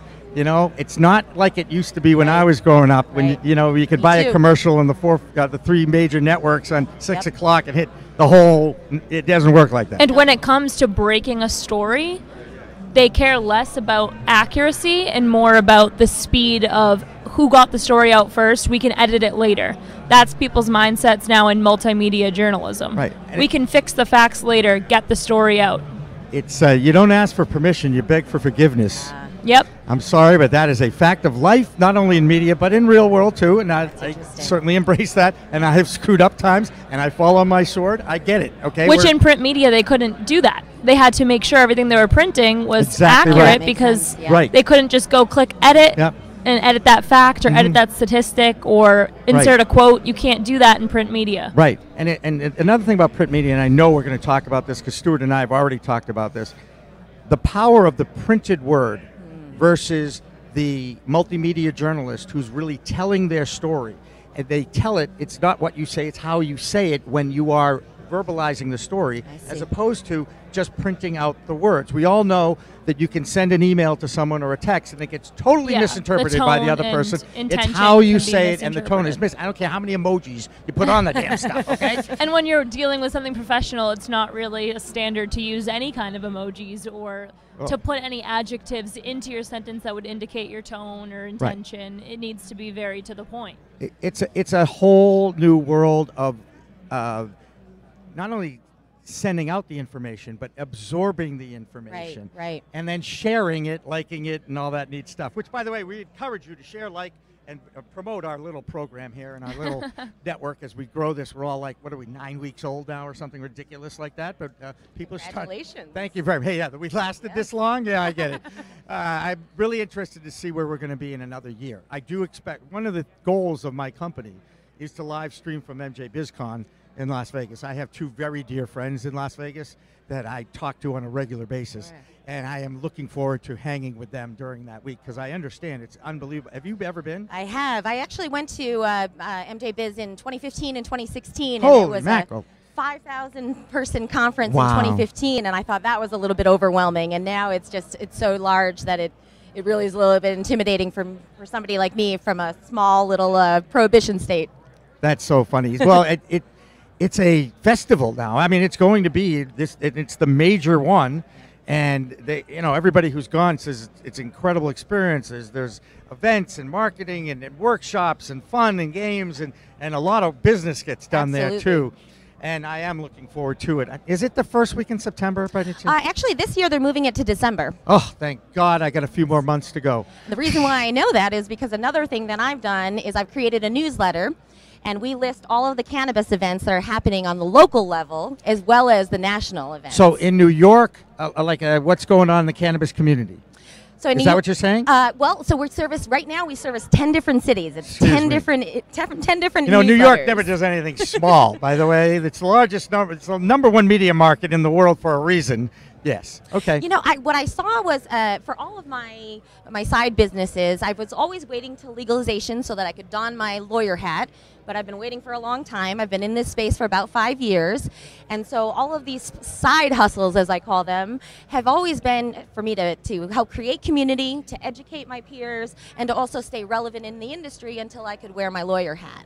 And so I started doing the Cannabis Law Summit and the Cannabis Media Summit because I saw a real need for smaller spaces for people to really interact with each other. MJ Biz is wonderful, but it's also 25,000 people, and for somebody like me who's an introvert, it's a hard place for me to. Whoa! Stop! You are not an introvert. Maybe deep down you think you are. You're so confident. You're intelligent. You're good looking. I mean, come on. I will say this. I've been in this space for about 4 years, and I do a lot of speaking. I'm blessed to have opportunities, and it's built a lot of confidence for me, and I've been able to hone my story so it feels more confident. And I'll tell you this. I was in D.C. on what's today? Saturday, on Thursday night. By the way, if you're asking me what day it is I'm not the right person to ask. I'm sorry, but go ahead. I hear you. I had the privilege of speaking to Cannagather DC in DC on Thursday night. Was it an NCIA event? No, Cannagather. Oh. It's a group that started in New York, like-minded community people who saw a need for the community and said, I'm going to do this. And so they've expanded into different cities as well.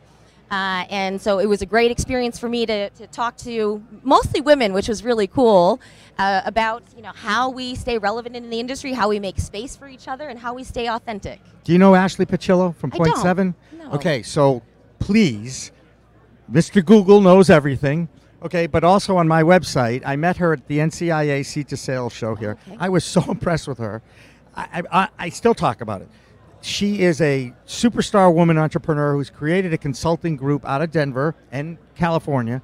And, in her spare time, she wrote a book talking about all the different women entrepreneurs in this business. Yes. Breaking the Glass Ceiling. I've heard is of it. is the book. And I met her. Now, granted, we did find something in common that she grew up in Franklin, Massachusetts, which is where I raised my son for a few years and then coached for 15 years. And so it was kind of a unique thing. And the dad, whatever.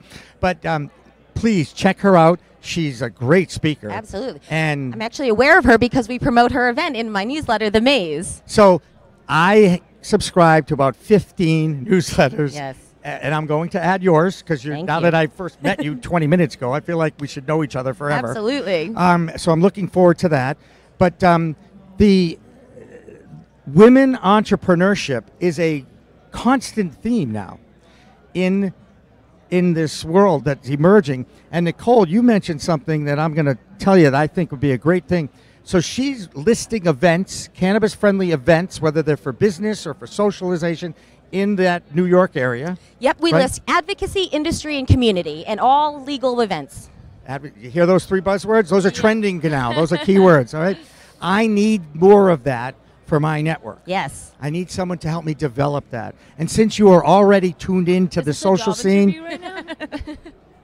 you don't need to interview. I'm trying. You darn right you're being hired. Okay, you were hired for this weekend, and I'd like to continue to hire you because I know your potential. Okay, and I know your talent and ability, and we're just going to see the beginning of it. Okay. That being said, every week now I'm doing weekly news videos. By the way, they're between 4 minutes and 20 seconds long and 7 minutes and 10 seconds long. Okay. I think you understand the two. Okay. Took me a while to figure it out, but I did. And we list at the end 3 or 4 local cannabis-friendly events in Boston. Wonderful. Okay? So you'll have to use our newsletter to exactly source those. right. Absolutely. So resource, opportunity, okay? And, of course, we are also looking for subscribers. And we are so new as a company, by the way, that we don't even have a Facebook page or a YouTube channel yet. We're borrowing everybody else's. We're using the CLNS Medias because they are our flagship distributor. They are a podcast aggregator. They're a sports-centric group. Wonderful. Nick Gelso is the CEO. He's a friend. I have supported him since I first met him.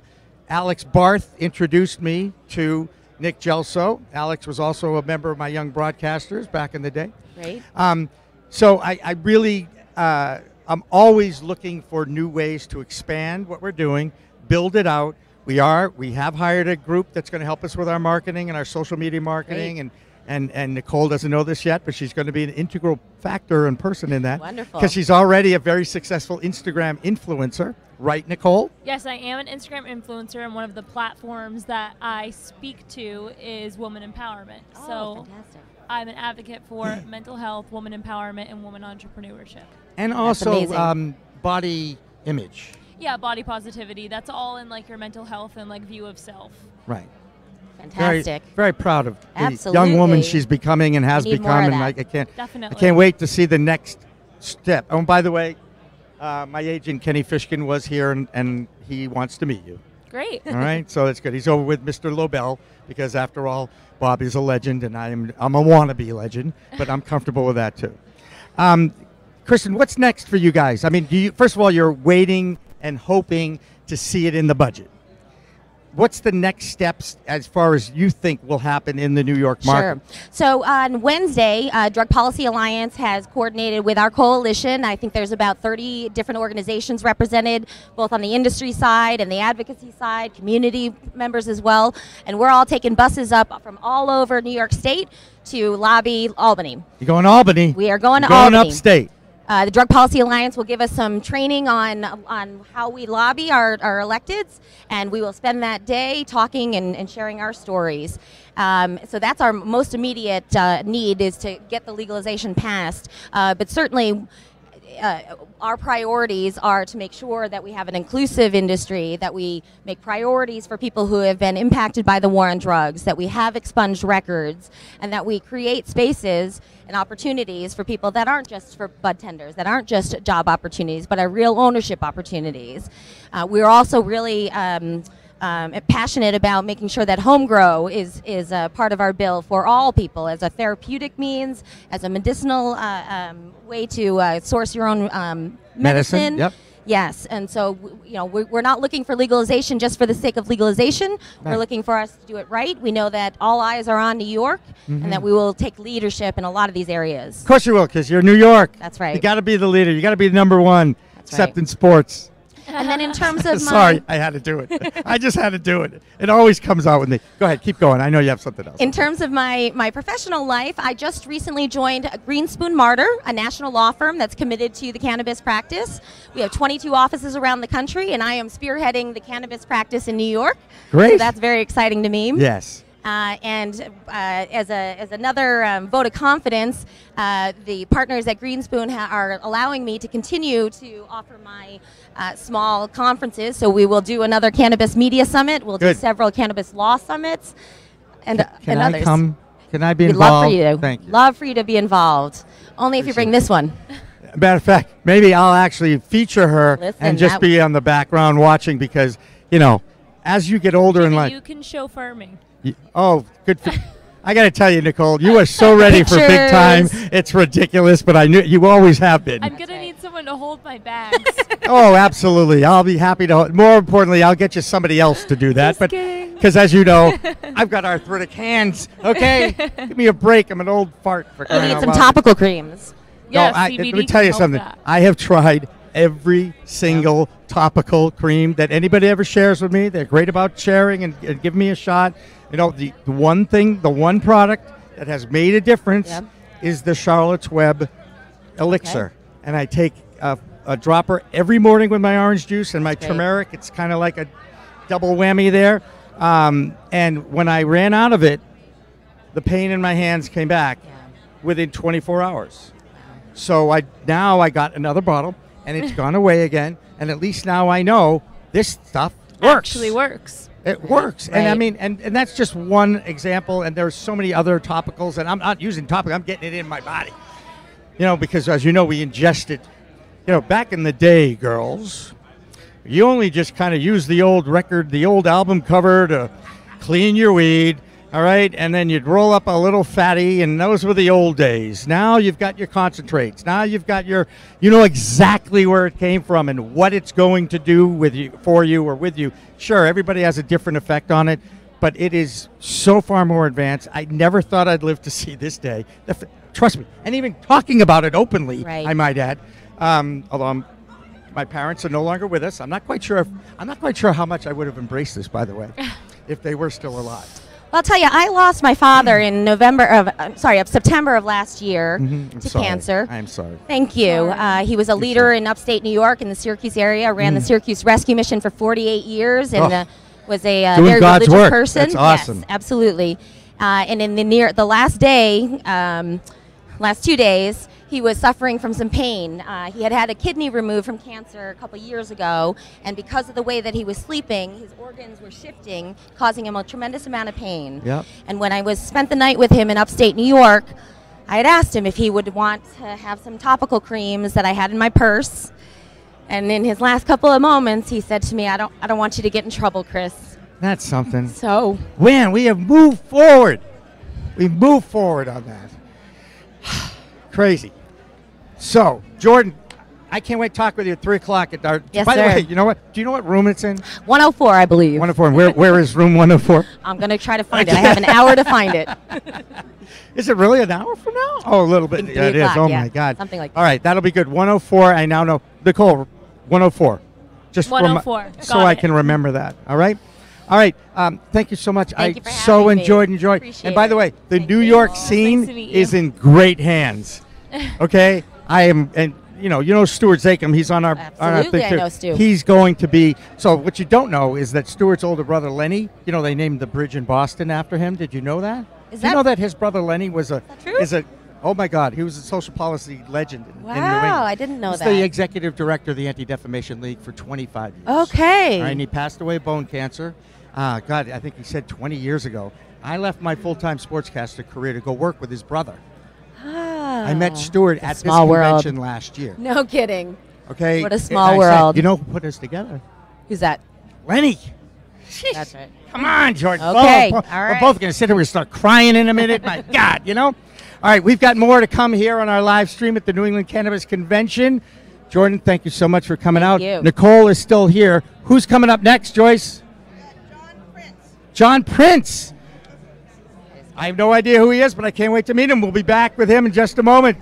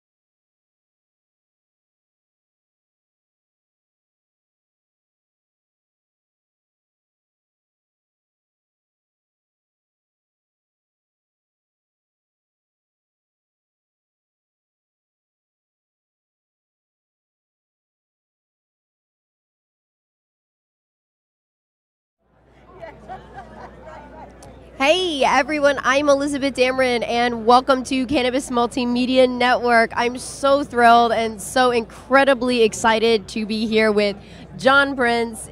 Amazing guy, came in from California, visiting here in Boston, really super knowledgeable. I mean, this guy's legendary. And we're gonna take it from here. John, thank you so very much. Tell me, and tell everyone else that's with us today, patient zero, you know, how did this come about? Well, I think this is like on. it's like up there. Okay, so what happened was I've been disabled since 1992. I've been treating with my same doctor since 1994 in San Francisco, and he's the one that put me on my opiates. And so something told me after 12 years of using these high levels of Oxycontin, they wanted to do a morphine pump put on me. Oh, wow. And I said no. And so basically what I did was I read a book from Harvard professor named Dr. Grinspoon. He's amazing. This is the first time we've been out the East Coast, and we're so happy to come out to give this message that cannabis cured my Oxycontin addiction. And I found out that I was an addict because of the drugs my same doctor I have today prescribed me. So I then taught my doctor, taught U.S. Senator Dianne Feinstein the power of cannabis over opiates. And so why I'm talking today in New England Can is so I can bring a message back from California. We've had this written in our California Constitution for almost 23 years. And I want to see Massachusetts and all of the states that have opiate problems, because 4 people die every day in Massachusetts from opiate-related deaths. Yeah, it's insane. The statistics So we are need crazy. funded cannabis here, and the only way we can get at it is get Congress to make a 28th Amendment social change, like the 21st Amendment happened in 1933, and then the states have the power. We have state stores, we have state regulations, we need state insurance companies to fund the state patients to get rid of the opiates, and that's why I'm patient zero. I'm a survivor. I replaced my drug Oxycontin 14 years ago with high levels of cannabis, and I'm a grower, advocate, and patient.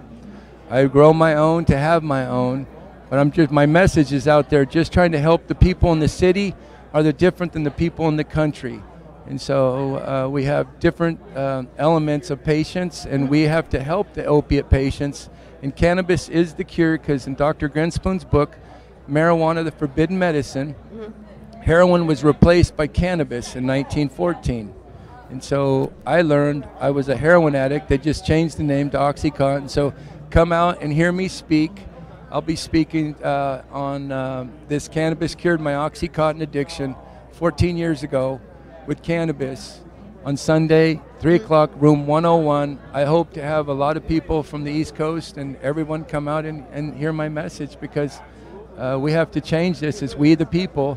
Give the states the law right back. Everybody in all the states I know about, we say the same thing, you know, it's the DEA, it's the FDA, it's the CDC. No, it's Congress. Yeah. And so Congress on the upper house and lower house, they have to listen to us. They stop the funding of opiates and start funding our medical cannabis we have in the state laws, and we're not going away. It's a social movement. Right. And it's So, the young. Let me ask you this. You're talking about social movement. It takes me to a time when, you know, I'm physiologically too young, you know, to have been around for the first green wave, you know, and they called us hippies, you know, but the spirit is the same, you know, and they called us hippies in the 60s, and the push was there, and there was just, it wasn't right as far as governmental oversight and the way that things were in the 60s, and with Vietnam going on and things like that. It wasn't the right time per se to have this green rush, to have this green revolution, but now we're back around, and now we have empirical science on our side, and now we have a lot more of the academic, and we have a lot more, like you're saying, you've educated these people,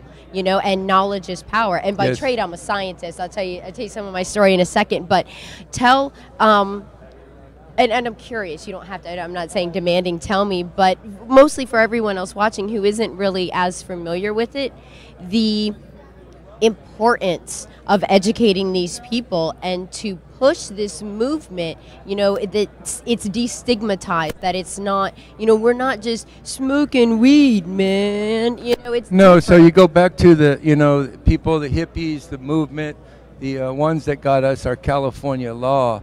And there's probably the biggest advocate on the East Coast lives in California. And a lot of people don't know who he is. In 1972, I believe, he was born. He's from Rhode Island, and everyone out there should look and Google who Todd McCormick is. Now, Todd was a kid in Rhode Island on cancer, and he started using cannabis, I believe, at 9 years old.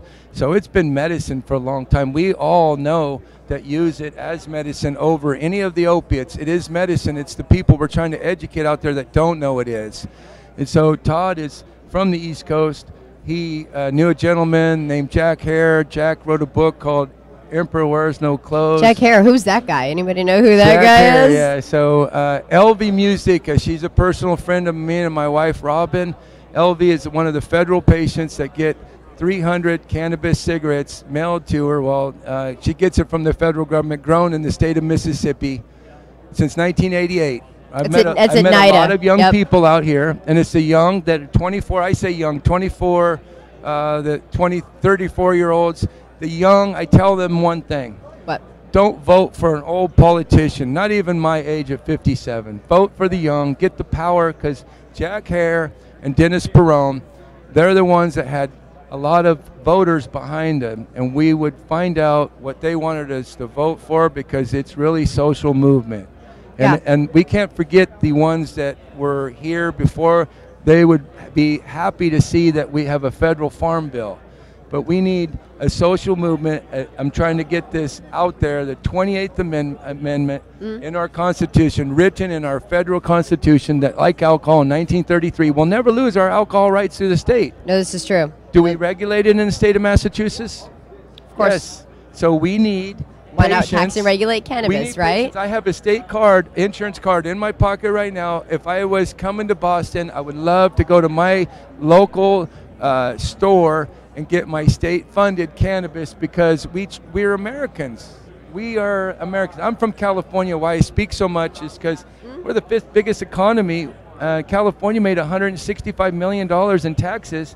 We have a new law out there. Google it. California, it's called SB Senate Bill 94.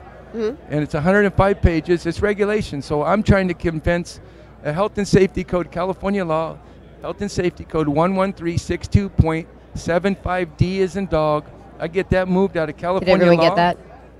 I get that moved out of California law in my insurance company, Liberty Mutual.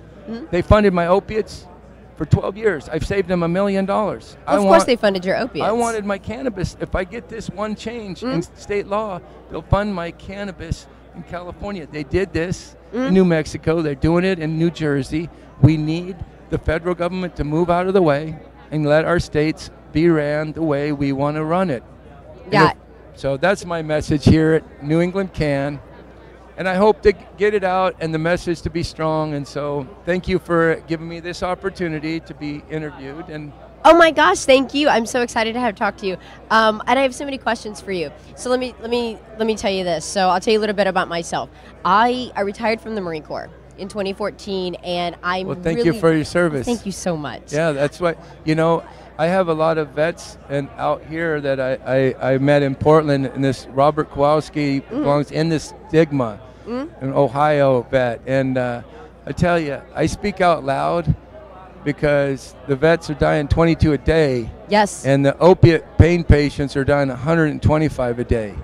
But you guys fought for our freedom, and I got to fight for your freedom because I have a voice. I believe in the Constitution, freedom of speech. I'm from Northern California that believes in the Second Amendment, because without that, we wouldn't have the First. This is true. This is very true. So you're familiar with, in talking to veterans and being connected to people like that, you're familiar with not only the statistics, but with the experience, and you know intimately what it's like to be tethered to medication, to be on this pharmaceutical leash. And I was on that leash. I had a 1-gallon storage bag of meds that I took every day for PTSD and for bipolar and this and that. PTSD also? I do. So do I. I do, yeah. So Yes. And so in doing this, and you understand the power, the healing power of the plant. Yes. And it's so much more than, it's natural and it's creative, So by trade, after the Marine Corps, I'm a research psychologist, you know, not a clinician, but No, in no. research, because I like cannabis and I think that it's important for veterans.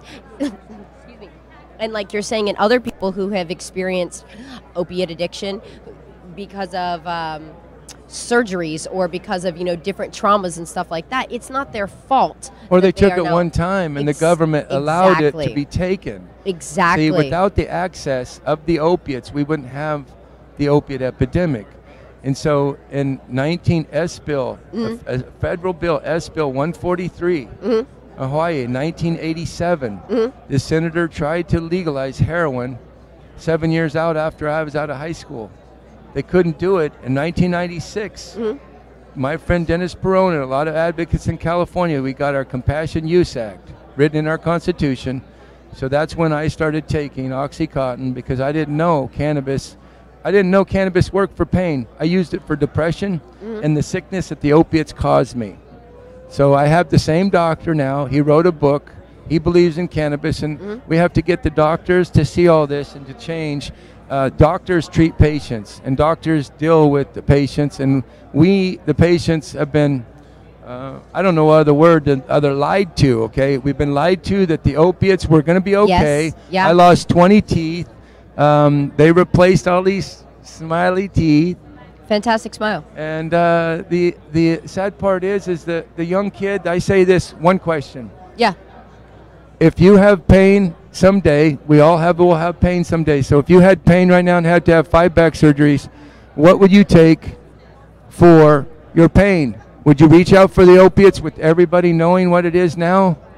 Or would you search out for cannabis, cannabinoids, whatever and you guys have the medicine. We have the legislation, state laws. We need the federal government, and we need Senator Warren, Senator Cory Booker, all the senators to get out of the way. And if they want our vote in 2020, we need the young kids to see that power and make this a 28th Amendment, and then we'll vote for everybody. We'll vote for the green. I think, okay, tell me what you think about this. And in answering your question, which is a very interesting question that you pose, you know, and I know as people are watching and as people are walking around, you know, through the conference and stuff like that, I'm sure it would be interesting to see what they say. But I would answer it this way, you know, to your question is, as a veteran, I'm talking to my VA clinician, you know, because I still, you know, go see them. And only just now can we talk to them and not face repercussions. We can actually converse with our primary medical doctor about our cannabis choice, even our interest in this alternative medicine. So now I'm thinking from a scientist. So as a psychologist, I'm thinking, well, I know what's in this. I know what it's going to do. Some medications How do you are convince necessary. a vet doctor to allow you to use cannabis? That's the question. You know what? So, well, not necessarily. It's just in answering your question. Yes. It's two different. There's two different situations, and even then, there's more than that, because you've got people that can't talk to their clinicians. They can't discuss it for fear of repercussion. Why though? Exactly. Why? We got to find out, because there's regulations in place that prevent that. People don't want to lose benefits. People don't want to lose Medicaid or TRICARE it's called or fear, whatever. Okay, I understand so that. everybody can but follow. maybe not everyone Everyone understands can that. follow me. I'm on Social Security. I'm on Medicare, and Let me see your book. it's not my book. Oh, that's not yours? No, it's not my book. But I'm on Social Security and Medicare, federal entities, and 10 years ago, I had to tell the truth. And so I had to ask. I called up my friends, Dennis Perone, Jack Hare, and LV Musica, and they told me, it's the federal government, John. You cannot tell the federal government. You can't do that. You got to lie. So you know what I knew? I don't lie. So I told the federal government on a form, you let me live on cannabis or you let me die on OxyContin. So what I am, and a lot of vets are, I have PTSD so bad, and my medicine keeps my happiness, keeps my life straight, because I will never go back on opiates. I'll never go back on pharma. And I tell people this, and it might be hard to hear, but I have tried to do what a lot of vets have done. My wife, Robin, saved my life, but I believe I'm what they call intractable pain patient, PTSD, all these different disorders, because I've had 5 back surgeries, but I'm a walking Robin Williams. And the only people that know what that means is a walking Robin Williams. And so Yeah. No, I'm with you. I'm totally with you. So back to the vet question. Yes. I support the vets so much that I'm not one. And the way I talk on my Facebook, people think I'm a vet because a vet should be speaking out and not have fear. So I educated my doctor, and he wrote this book. But when I read my doctor's book, he's the one that calls me patients at a time. Wow. And his book, he's been back to Walter Reed's hospital. Awesome. So any vet can buy my doctor, Michael H. Moskowitz's book, Medical Cannabis. It's written for the patients in the cities because he's in San Francisco. But he goes back to D.C. to talk to Walter Reed's hospital. He told me a joke one time. He said, John, jokes. I was back in Walter Reed's hospital, and he was talking to all the vet doctors, and he said, I got up there and I said, hey, I can't see any of you because they're half of them wearing camouflage. So my doctor is a jokester, but I convinced the same doctor that used to give me my opiates. I was telling him for years, he's killing us. He's killing us, Smalls. He's killing us. You're killing me, Smalls. Yeah. So tell me this real quick. So did you experience a pushback in talking to your doctor? And, you know, again, so let me approach you from just a veteran, from a patient side, right? Yes. How was it for you? How was that first experience for you in talking to your doctor, and you're kind of coming clean, if you will, and you're like, that's a great question. You're like, hey, doc, check it out. That's like, I want to live, you know? Because you just told me a memory, and so my wife over here, Robin, she's my angel and jewel. Okay, she's amazing, by and the you way. met her, Hi, Robin. and so she's kind of behind the scenes for me, and I keep her safe that way because this is crazy. But one year, I believe it was 2006. Okay. I used to go all 3.5 hours, 4 hours to my doctor, all the way from where I live to in the country up in Northern California down to San Francisco. And out of respect to my doctor, I never used my plant, never used my medicine, and I would be so much in pain and angry and having upsetness because I wasn't medicated. Yeah. And I left, and I'd go back to I the know hotel, that feeling. Go back to the hotel. She would medicate me. I was fine. One day, my wife, Robin, said, John, has your doctor ever seen you on pot? I said, no. So I was in the parking lot, and she convinced me to smoke a joint. Now, this is before I developed my strong medicine, because that's revolved into what I've done. So I went out and smoked a joint, smelling like we do. I went in my doctor's office, and he sat me down, and my doctor was open to it because he was raised in New York. Okay. You said you're from Louisiana. I'm now native. Well, How's that? I'm now native. Well, my doctor grew up, his college degree for 12 years was in New Orleans. He loves music. What school did he go to? He's a psychiatrist, whatever school of psychiatry they have. Did he go to there. Tulane, maybe? LSU? No, but he's like I'm the world's interested. best psychiatrist. I found out years later that I see a psychiatrist. I thought he was just a pain management doctor. So he's like the top guy in the field that he's in San Francisco that go all the way back to Walter Reed's hospital. So my doctors allowed me to use his papers to educate others. So when I smoked that joint for the first time, he sat me down and he said, John, what is the difference? Why are you so happy? Why are you in a good mood? And I said, Doc, this is how I am all the time around my friends. Okay? So I told him and the he's story. Like, why? You know what he said? What? Never stop smoking it. You come in here, you use that first. You use this first. I have a 75-year-old doctor that operated on Joe Montana. Well, his partner did, Arthur White. But my surgeon that I had for 25 years, he's also in San Francisco. He told me to listen to my psychiatrist and fool my brain and keep using this. Really? Because, listen, I'm a intractable pain patient. Right. You know what that means? Yes. Sometimes we fall back and we will go back to go on the opiates. Just give me my pills. I need whatever easiest is. So I asked my surgeon to go around my psychiatrist to give me my opiates back. True story. That was just 3 months ago. That's hilarious. And then I get invited to here. And you guys have uplifted me, Boston. I want to relocate, and it's a beautiful place. The people are gorgeous. And isn't it great? I have a special place in my heart for Boston. I really do. I've been to a lot of these conventions and stuff, and over the years, and never on the East Coast. And I knew relatives said that we're going to come out here and meet some really true just true, genuine people, and Yeah. that's what you guys are. You remind me of Northern California 40 years ago. See, I And I told you. love the See, tea train. we've come Love back the around. tea You know, see train. what I'm saying? Like, hey, they called us hippies in the '60s, but you know what? This Nah. summer is the 50th anniversary of the summer of '69. No, I'm you telling you, guys- it's coming. You guys, you It's have coming your back. stuff together here, and The I'm glad you're revolution here. is and coming, my I'm friends. glad you're interviewing me. So. Oh my no, gosh, I I'm so appreciate excited. it. I have so many more questions. And we're out of time right now, but let's definitely we'll talk more. We'll educate people. Thank I love you so it. much. Let's do this.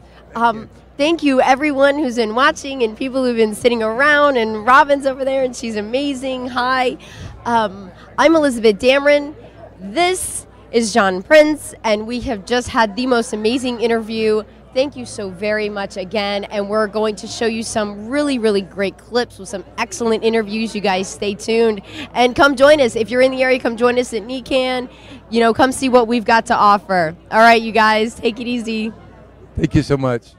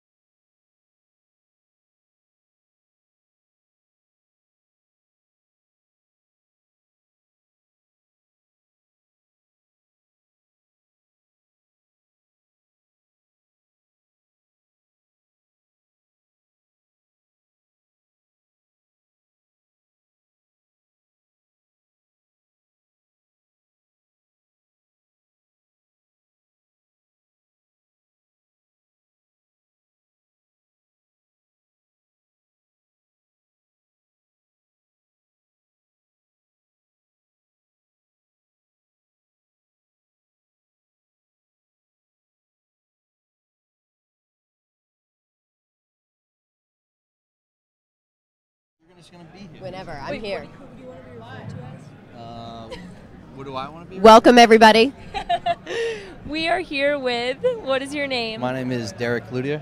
Derek? Yes. Derek from the New England Veterans Alliance. So we just want to let you tell your story about how you got involved in cannabis industry and what you want people to know about the New England Veterans Alliance. So New England Veterans Alliance is a community organization that advocates for veterans safe access to an alternative like to pharmaceuticals or alcohol or any other substance. And it's a way to connect other veterans with other veterans that understand what they're going through social enrichment activities and events. Putting it up. I know, I learned yesterday too. It's cool. I wish I had a little fuzzy thing on mine. Isn't this fun? It looks more comfortable. But yeah, so we basically started having events and gatherings, and we do social enrichment activities, comedy shows once a month, where we get together and we do these things, veteran check-ins. But we also educate the general public and veterans on, how to consume or how it can benefit them, and then just linking them to other things such as alternative therapy like fishing, hunting, race cars, or working on bikes, or pretty much anything that you could think of that you would get enjoyment out of that would get you out of your house. That's something that we want to be able to get them to get involved with, and getting them out of that isolated state, and which puts you in a very depressive state. That's what we're trying to avoid, and cannabis is that catalyst that gets us out of those uncomfortable situations, that allows you to get in and face those uncomfortable situations. And it's been a thing that's helped me significantly. The organization itself, we were a couple of veterans that really seen a gap in what was going on with us being able to have access to it in general, and it was really hard to find certain things, certain strains. Now more dispensaries are carrying specific strains, but that are more beneficial to us, and so it's easier to navigate that through the state now. But this throughout the country, it's a huge problem. And then the financial burden that it puts on veterans in itself, it's something that's, it affects me in general. Like when you're spending anywhere from $400 to $600 a month on cannabis because that's the only medicine that you use, or that's what's working for you. Yep. That's a huge burden. And if we are able to, which we're able to work with organizations like Roots Organics, who is a nutrient company, and they allow us, they provide us with soil and nutrients to help veterans alleviate that cost to growing. And then we have other veterans that basically that will guide them through, hey, this is what you're doing, or you have a deficiency in this plant, or it's basically like getting that community to work for each other, and getting that community to build itself. And it's snowballed over the last 3 years, where we've gained a really good reputation for veterans, and really trying to help combat specific veterans and disabled veterans with finding a new purpose and transitioning from that combat or that military mindset onto your civilian mindset, which I'm sure you're familiar with. It's not so easy. I was just about to ask you, and I was going to ask you to. Nicole's got a pretty illustrious background herself. Ooh. Believe it or not, like she's an amazing model. You should see it. Anyway, but we should talk to Mark. Right, but for everyone who doesn't understand, and no offense, Nicole, but just the difference in transitioning. I know, but I was going to say, if you're unaware, would you? Is also a veteran. Yeah, absolutely. Yeah. We talked briefly yesterday. For a little bit. About a day, about 10 minutes, not 6. Like 10 minutes in NECANN time. I know a little longer than you. But can you elaborate? Would you mind elaborating on what that transition is like? Like I said, I am intimately familiar with it. Here you are. I'm dedicated. I'm committed. I am, Semper Fidelis for life. But the way that we are trained and the way that we are raised, if you will, especially in the military as a whole, and then now we work in the cannabis industry. Just and it's funny too, the people that you see in the cannabis industry, you'd think that they wouldn't be supportive, or you think hippies or something like that, and it's complete opposite. It's every walk of life, and everybody supports veterans, and it's pretty amazing. Exactly. Would you go ahead and elaborate a little bit on what your journey was, I guess, and how it relates in the transition period, like when you're taking taps and stuff like that. Yeah. Well, I was in a reserve unit out of Massachusetts, so I didn't have the experience that you had as an active duty person. But from my perspective, my experience is when I deployed in 2006 to Iraq with the unit here, 125th Marines, and we were in Fallujah, and we did a lot of patrols and other, census checks. I love 25th Marines, by the way. Thank you. Yeah, you did some work down in Louisiana. I did. So my transition was when I got back, I had the mindset that I wanted to be in law enforcement, and I actually was working towards that. That was part of another reason why I went, because I wanted to have that veteran status and to have that upper hand in knowledge and experience. And then that transitioned when I went to Iraq, got back. I got back in November of 2006, and by February of 2007, I was working for Department of Corrections in Massachusetts. Okay. So I got into that job, and I started going from being in Iraq to, working in a prison. So, you're policing a population, and then you go to policing another population. It's kind of the same, isn't it? There's absolutely no difference. I mean, there is a difference. It's kind of a vicious cycle, though, isn't it? It just plays this mind game with you where it's just gives you an uncomfortable feeling, you know what I mean? Yeah. But at the same time, you're very good at it because you know how to... It's a safe space. You're comfortable in Absolutely. it. This is the same lifestyle that you've had forever. But it's less of a transition. Right. Yeah. But then that still makes it harder But then to when make that final Exactly. transition. When you get out, like I'd that job in imagine. general, you drink a lot. True story, though. Yeah. You drink a lot in that do job drink a lot. And I was on a lot of other medications at the We were VA born was in a bar. prescribed. True. Very That true. out there. And so I would go out and I would mix like the medication I was on, antidepressants and whatnot, and I would drink alcohol and I would get into trouble. I would, you know how Marines get when they get drunk. And No, what? I mean, how are Marines? Do you know how Marines are when they get drunk? I have a couple friends who have been known to be a they're- little rowdy. Yeah, Yeah. rowdy. In Rowdy's a good 1775, answer. the Marine Corps was established in Tun Tavern in Philadelphia. So we were literally born in a bar, and we really, Exemplify that. We really do. Yeah, I was like, we love that tradition. Absolutely. So if that tells you anything about the And then drinking the and rowdiness the in culture and the general of it, rowdiness, and then yeah. Then you add all the other issues that you deal with, and it's like it piles on. Next The thing short you know, fuse. Absolutely. Yeah. You're fighting. You're getting into trouble. Whereas, once I started going down that road, while I was working there, just every night after work, I would get drunk, go out, fight, argue, do whatever, and it just wasn't very beneficial to me. I gained a lot of weight. I was completely out of my element, and then I ended up getting in trouble into the legal issues, and that led me to going to a rehab in Florida. Okay. And then when I got back, I had had an evaluation, and I thought that I was losing my job, and I didn't get in trouble down there at all. Went away type of thing, because it's a long story. It's a funny story we can talk about another time, but We will. We'll get that story. So when I got back, I ended up getting a service dog, and that they called me, said you can come back to work. I said, I need an accommodation. I have a service dog now, and that was something that you couldn't really necessarily perform the functions of the job that as a correctional officer. So from there, a friend suggested, you should use cannabis, and it was, dove headfirst into that.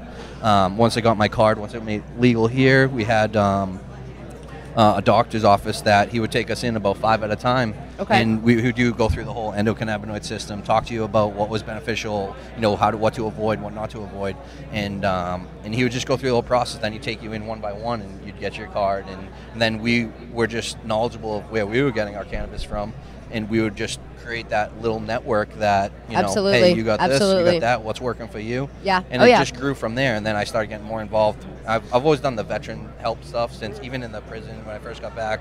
I was helping people with their GI Bill and other things, and it's just something that people had always come to me and talk to me about that, and it was natural to kind of move into this once I realized how much cannabis was helping me, and seeing how it helped other veterans get them out of their situations. We just decided to start this organization that really tried to give veterans another purpose through cannabis, because there was such a stigma associated to us using it when I would try to work with other organizations, Yes. which I'm not even going to give them credit for. But they're still decent organizations, but they just, after hours, it would be more of a drinking fest. I'm with you. That's not something that we were about. And that's just, so people know, and so there's a little bit more of an understanding and a perspective. It's not that I mean, some people prefer having a drink. It's legal and you can do it. But when you're dealing with something like PTSD and you're dealing with the ramifications of living with something like that, and you're intimately familiar with that, you know, and you do have this, and now I'm speaking from a psychologist chair, you know, so now it's like, when you do have that mindset and the way that the alcohol works in the brain as opposed to the way that cannabis works in the brain. As a depressant. Exactly. It's really only enhancing the vicious cycle. I feel like when you drink, everything gets dark. When you smoke, everything brightens up. Everything brightens up. Thank you. That's a beautiful way to put that. Yeah, I was going to say that's a really nice way to put it. Yeah, I mean, that's the way I like. I mean, if you're stoned, you're happy, you're uplifted, you're euphoric, you're feeling great, you're in touch with other sides of yourself, either emotionally or not. I know when I eat edibles, I get emotional. I don't know why, but it's like you eat enough. You can cry if you need to. Okay. It's okay. I will. We're safe. It's okay. All right. Good. We're good people. Good. I cry a lot. No, just kidding. Thank you. No, but cannabis, I mean, it's something that, like, it's gotten me out of my situations. It's put me in situations like sitting in front of a camera, which I would completely never do. I know, talking. right? It's just, I mean, to me, it's fairly uncomfortable, but yeah, you know, is this fun, something that you thought would never be like publicly accepted at this time, or? I never thought about it. In high school, I smoked a lot, and honestly, like I know there's a lot of research out there for the young adult brain and how that affects you, and I'm not sure how that really affects anything developmentally, at this point. yeah. But I can tell you that I played football 4 years throughout high school, and I smoked pretty much every day, and my pain was down. Whether I knew it was helping me or not, I think that's pretty much what got me through high school, because I wasn't doing so hot before high school, but then I started playing football, which it gives you that unit mentality, you know what I mean? Right. Then on top of that, I was using cannabis. Like I was used to be on Ritalin as a kid as well, and that was something that I was on such a high dose that, and that it would make me like cringe, and like my body would just tighten up, and it was just like. I know that feeling. I know that feeling all too well. Yeah. It's ridiculous. It was just very uncomfortable, and now it's Wow.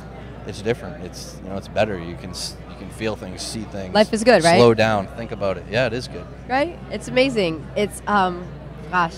Anyway, I was just thinking while you were saying you played football and smoking while in high school and stuff like that. You're familiar with Dr. Uma? Yep. I'm sure you are. Yep. And for those that are not, Dr. Uma's amazing. She's here. She gives an amazing Docs and Jocks speech. I don't know if you've seen it yet. Has she but done No, it yet? I haven't. She hasn't done it yet. It's going to be this afternoon, and then she'll be on later. You guys stay tuned. She'll be on at 3.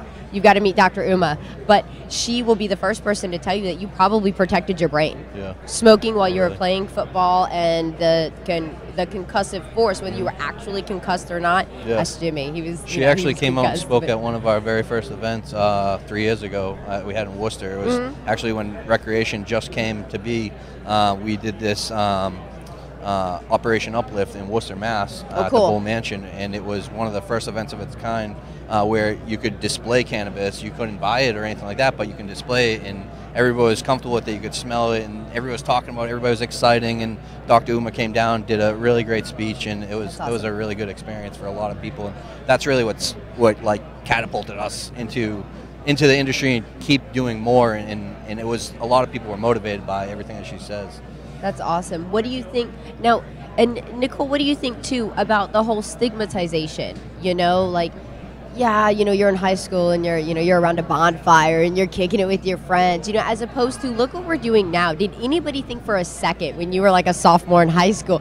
Yeah, that's right. I'm gonna be like live streaming from a cannabis conference, and I'm a cannabis definitely professor. not. Definitely not. In high hilarious. school, I was actually one of the kids who was not against smoking, but I was like, you can only have one vice, is how I felt. So I was like, if I drink, I can't smoke, and I guess I chose the wrong vice because there's no benefit. Well, you got experience either way, so that's right. But there's so many more benefits to smoking that we didn't know about. That those kids were actually a lot smarter, and they got the bad reputation for being wake and bakers or stoners, and I was friends with a lot of them. I just chose not to do that, but they actually probably were protecting their brain, like you said. So what do you think about it now? I'm sure you still talk to them and stuff. What do you think? And you're like, hey, check it out what I'm doing. How do How do you feel about that? Just the different. My friends think change. it's comical because they're like, "Oh, you were like so against that in high school." Like, "Oh, like I'm not gonna smoke. Like I'm above smoking." Was like the attitude that they thought I had. Like, yeah, why are people so surprised that other people can change and accept certain things? Yeah, like they're they're just surprised. Like, oh, like you drink, you don't smoke. Like it was never like a okay thing to do both. Yeah. Weird. It's just a That's weird really weird, attitude. yeah. That's crazy. To have about it. Like I feel like that was just like an outdated way of thinking, and now it's like it's so much more accepting if you say that you use CBD or if you just smoke in general, like with THC, without THC. Yeah, way more accepting now. It was interesting. Yeah, like you were saying that accepting, and you were saying out of date, and I think that that's so perfect. Out of date, is such an excellent term, in describing it. Now, from a veteran's perspective, and here we are, and we go, and we're used to, hey, it's the birthday ball, and we're celebrating, and everyone wants to have a drink, and of course, I appreciate that, but hey, let's, I'm good. Well, it's funny that you say that because the stigma is still there, and as a veteran, down this past, the birthday. Mm-hmm. For the Marines, because that's a big thing for us. I went down to Cookie's Tavern where they do in Pennsylvania. Very cool. And drinking culture is strong there amongst Marines. And you don't say. Yeah, and I'm going to tell you right now, I'm probably going to go down again this year, and it's not going to be just drinking. There's going to be weed. Because last year we smoked, and the stigma was still alive, but people were accepting of it. And Philly in general is an amazing city, and they are very accepting of cannabis as well. And like we were smoking right in the middle of everybody, and they was just like, some people would nose up and who is that, but as long as they're having fun and they're Marines, they didn't really mind. But so it was still strong. Yeah, it was very they tolerated it. And this year, I definitely plan on going down there again and doing it again. And I want to try and organize something a little bit bigger and have some more vets where it is more accepting, because it gets to the point where we can't even go out now. Like you go to a country concert and everybody's drinking, and like I went to Country Fest and there's people puking next to me and like spilling stuff on me. And that's accepted. And it's horrible. It is so feel weird like you're around because zombies. why when you're holding a drink in your hand and you're visibly like intoxicated, people don't look twice. Yeah. Right? They don't take a second look, but if you're holding like a joint, you look a little tired and your eyes are red. You're a problem. If you're holding a joint, or they can tell that you're like a little high, it's like, oh my god, like that person's smoking. But then how dare you? Yeah. What do you mean? How then the dare person we? right behind them could be drinking all night and puking all not over the thinking place. anything of it. Nope. Exactly. I just feel like I'm so standing crazy. amongst zombies half the time, and it's like, Yes. and then all those people, that are in a stadium, 60,000 people, they're all going to drive home. Probably 75% of them are drunk, in my opinion. That's so terrible. It's just an uncomfortable feeling. And then on top of that, there's the social side of cannabis. That's another thing that brings a lot of us together, and like it's something that, a lot of vets don't take the time to talk, or like we're not big on talking. We're big on like just being around each other and knowing you got my back, I got your back. Right. But when you smoke and you consume, next thing you know, you're talking. You're saying stuff Right. you don't normally think you're talking about, whether that be therapeutic or it's something that you just realize about yourself, and then you realize. Yeah, you're it not the only almost one like dealing with it. breaks down your walls that you would normally just not. True. So be the That's social an side excellent of way it to say is- that. Yes, that's an excellent way to say that. So I think the social side of it is still like I'm not a huge fan of the recreational side of it necessarily, because it has overshadowed medical in a lot of ways sometimes. Okay. But Okay. I do see the benefits that sociability for veterans to hey, I can smoke, I can consume. I'm going to talk to somebody that I may not normally talk to, and and on top of that, like when you're smoking, you're kind of controlling your breath. If you think about it, it's almost like a forced meditation, because you're inhaling, you hold it in, you breathe, you let it out, boom, pass it, and it's a connection all the way around. Never thought about that. He's very Zen master right now, right? Like that Zen was out. really good. I've I never like thought that. about that. I never thought about like that a breathing either. technique, Yeah. like Huh. a relaxation technique. That's Works well. oh. So we do wise these things. words We you do have. these things where they yes, hello. We do these things called veteran check-ins, and we do them at our monthly events. Very cool. And you sit in a group, and it's a vet-only check-in, and we roll a bunch of joints and we smoke them, and we pass them around the room, and basically you say your name, your branch, your service, and basically what have you been going through for the last month. Have you had a good month or a bad That's month? cool. And then what are you working on? Some people are just getting clean, where you have people that are 30 years clean, and they're realizing they're not the only one, and next thing you know, they're like, I'm instead of sitting in your house thinking this sucks, and I'm going through this all by myself, but you come out once a month, and then it's like you re-energize, and it's like, wow, there's 5 other people dealing with the same exact thing, and it's Yeah. you realize it's not just a single person problem. Can people find that information if they want to get involved with that on your website? If they go to our Facebook page, is the best way to get a hold of us to figure out the events. That's New England Veterans Alliance right on Facebook. And if you go on our website, nevausa.org, it'll redirect you, I believe, to that events page as well. So then you can find that. And those events are open to the public. We do those every last Tuesday of the month from 6 p.m. till 10 p.m. and the comedy show starts at 8. But prior to that, the idea is that we do the vet check-ins. Vets know who is a veteran and who is there.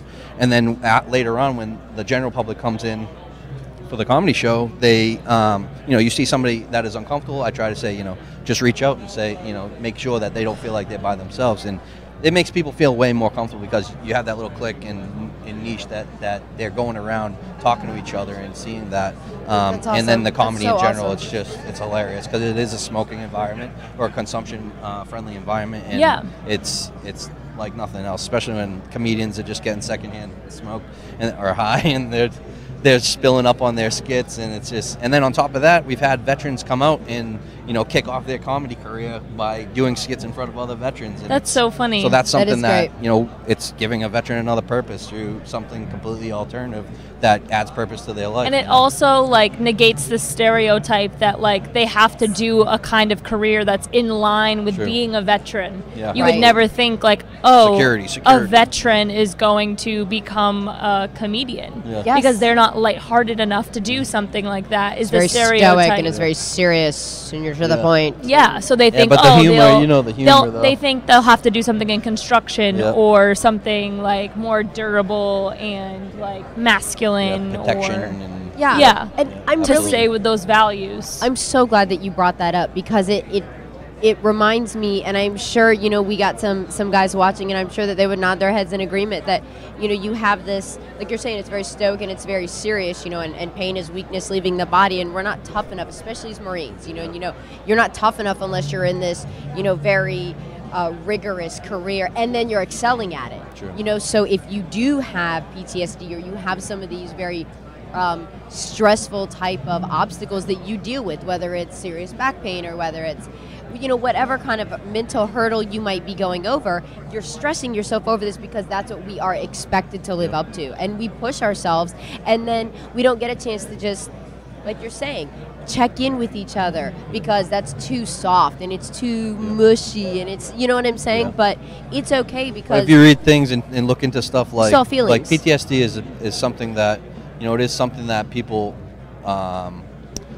negatively affected by, but it's also something that you grow by too. If you Yes. really, my biggest thing lately is step out of your comfort zone and force yourself into those uncomfortable positions that reprogram your brain to. Because that's where the to growth stay that. happens. Absolutely. Absolutely. And, General Mattis, he went on to say post-traumatic growth, that it's not post-traumatic stress or it's post-traumatic growth.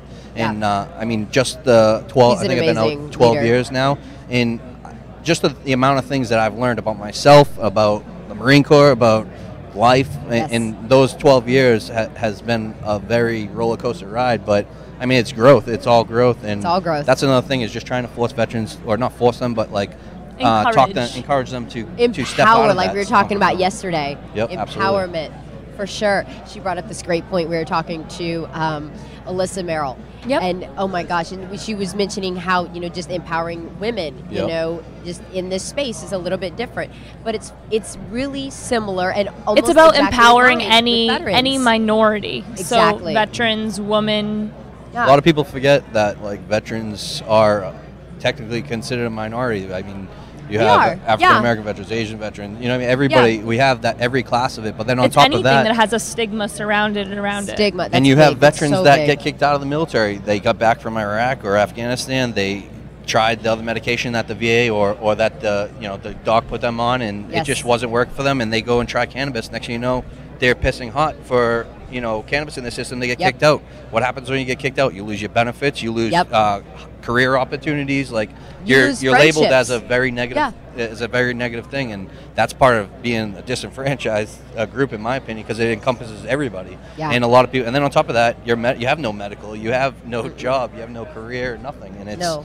it's something we deal with that a lot. A lot of veterans come to us for help like that, and we try to help them the best that we can, link them to other organizations that help them with that, or people within our own organization that can follow up with them. And just today, I talked to another person that was a VSO and trying to work with him to try and get more veterans taken care of as well. Will you spell out what VSO means? Veteran Service Officer. There you go. Good job.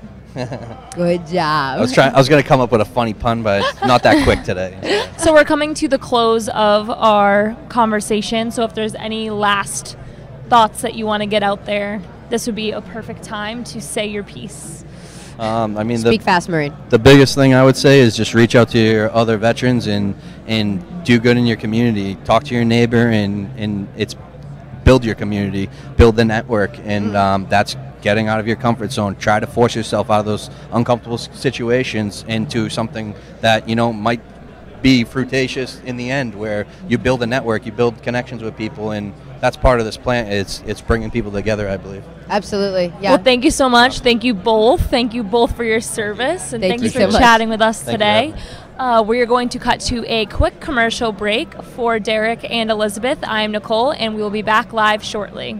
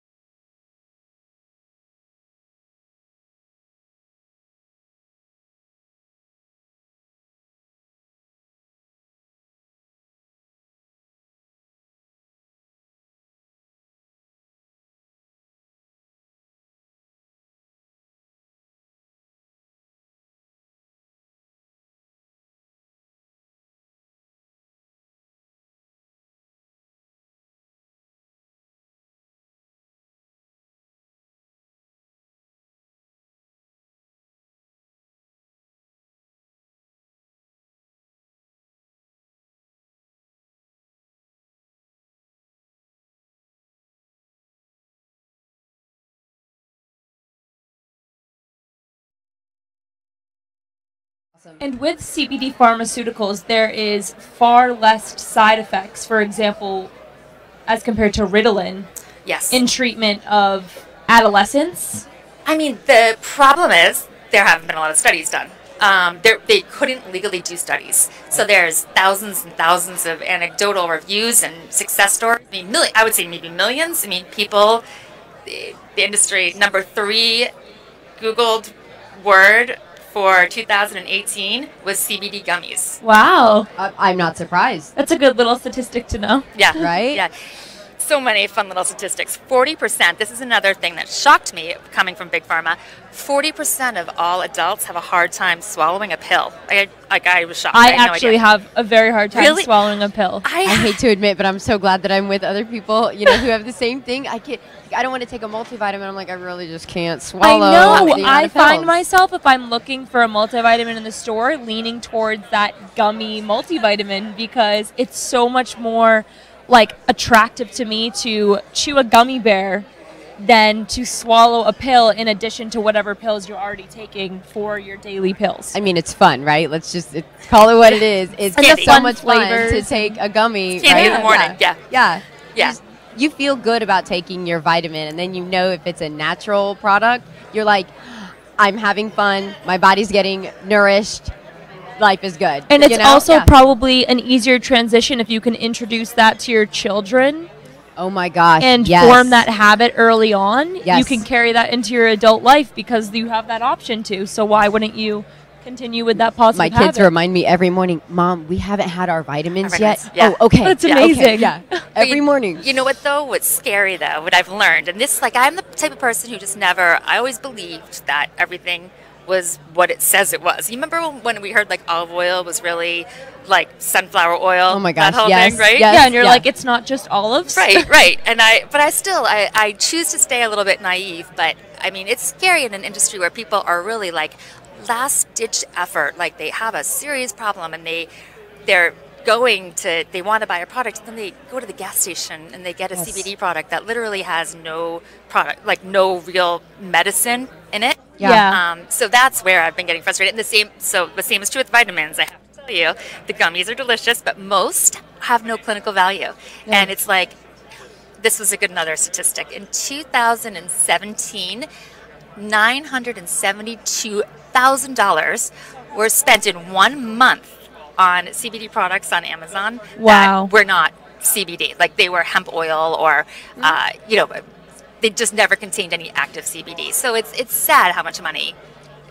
It's okay. You say that, and I think about from a pharmaceutical position too, how much money the companies are getting from, especially the VA, for example, for all of these pills and for all of these things, and then like you're saying, not that pharmaceuticals per se don't have anything in them, but it's just you got to be careful. There's a lot of snake oil out there. Yeah. And there's Oh, a lot of yes. people that are they're willing to capitalize on something, and education is key. I mean, really, and with the website that you've put together, it seems so ingenious, and then it's But no one's testing the products off the shelf. Yes, it that's should crazy. definitely be quality over quantity. There are so many options already in this emerging market. Yes, and as 3 women, I have had some history with online shopping, and I never knew what an affiliate link was. I never understood. Do you guys know much about this thing? I'm an Instagram influencer. So the okay. word affiliate link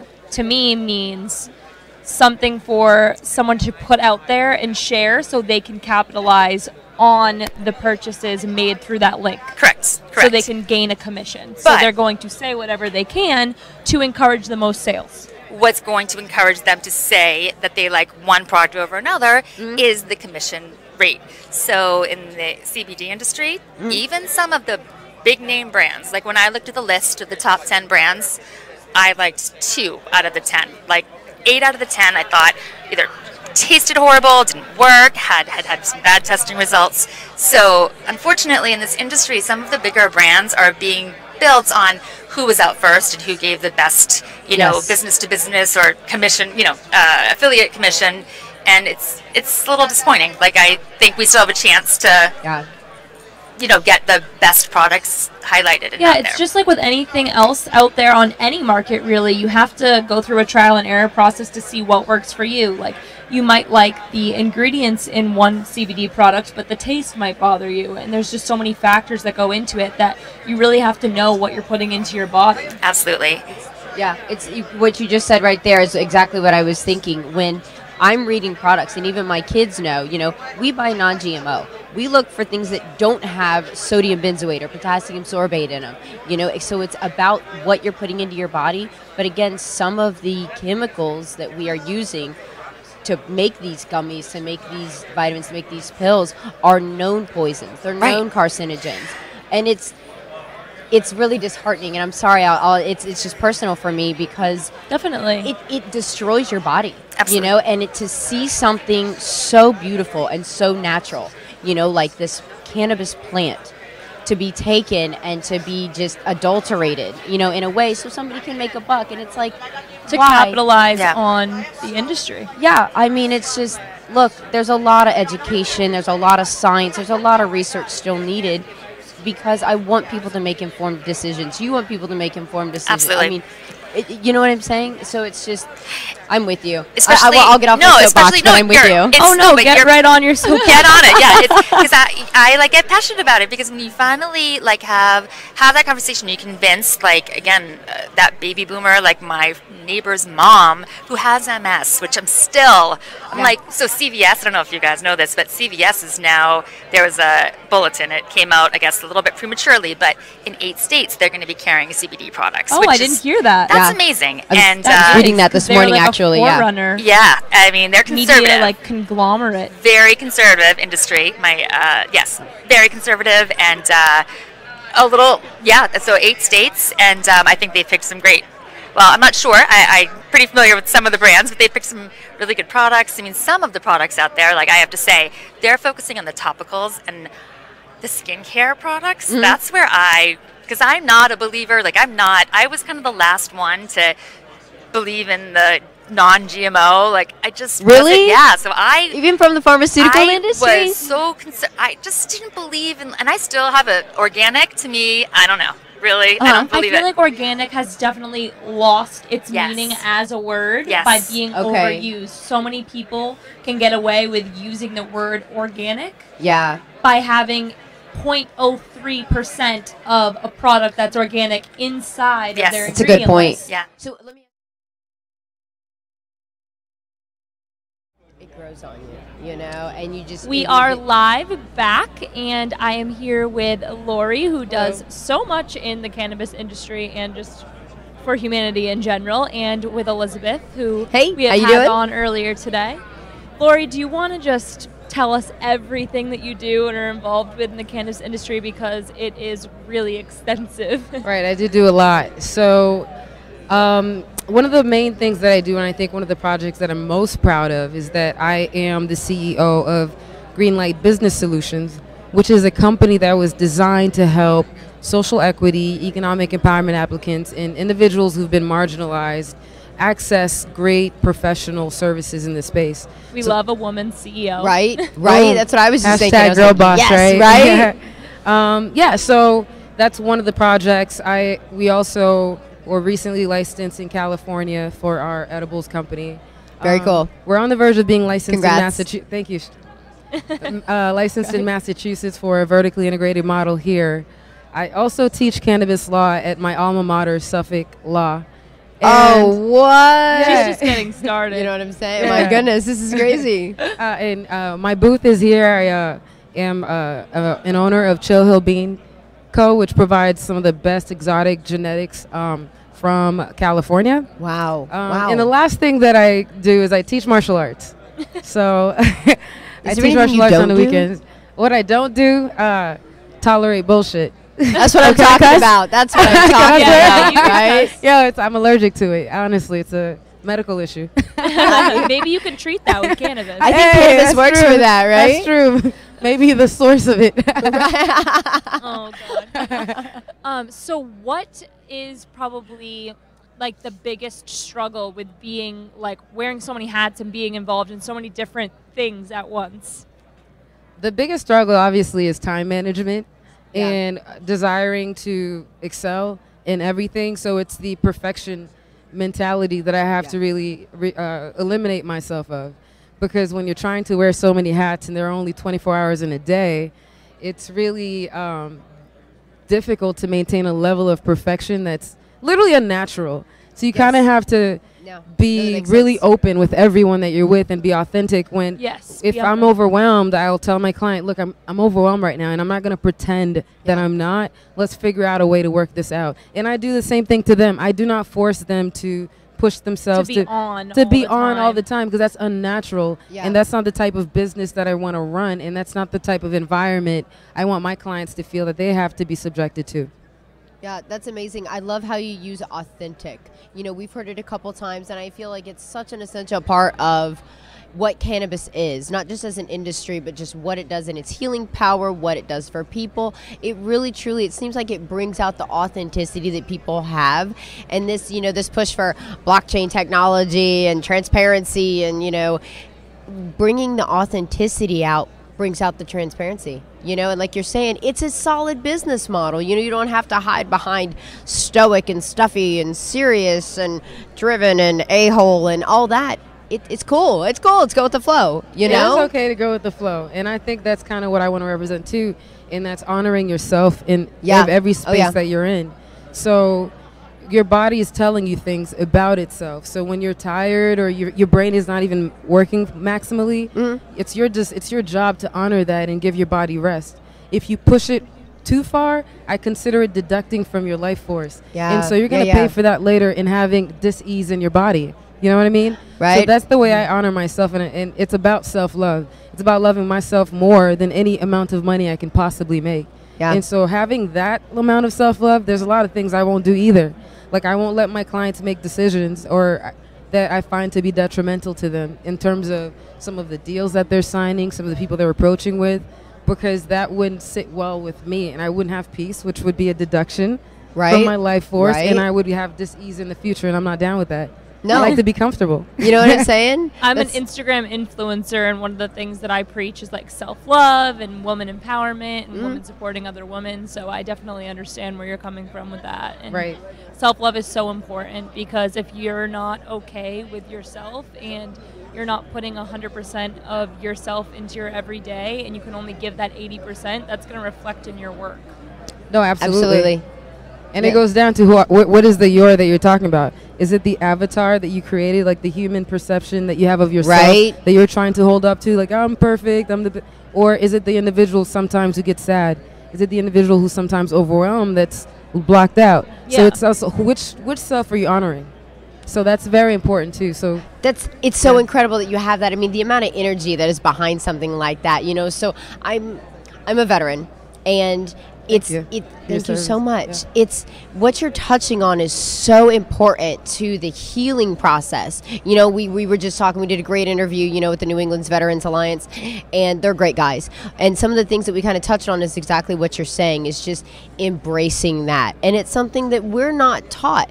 Not that, you know, hey, trust me, I'm so proud of everything I did in the Marine Corps and everything else. I wouldn't change it for the world, and no regrets. But I feel that there's a better way, and in teaching that self-love, and in teaching that it's okay to embrace crying sometimes. It's okay to embrace, I'm tired. It's okay to embrace, I can't perform at my top. I mean, that is just such an awesome message. It is, because what happens is all of these aspects of yourself exist. Yes. And when you're sad and you tell yourself, I shouldn't express that, that's you're negative. Fragmenting yourself. Exactly. And you're showing only a piece of yourself to the world, so no one actually knows you. And because of that, you have this discomfort because you feel like an imposter, because no one really knows that I'm sad right now and I have to hide it. No. Bring your full self forward. This is why I think some people think I'm random, because I will express, I'm like, man, I'm overwhelmed right now. But Big Mama's pushing through. But so you know where I am, you're aware, and I'm sharing, and I'm open. I don't feel like I'm hiding anything. Right. So it's bringing your full self and knowing that you have enough value. And that you deserve to be loved right where you are, whether you're angry, whether you're upset. I need to embrace you because that aspect exists in me. Sometimes I'll pop off. And I need to have a space with friends who allow me to pop off. And it's safe. Not take it and it's safe. Right. So I think, I don't know how we got on this topic, but that's Random, right? See how it goes? Yeah, because that's kind of also what I want to do eventually. I want to talk to people about diving into authenticity. What does it mean? And how do you incorporate that in business? Because when we're in a business where it's all about branding and logo and an avatar, yes, does that avatar and branding stand for what you actually stand for? Or are you just putting up a front to meet some common like trend of, oh man, we're woke, or we care about other people, or is that really what you stand for? Yeah. Because sometimes I find myself saying lines like, I believe X, and I'm like, do you really believe that? And then, or is it just trendy? And I have to really go deep in myself and realize it may not be a popular belief, but no, I'm not down with that. Or it may be a popular belief, I'm down with that. But I'm not just going to go with it because, you know, it's popular and like it's the right thing to say, or it's the type of thing that brands should be doing or should. No, I don't care. I'm Lori. I represent Greenlight Major Bloom. And when you see Major Bloom and Greenlight, you see Lori. There's no separation. And I think that's what needs to happen to branding. What do you think? I'm real quick. I want to get your opinion before we move on to something else. As an influencer, you know, and you're talking about authenticity, Laura, and you're bringing this space, you know, and having it be safe, you know, and in such a, it's dangerous. It's cutthroat over there, you know. You get on the gram and it's like slash and burn sometimes. I mean, definitely, as an influencer, I get a lot of different products pushed towards me. Yeah. And it's up to me to not just accept the check and really only endorse things that I truly am passionate about and believe in. Yeah. And that's where it's like that fine line of like, okay, you're an influencer, but what are you influencing? Exactly. Are you really like an influencer or are you just a bad influence? Like you have to have a platform to stand on and what you're saying like has to like resonate with something. It has to reach people, and if there's no message behind what you're saying, you're not an influencer. You're not influencing anyone. Yeah, no, that's solid. That's super powerful, and that leads me to realize something. In my business, the consulting company, when someone comes and approaches me as a contractor that I would actually recommend to my clients, you may have the best product in the world, but what I do is I pull up your board of directors, I pull up the owners, and I pull up your website, and I see who your values. I Google everyone. If you don't stand for what I stand for, I don't really care how deep the discount is. Right. I'm not using you, and I'm telling the clients, this is what I found out about them, and they stand for nothing. We don't have to choose. We can choose now who we work with. The internet has given us access to information. Yeah. We don't just have to believe them. Do your due diligence and ensure that whatever contractor you work with, whatever business you work with, stands and represents your clients because it's an extension of you. Definitely. Right? That's, golly, oh my gosh, that's so super powerful. It kind of takes my breath away for a minute because I'm just thinking again, we're on this trend. You know, we've been talking a lot the last couple of days about authenticity, about empowerment, you know, especially with women in the cannabis industry. And I am just super pumped to be sitting here with you because, like, I mean, coming from the Marine Corps, this is not what I thought I was going to be doing 10 years ago, you know? So I'm sitting here with you and you're doing this and you're crushing it. My gosh, let's just call it for what it is, right?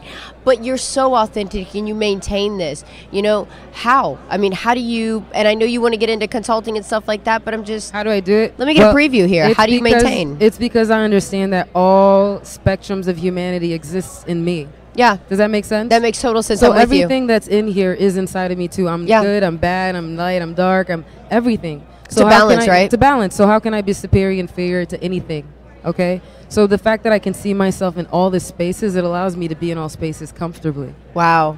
Can I get real with you guys for just a second? Get real. So, okay, let's do this. Let's get real. So in getting into the science of it, right? So now that I'm out of the Marine Corps, I do science, you know, science on the side, right? So, and in research psychology, and it's kind of its own niche, you know, because I'm not a clinician, you know, I'm in the research side because I want to be able to take a smoke break, you know what I'm saying? Right. But there's so many doctors out there, you know, and so many profound people that have made significant impacts in this science space, and I get really overwhelmed sometimes. I mean, just to be totally real, you know, it's like I'm not doing enough research, I'm not accredited enough, I'm not published enough, and I'm like, oh my gosh, and this and this and this, and it's just, I mean, no kidding. Look, I am the only person in New Orleans that shed some tears on Mardi Gras Day. How does that happen, you know? And I have a great support system at home. I mean, my husband was like, look, you're awesome. Keep being awesome. He's like, I'm so proud of you. And that means so much to me. And, you know, and I know you guys with the influencer and you're constantly receiving this backlash and oh my gosh, with everything that you do. And I'm sure in one of the facets that you're in, you've experienced that. You know, how do you kind of overcome realizing I have a space here, you know, and I can fit in and I can be authentic. You know, I don't have to compete. It's not a competition. I think it's just like being the best version of yourself instead of trying to be a better version of something else that you want to be.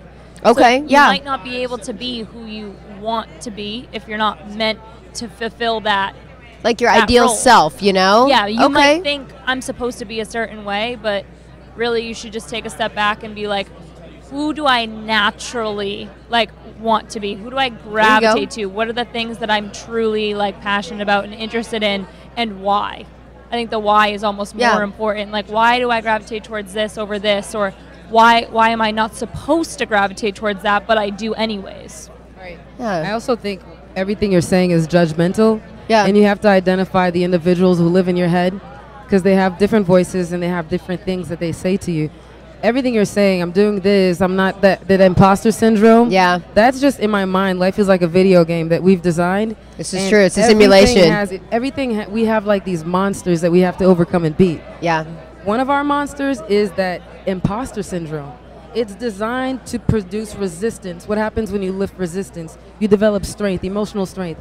Yep. You overcoming the imposter syndrome and realizing that you are the master. You have the power all inside of you all along. You're the boss of the You're video the boss game, of the the big video boss. game. There you go, It was right? you all along. Right? That's the point of it all, and that's what I realized. And actually, it's a point of discovery that I'm discovering right now. Mm-hmm. Like, as the whole point of this is know yourself, sis. There you go. Know everything about you, and that's how you I discover love it. your strength. I love Like, it.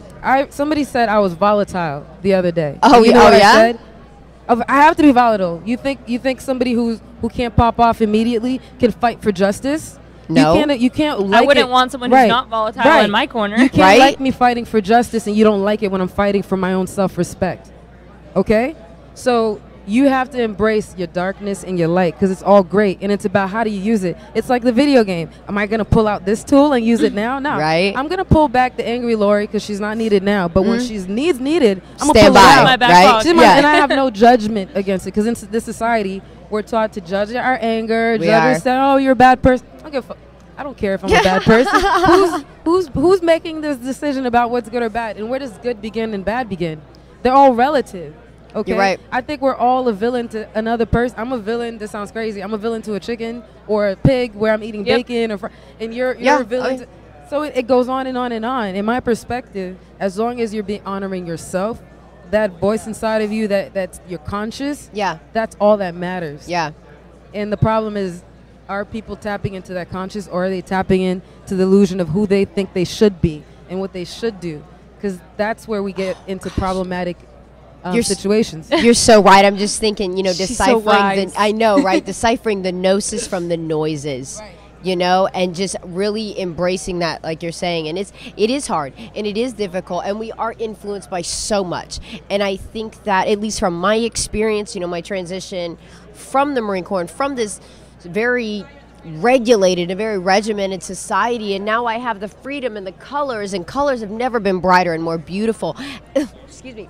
And I have never been more humbled to sit with so many powerful women, and just so many, just not just women, no offense, men, but just to have this power that we have and this authenticity that we can give to each other. And it's amazing to me. It truly is. It takes us to another level, I think, in an enlightened state. Really, it brings us up mentally. It does. Definitely. Yeah. Is there anything else that you want to specifically highlight about all of the things that you're doing or plan to do, or future plans? Yeah. Well, one of the things I'm doing is really trying to get social equity and economic empowerment applicants licenses in Massachusetts. The bottlenecks, as you've heard, are funding and locations. Yep. So if anybody who's interested in helping me achieve this feat, who has access to funding and or locations, I would love for you to reach out. Greenlight Business Solutions. My email address is is there going to be up there? Or should I say it? You can say it. Okay. It's Lori Lucy Lucien, LAURYCLUCIEN @gmail, and my phone number. You can hit me up at 857-445-5232. I got your digits, girl. Yeah, I get it. 857-445-5232. Hit me up if you're interested in helping in any capacity. I think anyone would be lucky to work with you or have you in their corner. No like kidding. I said before. Man, thank you. I appreciate it. Thanks for the opportunity. Yes, thank you so much for chatting with us today. I Right? think we are going to be coming to the close of our interview and cut to a little commercial break. But for Lori and Elizabeth, I'm Nicole, and we'll be back live shortly. Bye-bye.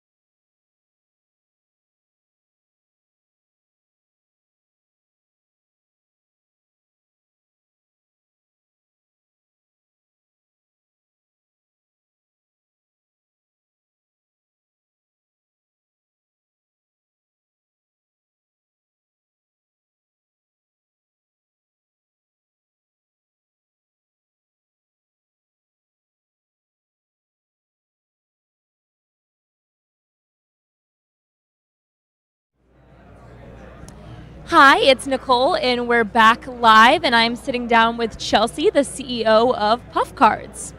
How are you? Nice Chelsea, to see thanks you. for coming out to talk to me today. Yeah, of course. So I'm holding in my hands these cute little cards here. This one says Muchas Gracias. Yes. And they have this little container in the inside, which the intention is to put whatever kind of cannabis product that you would like to gift someone. Exactly. What else is there to know about Puff Cards? Yeah, so Puff Cards are essentially gift cards. We call them New Age gift cards, where you can put CBD, THC, whether it's flower, pre-rolls. You could put infused edibles within the cards. And pretty much it's just an easy gift. It's affordable, $8 a card, where you can give someone something that might light up their day. Put money in there, really. Light up their day. Yeah. Anything that'll fit in the tube essentially is a gift that you can give with a Puff card. Awesome. I love this concept. Yes, thank you. And this is patented? Yeah, or? so this is a patented product. We have utility patents within the U.S., Europe, and Canada. All of the artwork that you see on the cards is 100% original. Starts with a sketch. It is refined in Photoshop or Illustrator, where we mass produce and print the cards. Every card comes with a custom envelope that fits, a sticker to seal. So it's a super easy gift idea. So do you have a content creation team or like artists that work on these designs? So we're a team of 3, and essentially I do all the copywriting and concepts for the cards. My brother is one of our designers. He does all of the art direction, a lot of the typography, and then our other partner, Liz, she also does a lot of the illustration. She handles all of the package design for the product. Oh, awesome. Well, it looks like a really well-made, nice quality product. So congratulations on that. What kind of struggles do you guys face when it comes to sending these through the mail? So it's federally illegal to send cannabis through the mail. You can send CBD. Yeah, you can send CBD through the mail, whether it's CBD flower or edibles. But there is a legal disclaimer on every card that says it's federally legal, and you could be prosecuted if you get caught with the U.S. Postal Service sending any cannabis through the mail. So that protects you guys on your end. Right, exactly. But we try to make it known that it is a person-to-person gift if you are sending or giving THC to anybody, just to gift responsibly. So now, I'm not familiar on the legalities and laws surrounding the gifting of cannabis. If I was to go to my friend's birthday party and hand off cannabis that contains THC, so it's not just CBD product, it's something that's going to be psychoactive or psychedelic, Right. Is that legal? It's 100% legal. If it's someone who doesn't use THC, I wouldn't recommend just giving them a joint and being here, have fun, if they don't really know too much about it. But it's totally legal to give it as a gift. The containers that are within the card are smell resistant, so there's no odor that's going to blow the surprise, and they're also child-proof, so you don't have to worry about or pets. Exactly, someone getting into it. I don't think a pet would be able to get in there. Maybe if their teeth are super they have strong. gums. But yeah, exactly. But for the most part, I think people know who this gift is for when they see it, and they gift accordingly. A lot of people will put money in there if they're not 420 friendly themselves, and they want the recipient to be able to buy their own cannabis at the store or however they get it. So. Oh, that's a good idea too. If they're not sure exactly what kind of cannabis to purchase, or they're not in that space themselves, but their friend is, just give them the money to go purchase it themselves. Exactly. And I'm sure that they'll get the hint with the Puff cards. Exactly. What the money is intended for. Right. So I guess the disclaimer here is just to gift responsibly. Exactly. 100%. Gift responsibly and consume responsibly 100%. once you get your gift. Right. So because you don't have any struggles with mailing or anything like that, they can just purchase this product directly online? Yeah, so we sell directly off of our website at puffcards.com, where you can buy just the card, or we also sell CBD pre-rolls if you don't want to take from your private stash to give the gift. Other than that, we sell in smoke shops and dispensaries. Right now we're not in any in Massachusetts, but we're looking to expand our distribution. DC is one of our bigger markets because recreationally it is legal there, but you need to give it as a gift. So they'll sell the cards at a premium price and then gift it with like an eighth of cannabis instead of directly selling the cannabis. Is there an age limit regarding ordering these products online or the cards themselves because they don't contain cannabis in them? There's no age limit because there's nothing really illegal, but yeah, that's something to think about. I guess just who you're gifting it to has to be of age according to the law of the state that you're in. Right, exactly. So that's just something to keep in mind. Yes, 100%. So being a woman-owned business, have you experienced any backlash or like stigma surrounding that? I wouldn't say so much stigma or backlash, but I would just say it's harder being a woman in this industry. Even though there are so many women, it's still a primarily male-dominated industry. There's just a lot of challenges in regards to sometimes you want to do business and it doesn't always lead that way, or people don't take you seriously because they think you're just some girl that has like a weed card company.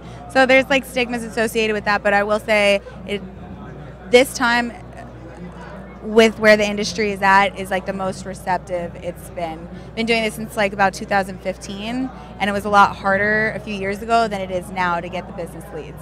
So that's good. I'm 23 years old, and when I was growing up and I was 16, 17, I was always told from like figures that I looked up to and adults around me that weed is like unprofessional. I shouldn't be smoking if I wanted to be taken seriously. So the fact that I'm like in a business headspace right now talking about cannabis is just kind of mind-blowing to me. Right. That like I just can't believe that we've actually come this far in Massachusetts especially. Do you agree that this is something that you thought wouldn't happen by this year, or is that not in line with what you're thinking?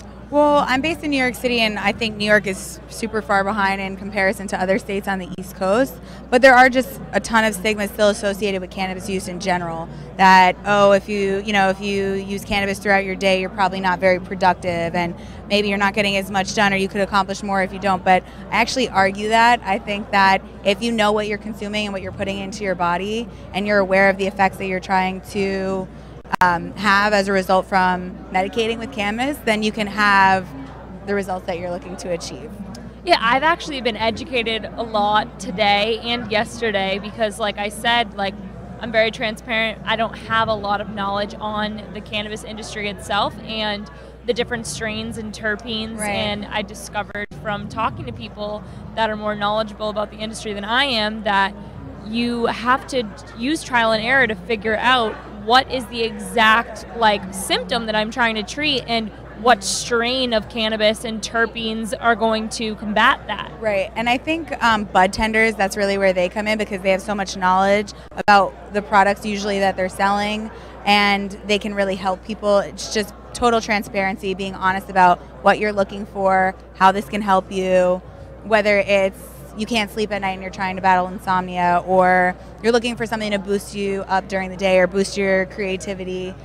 There's all different strains for that, hybrids. It's really just about responsible consumption and knowing what you're putting into your body, not just going in and getting some of this and some of that and seeing what will work for you. I think it's really about the strategy behind looking for what you're looking for yourself. Definitely, and I agree with that completely. Like being transparent about what you're putting in your body and anything, like in your skincare, in your beauty products, just knowing like the ingredients on the label is so important, and it should be the same thing when you're speaking about cannabis. Right. Well, for so long, before people were able to go into the store and actually purchase like flower, you were getting it from someone random. You don't even know where it's coming from, if it was sprayed with pesticides. Now, this is like the age of information, and you can find out exactly where it was grown, during what time period, what pesticides they used on it. So now more than ever, people know what they're putting in their body, I'd say. Whereas in the past, maybe people wouldn't touch it because it was kind of a sketchy situation if you have to get it delivered from someone that you don't know or from a third party. Yeah. You never really know what you're then inhaling or using for edibles or whatever the case And may be. there's been so many cases like over the years where people have experienced like bad reactions because it was laced or it wasn't a pure like marijuana product, or they didn't know where it was coming from, so they weren't really getting what they were paying for. Right. And that's true with anything that you get off of the black market, so to speak. So that's why it's so important to educate yourself on Right. what kind of cannabis you're using and where it's coming from. And now with CBD, it's not even all about just like THC products or getting high. Like if you feel anxious or if you're struggling with depression, CBD could be a great alternative to any THC products because you're not getting the psychoactive effects. You're not maybe getting the paranoia that comes from smoking a strain that has THC. So there's really a lot more options now than ever for people. Yeah, it also doesn't limit yourself to like one area. So if you were to like smoke a joint and it contained THC, you're kind of stuck in your house for a little while because you can't drive a car or operate like machinery. So if you were to use a CBD product, it doesn't limit you to that space where you can still go about your day and you don't have to worry about that kind of psychoactive reaction. So do you think that a year or two from now we'll be seeing some more progression in this industry, and what might that look like? There will definitely be progression within the industry. Hopefully, as like social stigmas start to deteriorate and legalization happens in more and more states and it's not federally illegal, there'll be more research on cannabis. So then people will understand the effects. And because it's been illegal for so long, there's really not any research on it by the government as to how it can truly help people. It's only been within like, I don't know, the past few years that people have actually been conducting studies. Definitely. But hopefully they're able to, along with legalization, reform some of the like criminal records and people who have been prosecuted for the plant. I know New York is really trying to do that before they just go ahead and legalize it. How are they going to make things right with people who've been incarcerated for nonviolent cannabis? Yeah, so crimes? expungement is like a huge topic right now. It's really controversial whether or not why should someone be serving time in prison for something that now is celebrated and is legalized. So a lot of people have a lot to say on that topic, so it's just Super so loaded controversial. topic. Yeah, I wouldn't even really know where to start with that just because there's so much attached to it. Definitely. That it's a very sticky situation. Where do you see your vision for puff cards? As I asked you before, like 1 to 2 years, like the progression with the industry, where do you see puff cards fitting into that? Do you have any plans for expansion? Yeah, so since we have a patent on the product, we're looking to partner with farms in different states where they can pack their flower or pre-rolls into the cards and sell them within their stores. We're also looking to expand to maybe, topicals. It could be essential oils within the cards, could be cosmetics. Vegan sustainable is like a big industry that we're interested in, whether it's like lip gloss that goes in there, or like a mascara tube that you can gift to your girlfriends.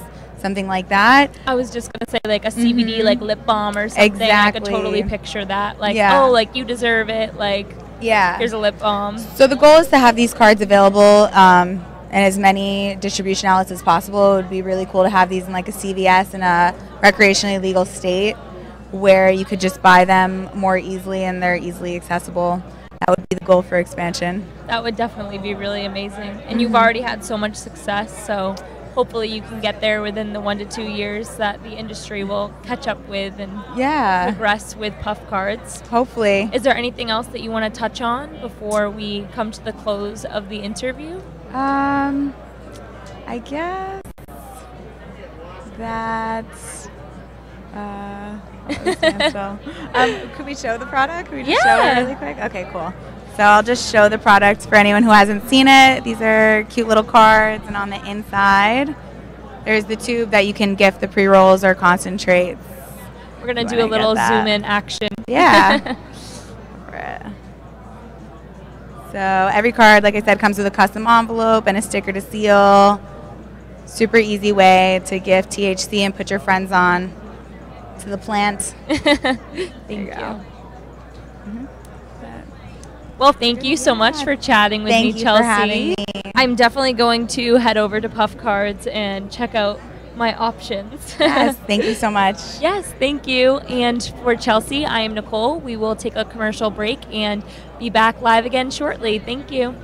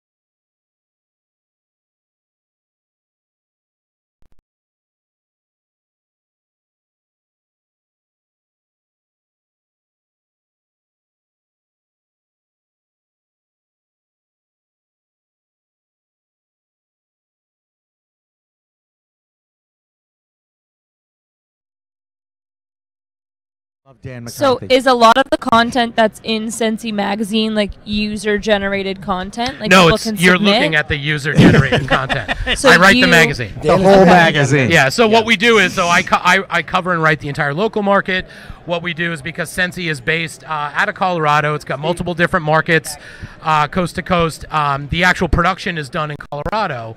So because there are other pieces of content in the other markets that are nationally facing but could be locally applicable, there are sometimes that we take a longer feature that's being produced out of one of the other editions and actually pull it into a feature here showing what's going on nationally, but predominantly the content is all locally focused, written by myself and a couple of other stringers.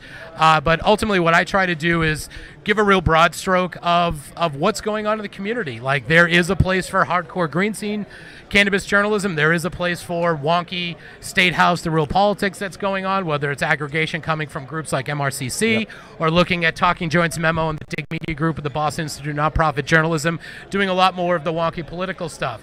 All in all, it works for a wholly integrated ecosystem that we can all benefit from if everybody understands that everybody can win when everybody's touching on all these little aspects of the community that everybody's interested in. And where there are people for the hardcore parts, Scentsy really appeals to people that might be tiptoeing in the waters of cannabis for the first time, whether it's somebody coming in because they came to the first NECANN and said, I didn't know there was a whole industry here. Whether it's some 90-year-old grandma getting their first brownie for glaucoma, or whether it's somebody coming in from the hardcore green scene. It doesn't matter. There's something for everybody. And let me get Sean involved here for a minute, because one of the things that Scentsy does really well is champion the industry, and they have quarterly events, networking events. Sean, you've been involved with all of them. Yes, thank you for bringing that up. Well, I just wanted to get a little time because Dan's here. Oh, what do you know? Working with Dan, you barely get a word in. But no, it's great. We realize the magazine does a great job to get the information out there, but we also want to bridge the gap, and rather than just add in a magazine or an article about a company, we want to give the community an environment where they can come out and meet these businesses and see some of the human aspect of what's going on and why people are getting into the space, and just trying to bridge the gap between the green scene, where there's plenty of information out there, and some of those more curious people, to really help just normalize things. So you have Scentsy Connect nights, you have Scentsy nights. Right. What's the next event? Because I don't think I've missed one yet. You've been there, Jamie, and we're hoping we'll have 4 Scentsy nights this year. We're hoping to have the next one in May. Hopefully have it announced in the next few weeks. Okay, are we going back to the Royale? Are we going to find another locale? There's a lot of spaces we're talking to right now. Okay. Are there anybody bidding on these things yet? That's what I'm waiting for, and so are you. We're all waiting for it. We put on a couple great events last year. You should look into the Grand. The Grand is definitely somewhere that we're speaking to. There's a lot of different. I called about 50 venues this week, so we have a lot of conversations going on. A year ago, no one, other than Royale, who's a great partner, was willing to welcome us. A lot of new people new environments are looking to bring the community and opening their arms and understanding, we're just like any other group that's looking to come out, connect, network, and have a good time. So we'll be having, 4 Scentsy nights that are open to the community, a couple thousand people, and then some more B2B focused events to really bring industry leaders together and help us kind of grow that way as well. I think it's great. Leon Drucker, we haven't mentioned Leon. He is the publisher of the magazine in New England and is a well-beloved character in the community. Would that be a good way to describe Leon? We love Leon. Yeah, Leon and I started this magazine a little over a year ago, got Dan on board shortly after. Since then, we have a few other people that are helping us generate some partnerships and, bringing on more writers to really create great content. But yeah, it's really a team effort here, just here at Scentsy, but also throughout the whole community, giving us a lot of support and welcoming us to the market. Absolutely. So what is your guys' goal for where the magazine's going to be a year from now? Like, what is your short-term goal? The target really is, getting out there anywhere you see free magazines available. We're currently, you can get us at about 400 different locations around Greater Boston. We'd love to expand the reach, so we're not just in Greater Boston. We're covering a little bit further out west, down south. Cape too, the Cape too. The Cape as well. And you'll probably see some events focusing a little outside of the Boston as the summer comes as well to reach different communities. Have you done anything on, I think you did, pet CBD, using CBD with pets? Because there's been a rise in Cape Cod Hospital. There's a story in one of our news things that I read. The dangers of getting your dog or your cat high. Or they get into the catnip, the edibles, or something like that. And there's been more emergency visits on the Cape, they've gone up. And I have a friend who's a veterinarian. I've actually reached out to him, and I think we'll get together next week. But there needs to be some knowledge about that. Well, there is. I mean, like, the reality is, like everything with pets, it often comes down to the owner. Yeah, owner responsibility. CBD Kinda for like pets. parenting. CBD for Yeah. pets is a great thing. There's an entire market designed Yep. to it. I personally have a couple of friends that have old rescue dogs, old pit bulls that were scheduled for being euthanized years ago. They started making their own full extract cannabis oil, CBD treatments, everything else. They worked out with a vet, a little treatment, and dogs still kicking today. At the end of the day, is there some rise? Is that indicative of some macro problem with dosing animals? Probably not. But yeah, if you're going to leave a brownie around, or you leave a dosed anything, a jar of honey, and your kitty cat goes in there, laps it up. I mean, is it really the cat's fault? I mean, it's a cat. It doesn't know what the hell it's doing. It's the same thing as when you make regular brownies and you leave them out on the counter. You have to be responsible enough to make sure that your pets aren't going to get into them. Right. But CBD treatments, I mean, as a new aspect of the wellness brand, I mean, there's an entire cottage industry peeling off specifically for pets. And I know plenty of people that have animals with common issues like hip dysplasia and stuff like that are getting, lab tested quality products based out of sun-grown Oregon hemp, CBD-derived concentrates in little treats that they give to the dog, and the dogs are like got a pep in their step again. That's awesome, isn't it? I've also heard a success story about like an older dog that they just put like a couple of drops in his food. Yep. And he was like acting like a puppy again. Yeah. Yeah, so I think it's just more education out there, getting good, knowledgeable, reputable people who've been studying this, It's like pets and grandparents, Give it a little bit to them, it just brings them right back out of it, right back into it.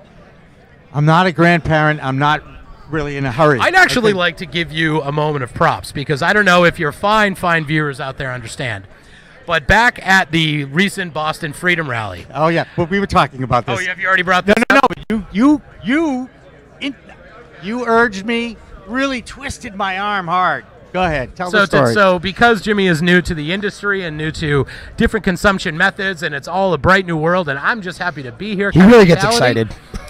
Back at the Boston Freedom Rally, it became obvious that, I mean, if there was ever a time to have somebody take their first dabs and do it on camera, it was then.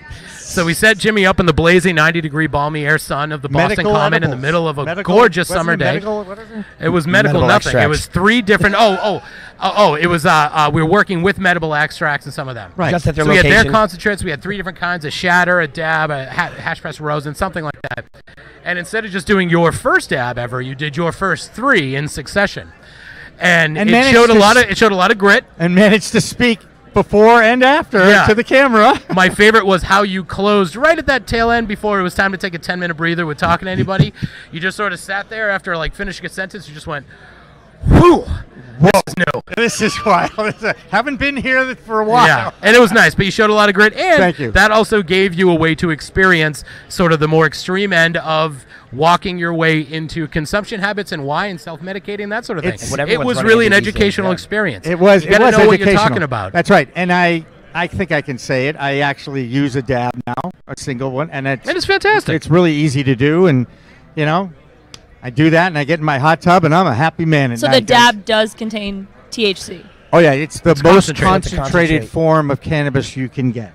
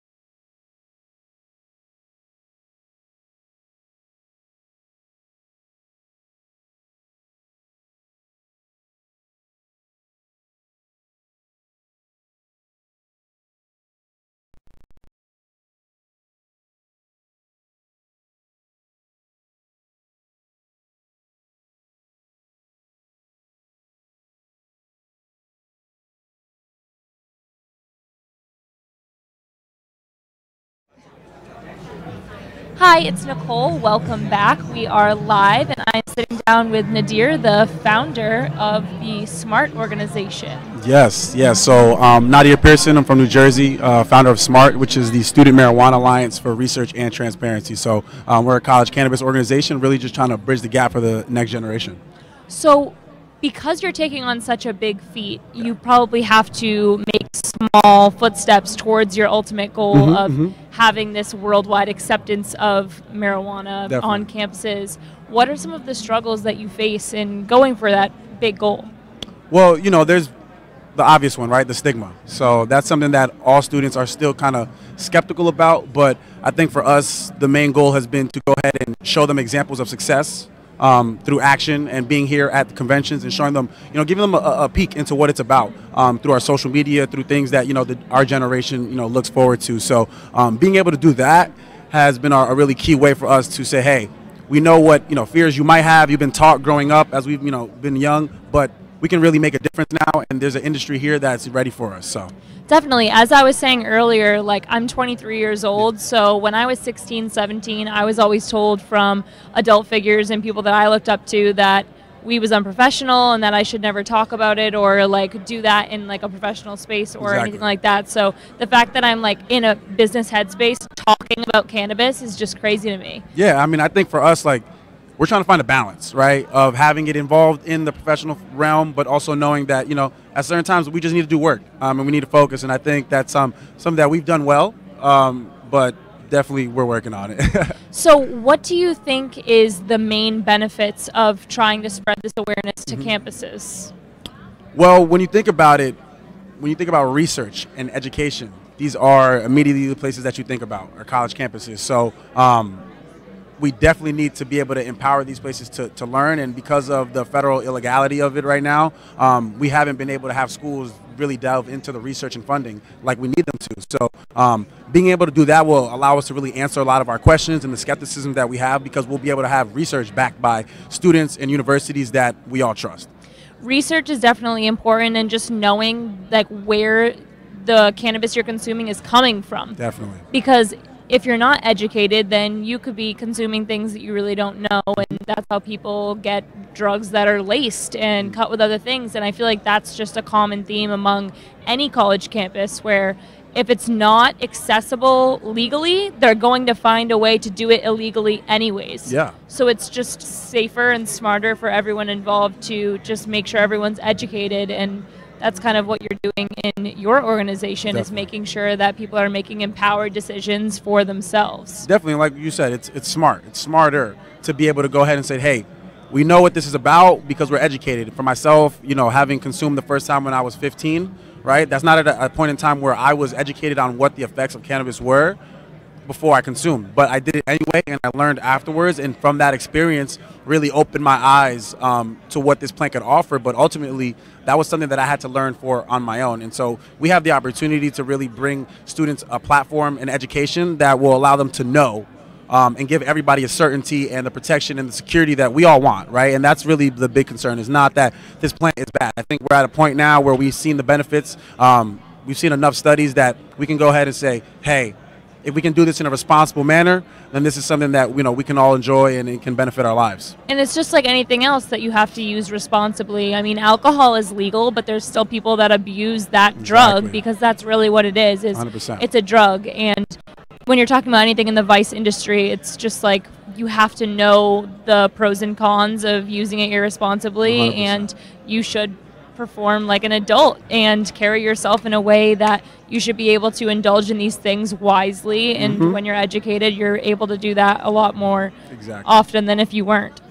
So what are some of the successes that you've experienced with your organization and working with campuses, or what are some of the campuses that this has been effective on? Yeah, so I mean, big successes like being able to place certain students in actual opportunities where they can come work at a convention or get free or really discounted access. So we've been able to partner with other groups, like in New Jersey, New York, there's a Canna Gather, which is known for throwing industry events. So being able to work with somebody like that to say, hey, our students are maybe not as financially inclined as everybody else in your organization, but can we provide an opportunity because they bring a lot of value in the innovation that young people can offer this industry. So I'm a lot of organizations have been pretty open and willing and eager to work with us and really support the student movement. So that's one hallmark example for us. That's awesome. Everyone does deserve an equal opportunity, so I'm glad to hear that people are being accepting of that and that they're not resisting to work with you. Definitely. So what exactly is your mission for 2019? 2019, I just really want SMART to build out our educational offerings and our partnerships with other folks. We're getting to a point now where we're getting a really good following online and just being able to, on our own, generate interest from students all over the country. So being able to reach out to the other parts of the industry and start to coalesce a lot more cohesive initiatives, more educational resources, and things that our students can directly use to start springboarding into the industry. Do you think that your friends and family are supportive of this, or have you experienced any people saying, "Oh no, they don't take you seriously," or "That's not really what you should be putting your effort and time into"? I would say more so. I've been doing this for about 3 years. I've been working in the industry, so really for the past few years, and then my friend is come on in here so they can see. Oh my God. Weed is friendly, as y'all can all tell, and so my family, I think, has been really open to me being in this industry because they've seen the success that's come along with it. They've seen that my career has continued to flourish, and I haven't been somebody who's traumatized because of this. There's some great things going on, right? You got something to say? I'm with you, brother. They can definitely recognize the benefits that it's providing. Yes. Awesome. Well, great. Well, we can keep going. I'm not a person. Yeah, definitely. If there's anything else that you want to highlight about your organization or a message that you think is really important to share. Yeah. I think on that aspect of the family part, right? I think for a lot of us, our parents are older. They've been a part of a different generation that has dealt with different stigmas of cannabis that we're kind of moving away from now. So really understanding their place and being able to educate yourself so you can educate other people around you is really huge, because if we can't share this information and really enlighten other people to the benefits, then we're going to be the progress is going to be a lot harder to reach. And but we've been doing a great job, and SMART is now, like I said, in a few different states now. So feel free to follow us at Student MMJ Alliance. We're studentmmj.com. So really just trying to breed the college cannabis hub. Do you have any student ambassadors on campus? Is that a way that you spread the word? 100%, definitely, yes. So we already, we have students here from New Jersey, from Rutgers, from Seton Hall, that are here, enjoying the conference with us, holding down the booth while I'm here, trying to spread the word. So ambassadorships are growing, and folks can go ahead and sign up on studentmmj.com. Well, awesome. Thanks so much for chatting with me today. Thank you. And I think what you're doing is awesome. For Nadir, I'm Nicole, and we will be back live shortly. Thank you. Thank you. Sweet. Thank you. Nice and natural. Just trying to have a convo. Yeah, that was really good. Awesome.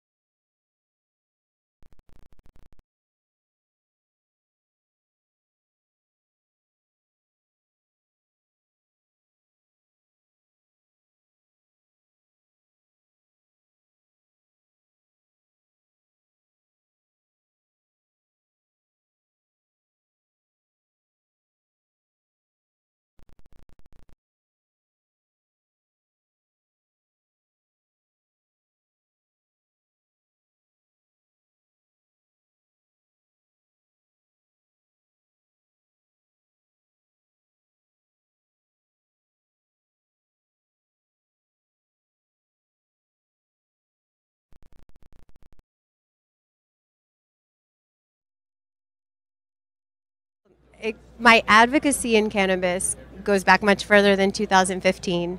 It started when I worked for the ACLU. I was a contract lobbyist for them in Connecticut, actually. Which is where you were born. That's where I'm Grew from. up. Yep. That's right. Okay, cool. Yep. And at that point, we were lobbying for medical, and it was still pretty controversial back in 2007. Oh yeah, yes, absolutely. Yep. We narrowly got it. I remember, it passed, and then it was vetoed by a governor at the time. And that really kind of alerted me to the civil liberties component of it. I went on to keep working for the ACLU and doing other civil liberties advocacy around criminal justice reform and reproductive rights. And that's really what I spent my time doing, was engagement at the grassroots level, and then through yoga and kind of holistic thinking and advocacy at the Capitol. And that kind of morphed. I did a law degree. Hang on a second. Yeah. I love how she just drops it. And I have a law degree. No big deal. That's awesome. It's funny. You know who's making the most money in the cannabis business? The lawyers. I mean, everything's going to be interpreted and misinterpreted, and then Max interpreted, and they're going to make changes, but that's okay. I mean, I think it's an exciting thing for lawyers. They get to advocate for something they believe in, right? Exactly, and make money at the same time. Right? Absolutely. Okay, so you have a law degree, and you work for the ACLU, and you've always been a cannabis advocate. So, what happened in 2015? How exactly did you get into the cannabis business? Well, so I left school, Mhm. and thinking to myself, great, how am I actually going to make money now? And how do I do something that I believe in and make money at the same time? So you never have to work a day in your life. That is definitely a great way to look at it. Every day doesn't quite feel like that, but overall I feel very fortunate to have this space to sort of play in and make a difference and create a livelihood for myself at the same time. And you're part of history. You understand this is going on, right? I was a history major at Tufts, so I totally recognize history. Yeah. It's old news, by the way. Yeah. When they used to ask you, what's your major? Yeah. I say old news. And everybody goes, what the hell are you talking about? We didn't even have majors in my college. Well, there's majors in college life. True, okay? true. That I know quite a few people that enjoyed that, too. True. It's a great experience. By the way, best 4 years of my life. I mean, it's just as I look back, So tell me what you're doing in the cannabis business, because I keep interrupting you, and that's kind of what I do. Sure. So after law school in North Carolina, I moved out to Nevada. There was a ballot initiative approaching at the time that would legalize marijuana fully. Mhm. I started working for a business advisory firm, sort of getting my feet wet, learning about investment banking, learning about entrepreneurship from more of a internal side than I ever got when I was an advocate, and kind of figuring out what it means to do business development. It can mean many things. Sales. It's storytelling. I It's think also it's a networking. I combination. see the network in here. It's network, and I think it's strategic. It's being able to see many different things and connect the dots and help people to understand what their intentions are, and then to understand the best path for them to achieve whatever their business objectives are. Wow, you and I should chat afterwards, because You need a consultant? I definitely need a consultant. Actually, I've got a team of therapists that's Team Young, okay? And you laugh, it's true, because I can laugh at myself. And anyway, so isn't it amazing? I was talking to Barney Frank, former congressman, right? I said, it's democracy at work. It's really, some states are going the legislative route, and some, like Massachusetts, put it on a ballot, made it medical, and then, I love how a lot of people say, oh, and it barely passed. Well, that's right. 2 years ago, it was 53% to 47%. Now, if you do a poll, and there's been 1 million of these polls, it's 62% favorable, because people are taking the time to get knowledge. Sure. Learn about the product. Guess what? It's another adult use product. If you're an adult, you might actually have to spend some time and figure out how to use it the right way. What a novel thought. By the way, did anybody teach you how to use alcohol? Well, and I think it's really useful to compare the two in many ways in terms of how important regulation is to create a consumer-safe marketplace. But it's also got some major differences, right? Like, no one's ever arguing that alcohol is good for you. Trust me, I enjoy a cocktail. I enjoy a good beer. But no one's arguing that that has the type of medical value that marijuana There are people who say, and they actually, I heard Dr. Jordan Tischler refer to alcohol at this convention last year, which was my first cannabis convention. Okay, it's poison.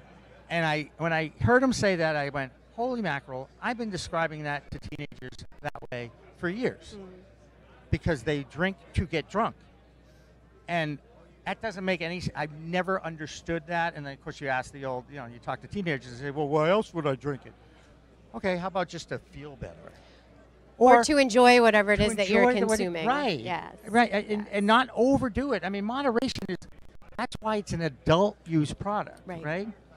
And I do preach responsible drinking, driving, and consuming. Let's just say consumption. Because as you know, there's probably all sorts of different ways to consume the cannabis weed. And I think people being able to be mindful about it and respecting it as plant medicine. And it's fine if if you don't have a condition that you're taking it for, that's fine. It doesn't mean that it needs to sort of be this excessive activity that people just do mindlessly. And I mean, it can be something that we use responsibly. It's really, and by the way, a lot of the pushback from the uneducated adult community, they don't want to have to talk about this with their kids. Okay, it's another thing I got to learn about. It's another thing I got to do. I got 2 incomes. I got to get them here. They're Would you not need to talk to your kids even if it weren't legal? Like that's the thing that I love. It's like we're making this easier for you. Correct. Now there's information. Correct. Now it's not behind closed doors. Now you don't have to sort of pretend like do one thing and say something else. Right. It's And- open. Right. And by the way, as a teenager once, I swear I was, and I was a rebel, the pushback. You're trying to push against the boundaries that your parents have set up. That's the game. That's what you do, And you want Sex is still available for that. Sorry, should I not be telling everyone? No, that's exactly where I was going. That's so funny. Let's sit down with our children and talk about sex, weed, and alcohol. What helps to reduce teen pregnancy? What helps to reduce, acting out in ways that are risky behavior for teenagers? It's talking about sex. It's having access to information. It's not a forbidden fruit. Correct. You're not tempted the same way. You can have an open dialogue and you can learn how to be dialogue. responsible. It's really about dialogue, and when you close those communication cycles and kind of cower down and this is who I am, and this is what I believe, and you're wrong, and I'm right. That doesn't. We can't do that anymore if we're going to advance as a society. Zero tolerance policies don't work across the board. Moderation and knowledge will make it happen. Totally. Okay.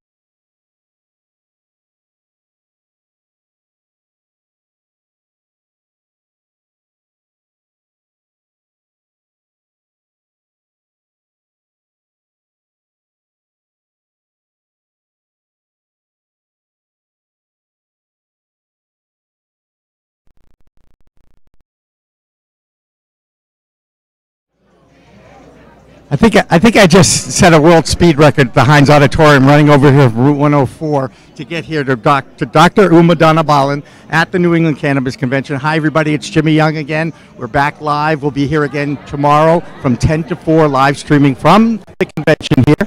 And I am joined by a good friend and someone I have a lot of respect for, Dr. Uma Dhanabalan. How are you, Dr. Uma? I am wonderful, and how are you? Good. I know that we are trying to make this quick, and you brought a couple of your jocks with you. I did. Explain who they are and what they're doing. Well, I'm going to let them take that over, but Okay. I'm going to just tell you about Doc and Jocks. Please do. Because there's an athlete in all of us. I'm the doc just for clarification. And my athletes are here talking about conditions that we all suffer from, chronic conditions, head traumas, and knowing that cannabis is an option. And my mission is to change the stigma regarding cannabis and for the world to know about the endocannabinoid system. And we're doing it through education. And this is why we're together. It is, and I love education. We're never going to be smart enough, and we always need to pursue knowledge, right? Absolutely. Can I? So, it's Bondi. So it's Give me, talk to me. I got you. So it's Biondi Marisma. So I mispronounced it. Don't mess with me. It's okay. I'm tired. So I'm the president and head of cultivation for the Green Torch. Green Torch is a cannabis micro business applicant. We are in works with the city of Waltham to be established there. I'm involved with the Docs and Jocks because I'm a former professional athlete. Who would you play for? Come on. Oh, Tennessee Titans, 2014. A left Jeff tackle, Fisher was your left coach? guard. No. Thought I had it. Wisenhunt. Ken Wisenhunt. Okay, Ken Wisenhunt. All right, hey, look, I've heard of him too. Because I didn't guess him. 25 years ago, I would have known it. Okay, what can I tell you? Yeah. I used to be a sportscaster. Okay. Yeah, don't tell anybody. Can we find out about Al here? Talk to me, Al. Hi, I'm Al Martin. I'm a fast pitch softball player, multi-time national champion. I'm involved in the cannabis industry. I work with a caregiver group in Maine, Humble Family Farms. Do you know Tommy Ferranti from Olympia Sports? Do you remember him? You don't remember him? He's a fast pitch softball guy from the 80s. That's a little before my time. Oh, stop it. Really? Just a little bit. Oh, man. We're dating ourselves now. Well, I was with a person at this last media panel. She's 35 years old. She's calling herself middle-aged. I go, what does that make me? Freaking dinosaur or what? We're the young 40s, hon. Don't you know it yet? Tell me about just your feeling about this is the 5th New England Cannabis Convention. They've grown so much. Absolutely. And it boggles my mind when I walk around here and I see It was a matter people. of time for people, and it's still going to grow. I am very fortunate to say I've been a part of this from the beginning when I was at the castle, and we've seen the stigma change, and to see this event grow, and to see the attention that we're getting globally, and this is very important because at the end of the day, we're all going to die if people haven't figured it out, and cannabis is a very safe alternative. It's not for everybody, but I truly believe, and Dr. Uma says, it should be a first-line option and not the last resort. And it is the exit drug. It is the entrance drug to a better quality of life. That is a great way to say it. Now, I know that you guys are on a panel in about 10 minutes, and I know it's before 4:20, so I want to definitely say two things. One is, I am so glad I met you. I learned so much from you in just like the 2 hours I think we've really ever spent together interviewing. I quote you all the time now. Absolutely. and I really enjoyed getting to know you and kind of becoming a friend. And I just, you know that this little multimedia network is all about telling the stories of the cannabis industry through the words of those of you in the industry, and there's a lot more athletes getting involved with this too. And I wrote a letter to Robert Kraft urging him to get that goddamn league off opioids and get rid of testing for cannabis. Please. And get them on CBD as quickly as possible. I've lost 2 former teammates in the last 6 months to opiate addiction. That killed me. There's people dying unnecessarily right now, and it's not because of intentional deaths, and that's one of the things that we really want to get the message out, is that there is people dying from unintentional opioid use and combining it with alcohol and their other medications, and they're getting toxic. And this is a safe alternative, and cannabis has been around for thousands of years, and it was used for opioid addiction. And we want that message clear that it was prescribed and it was legally prescribed in this country, and right now it's still federally illegal, and we need to make those changes. And there is these athletes that are understanding that they've been pumped up with how many pills, and they're giving it to them legally. To Legal take drugs. needles on the sidelines? Listen, never took needles on the sidelines, right? I just want to say, because I know it's part of the deal.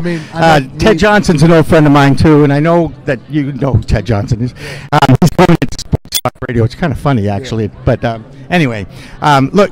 I've seen it. I know. Well, we know it but it's exists. like- We know it exists. You have an injury, they prescribe you opioids, and next thing you know, you can't get off them. Brett Favre, hello. I mean, there's quite a few of them out there that have gone through this, and I'm really glad that you've got someone like Dr. Uma here. Your book, coming out.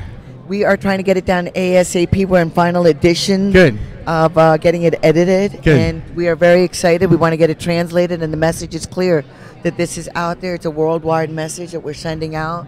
It's the And exit drug. Isn't it that is the name? the exit drug. Right. It is absolutely the exit drug.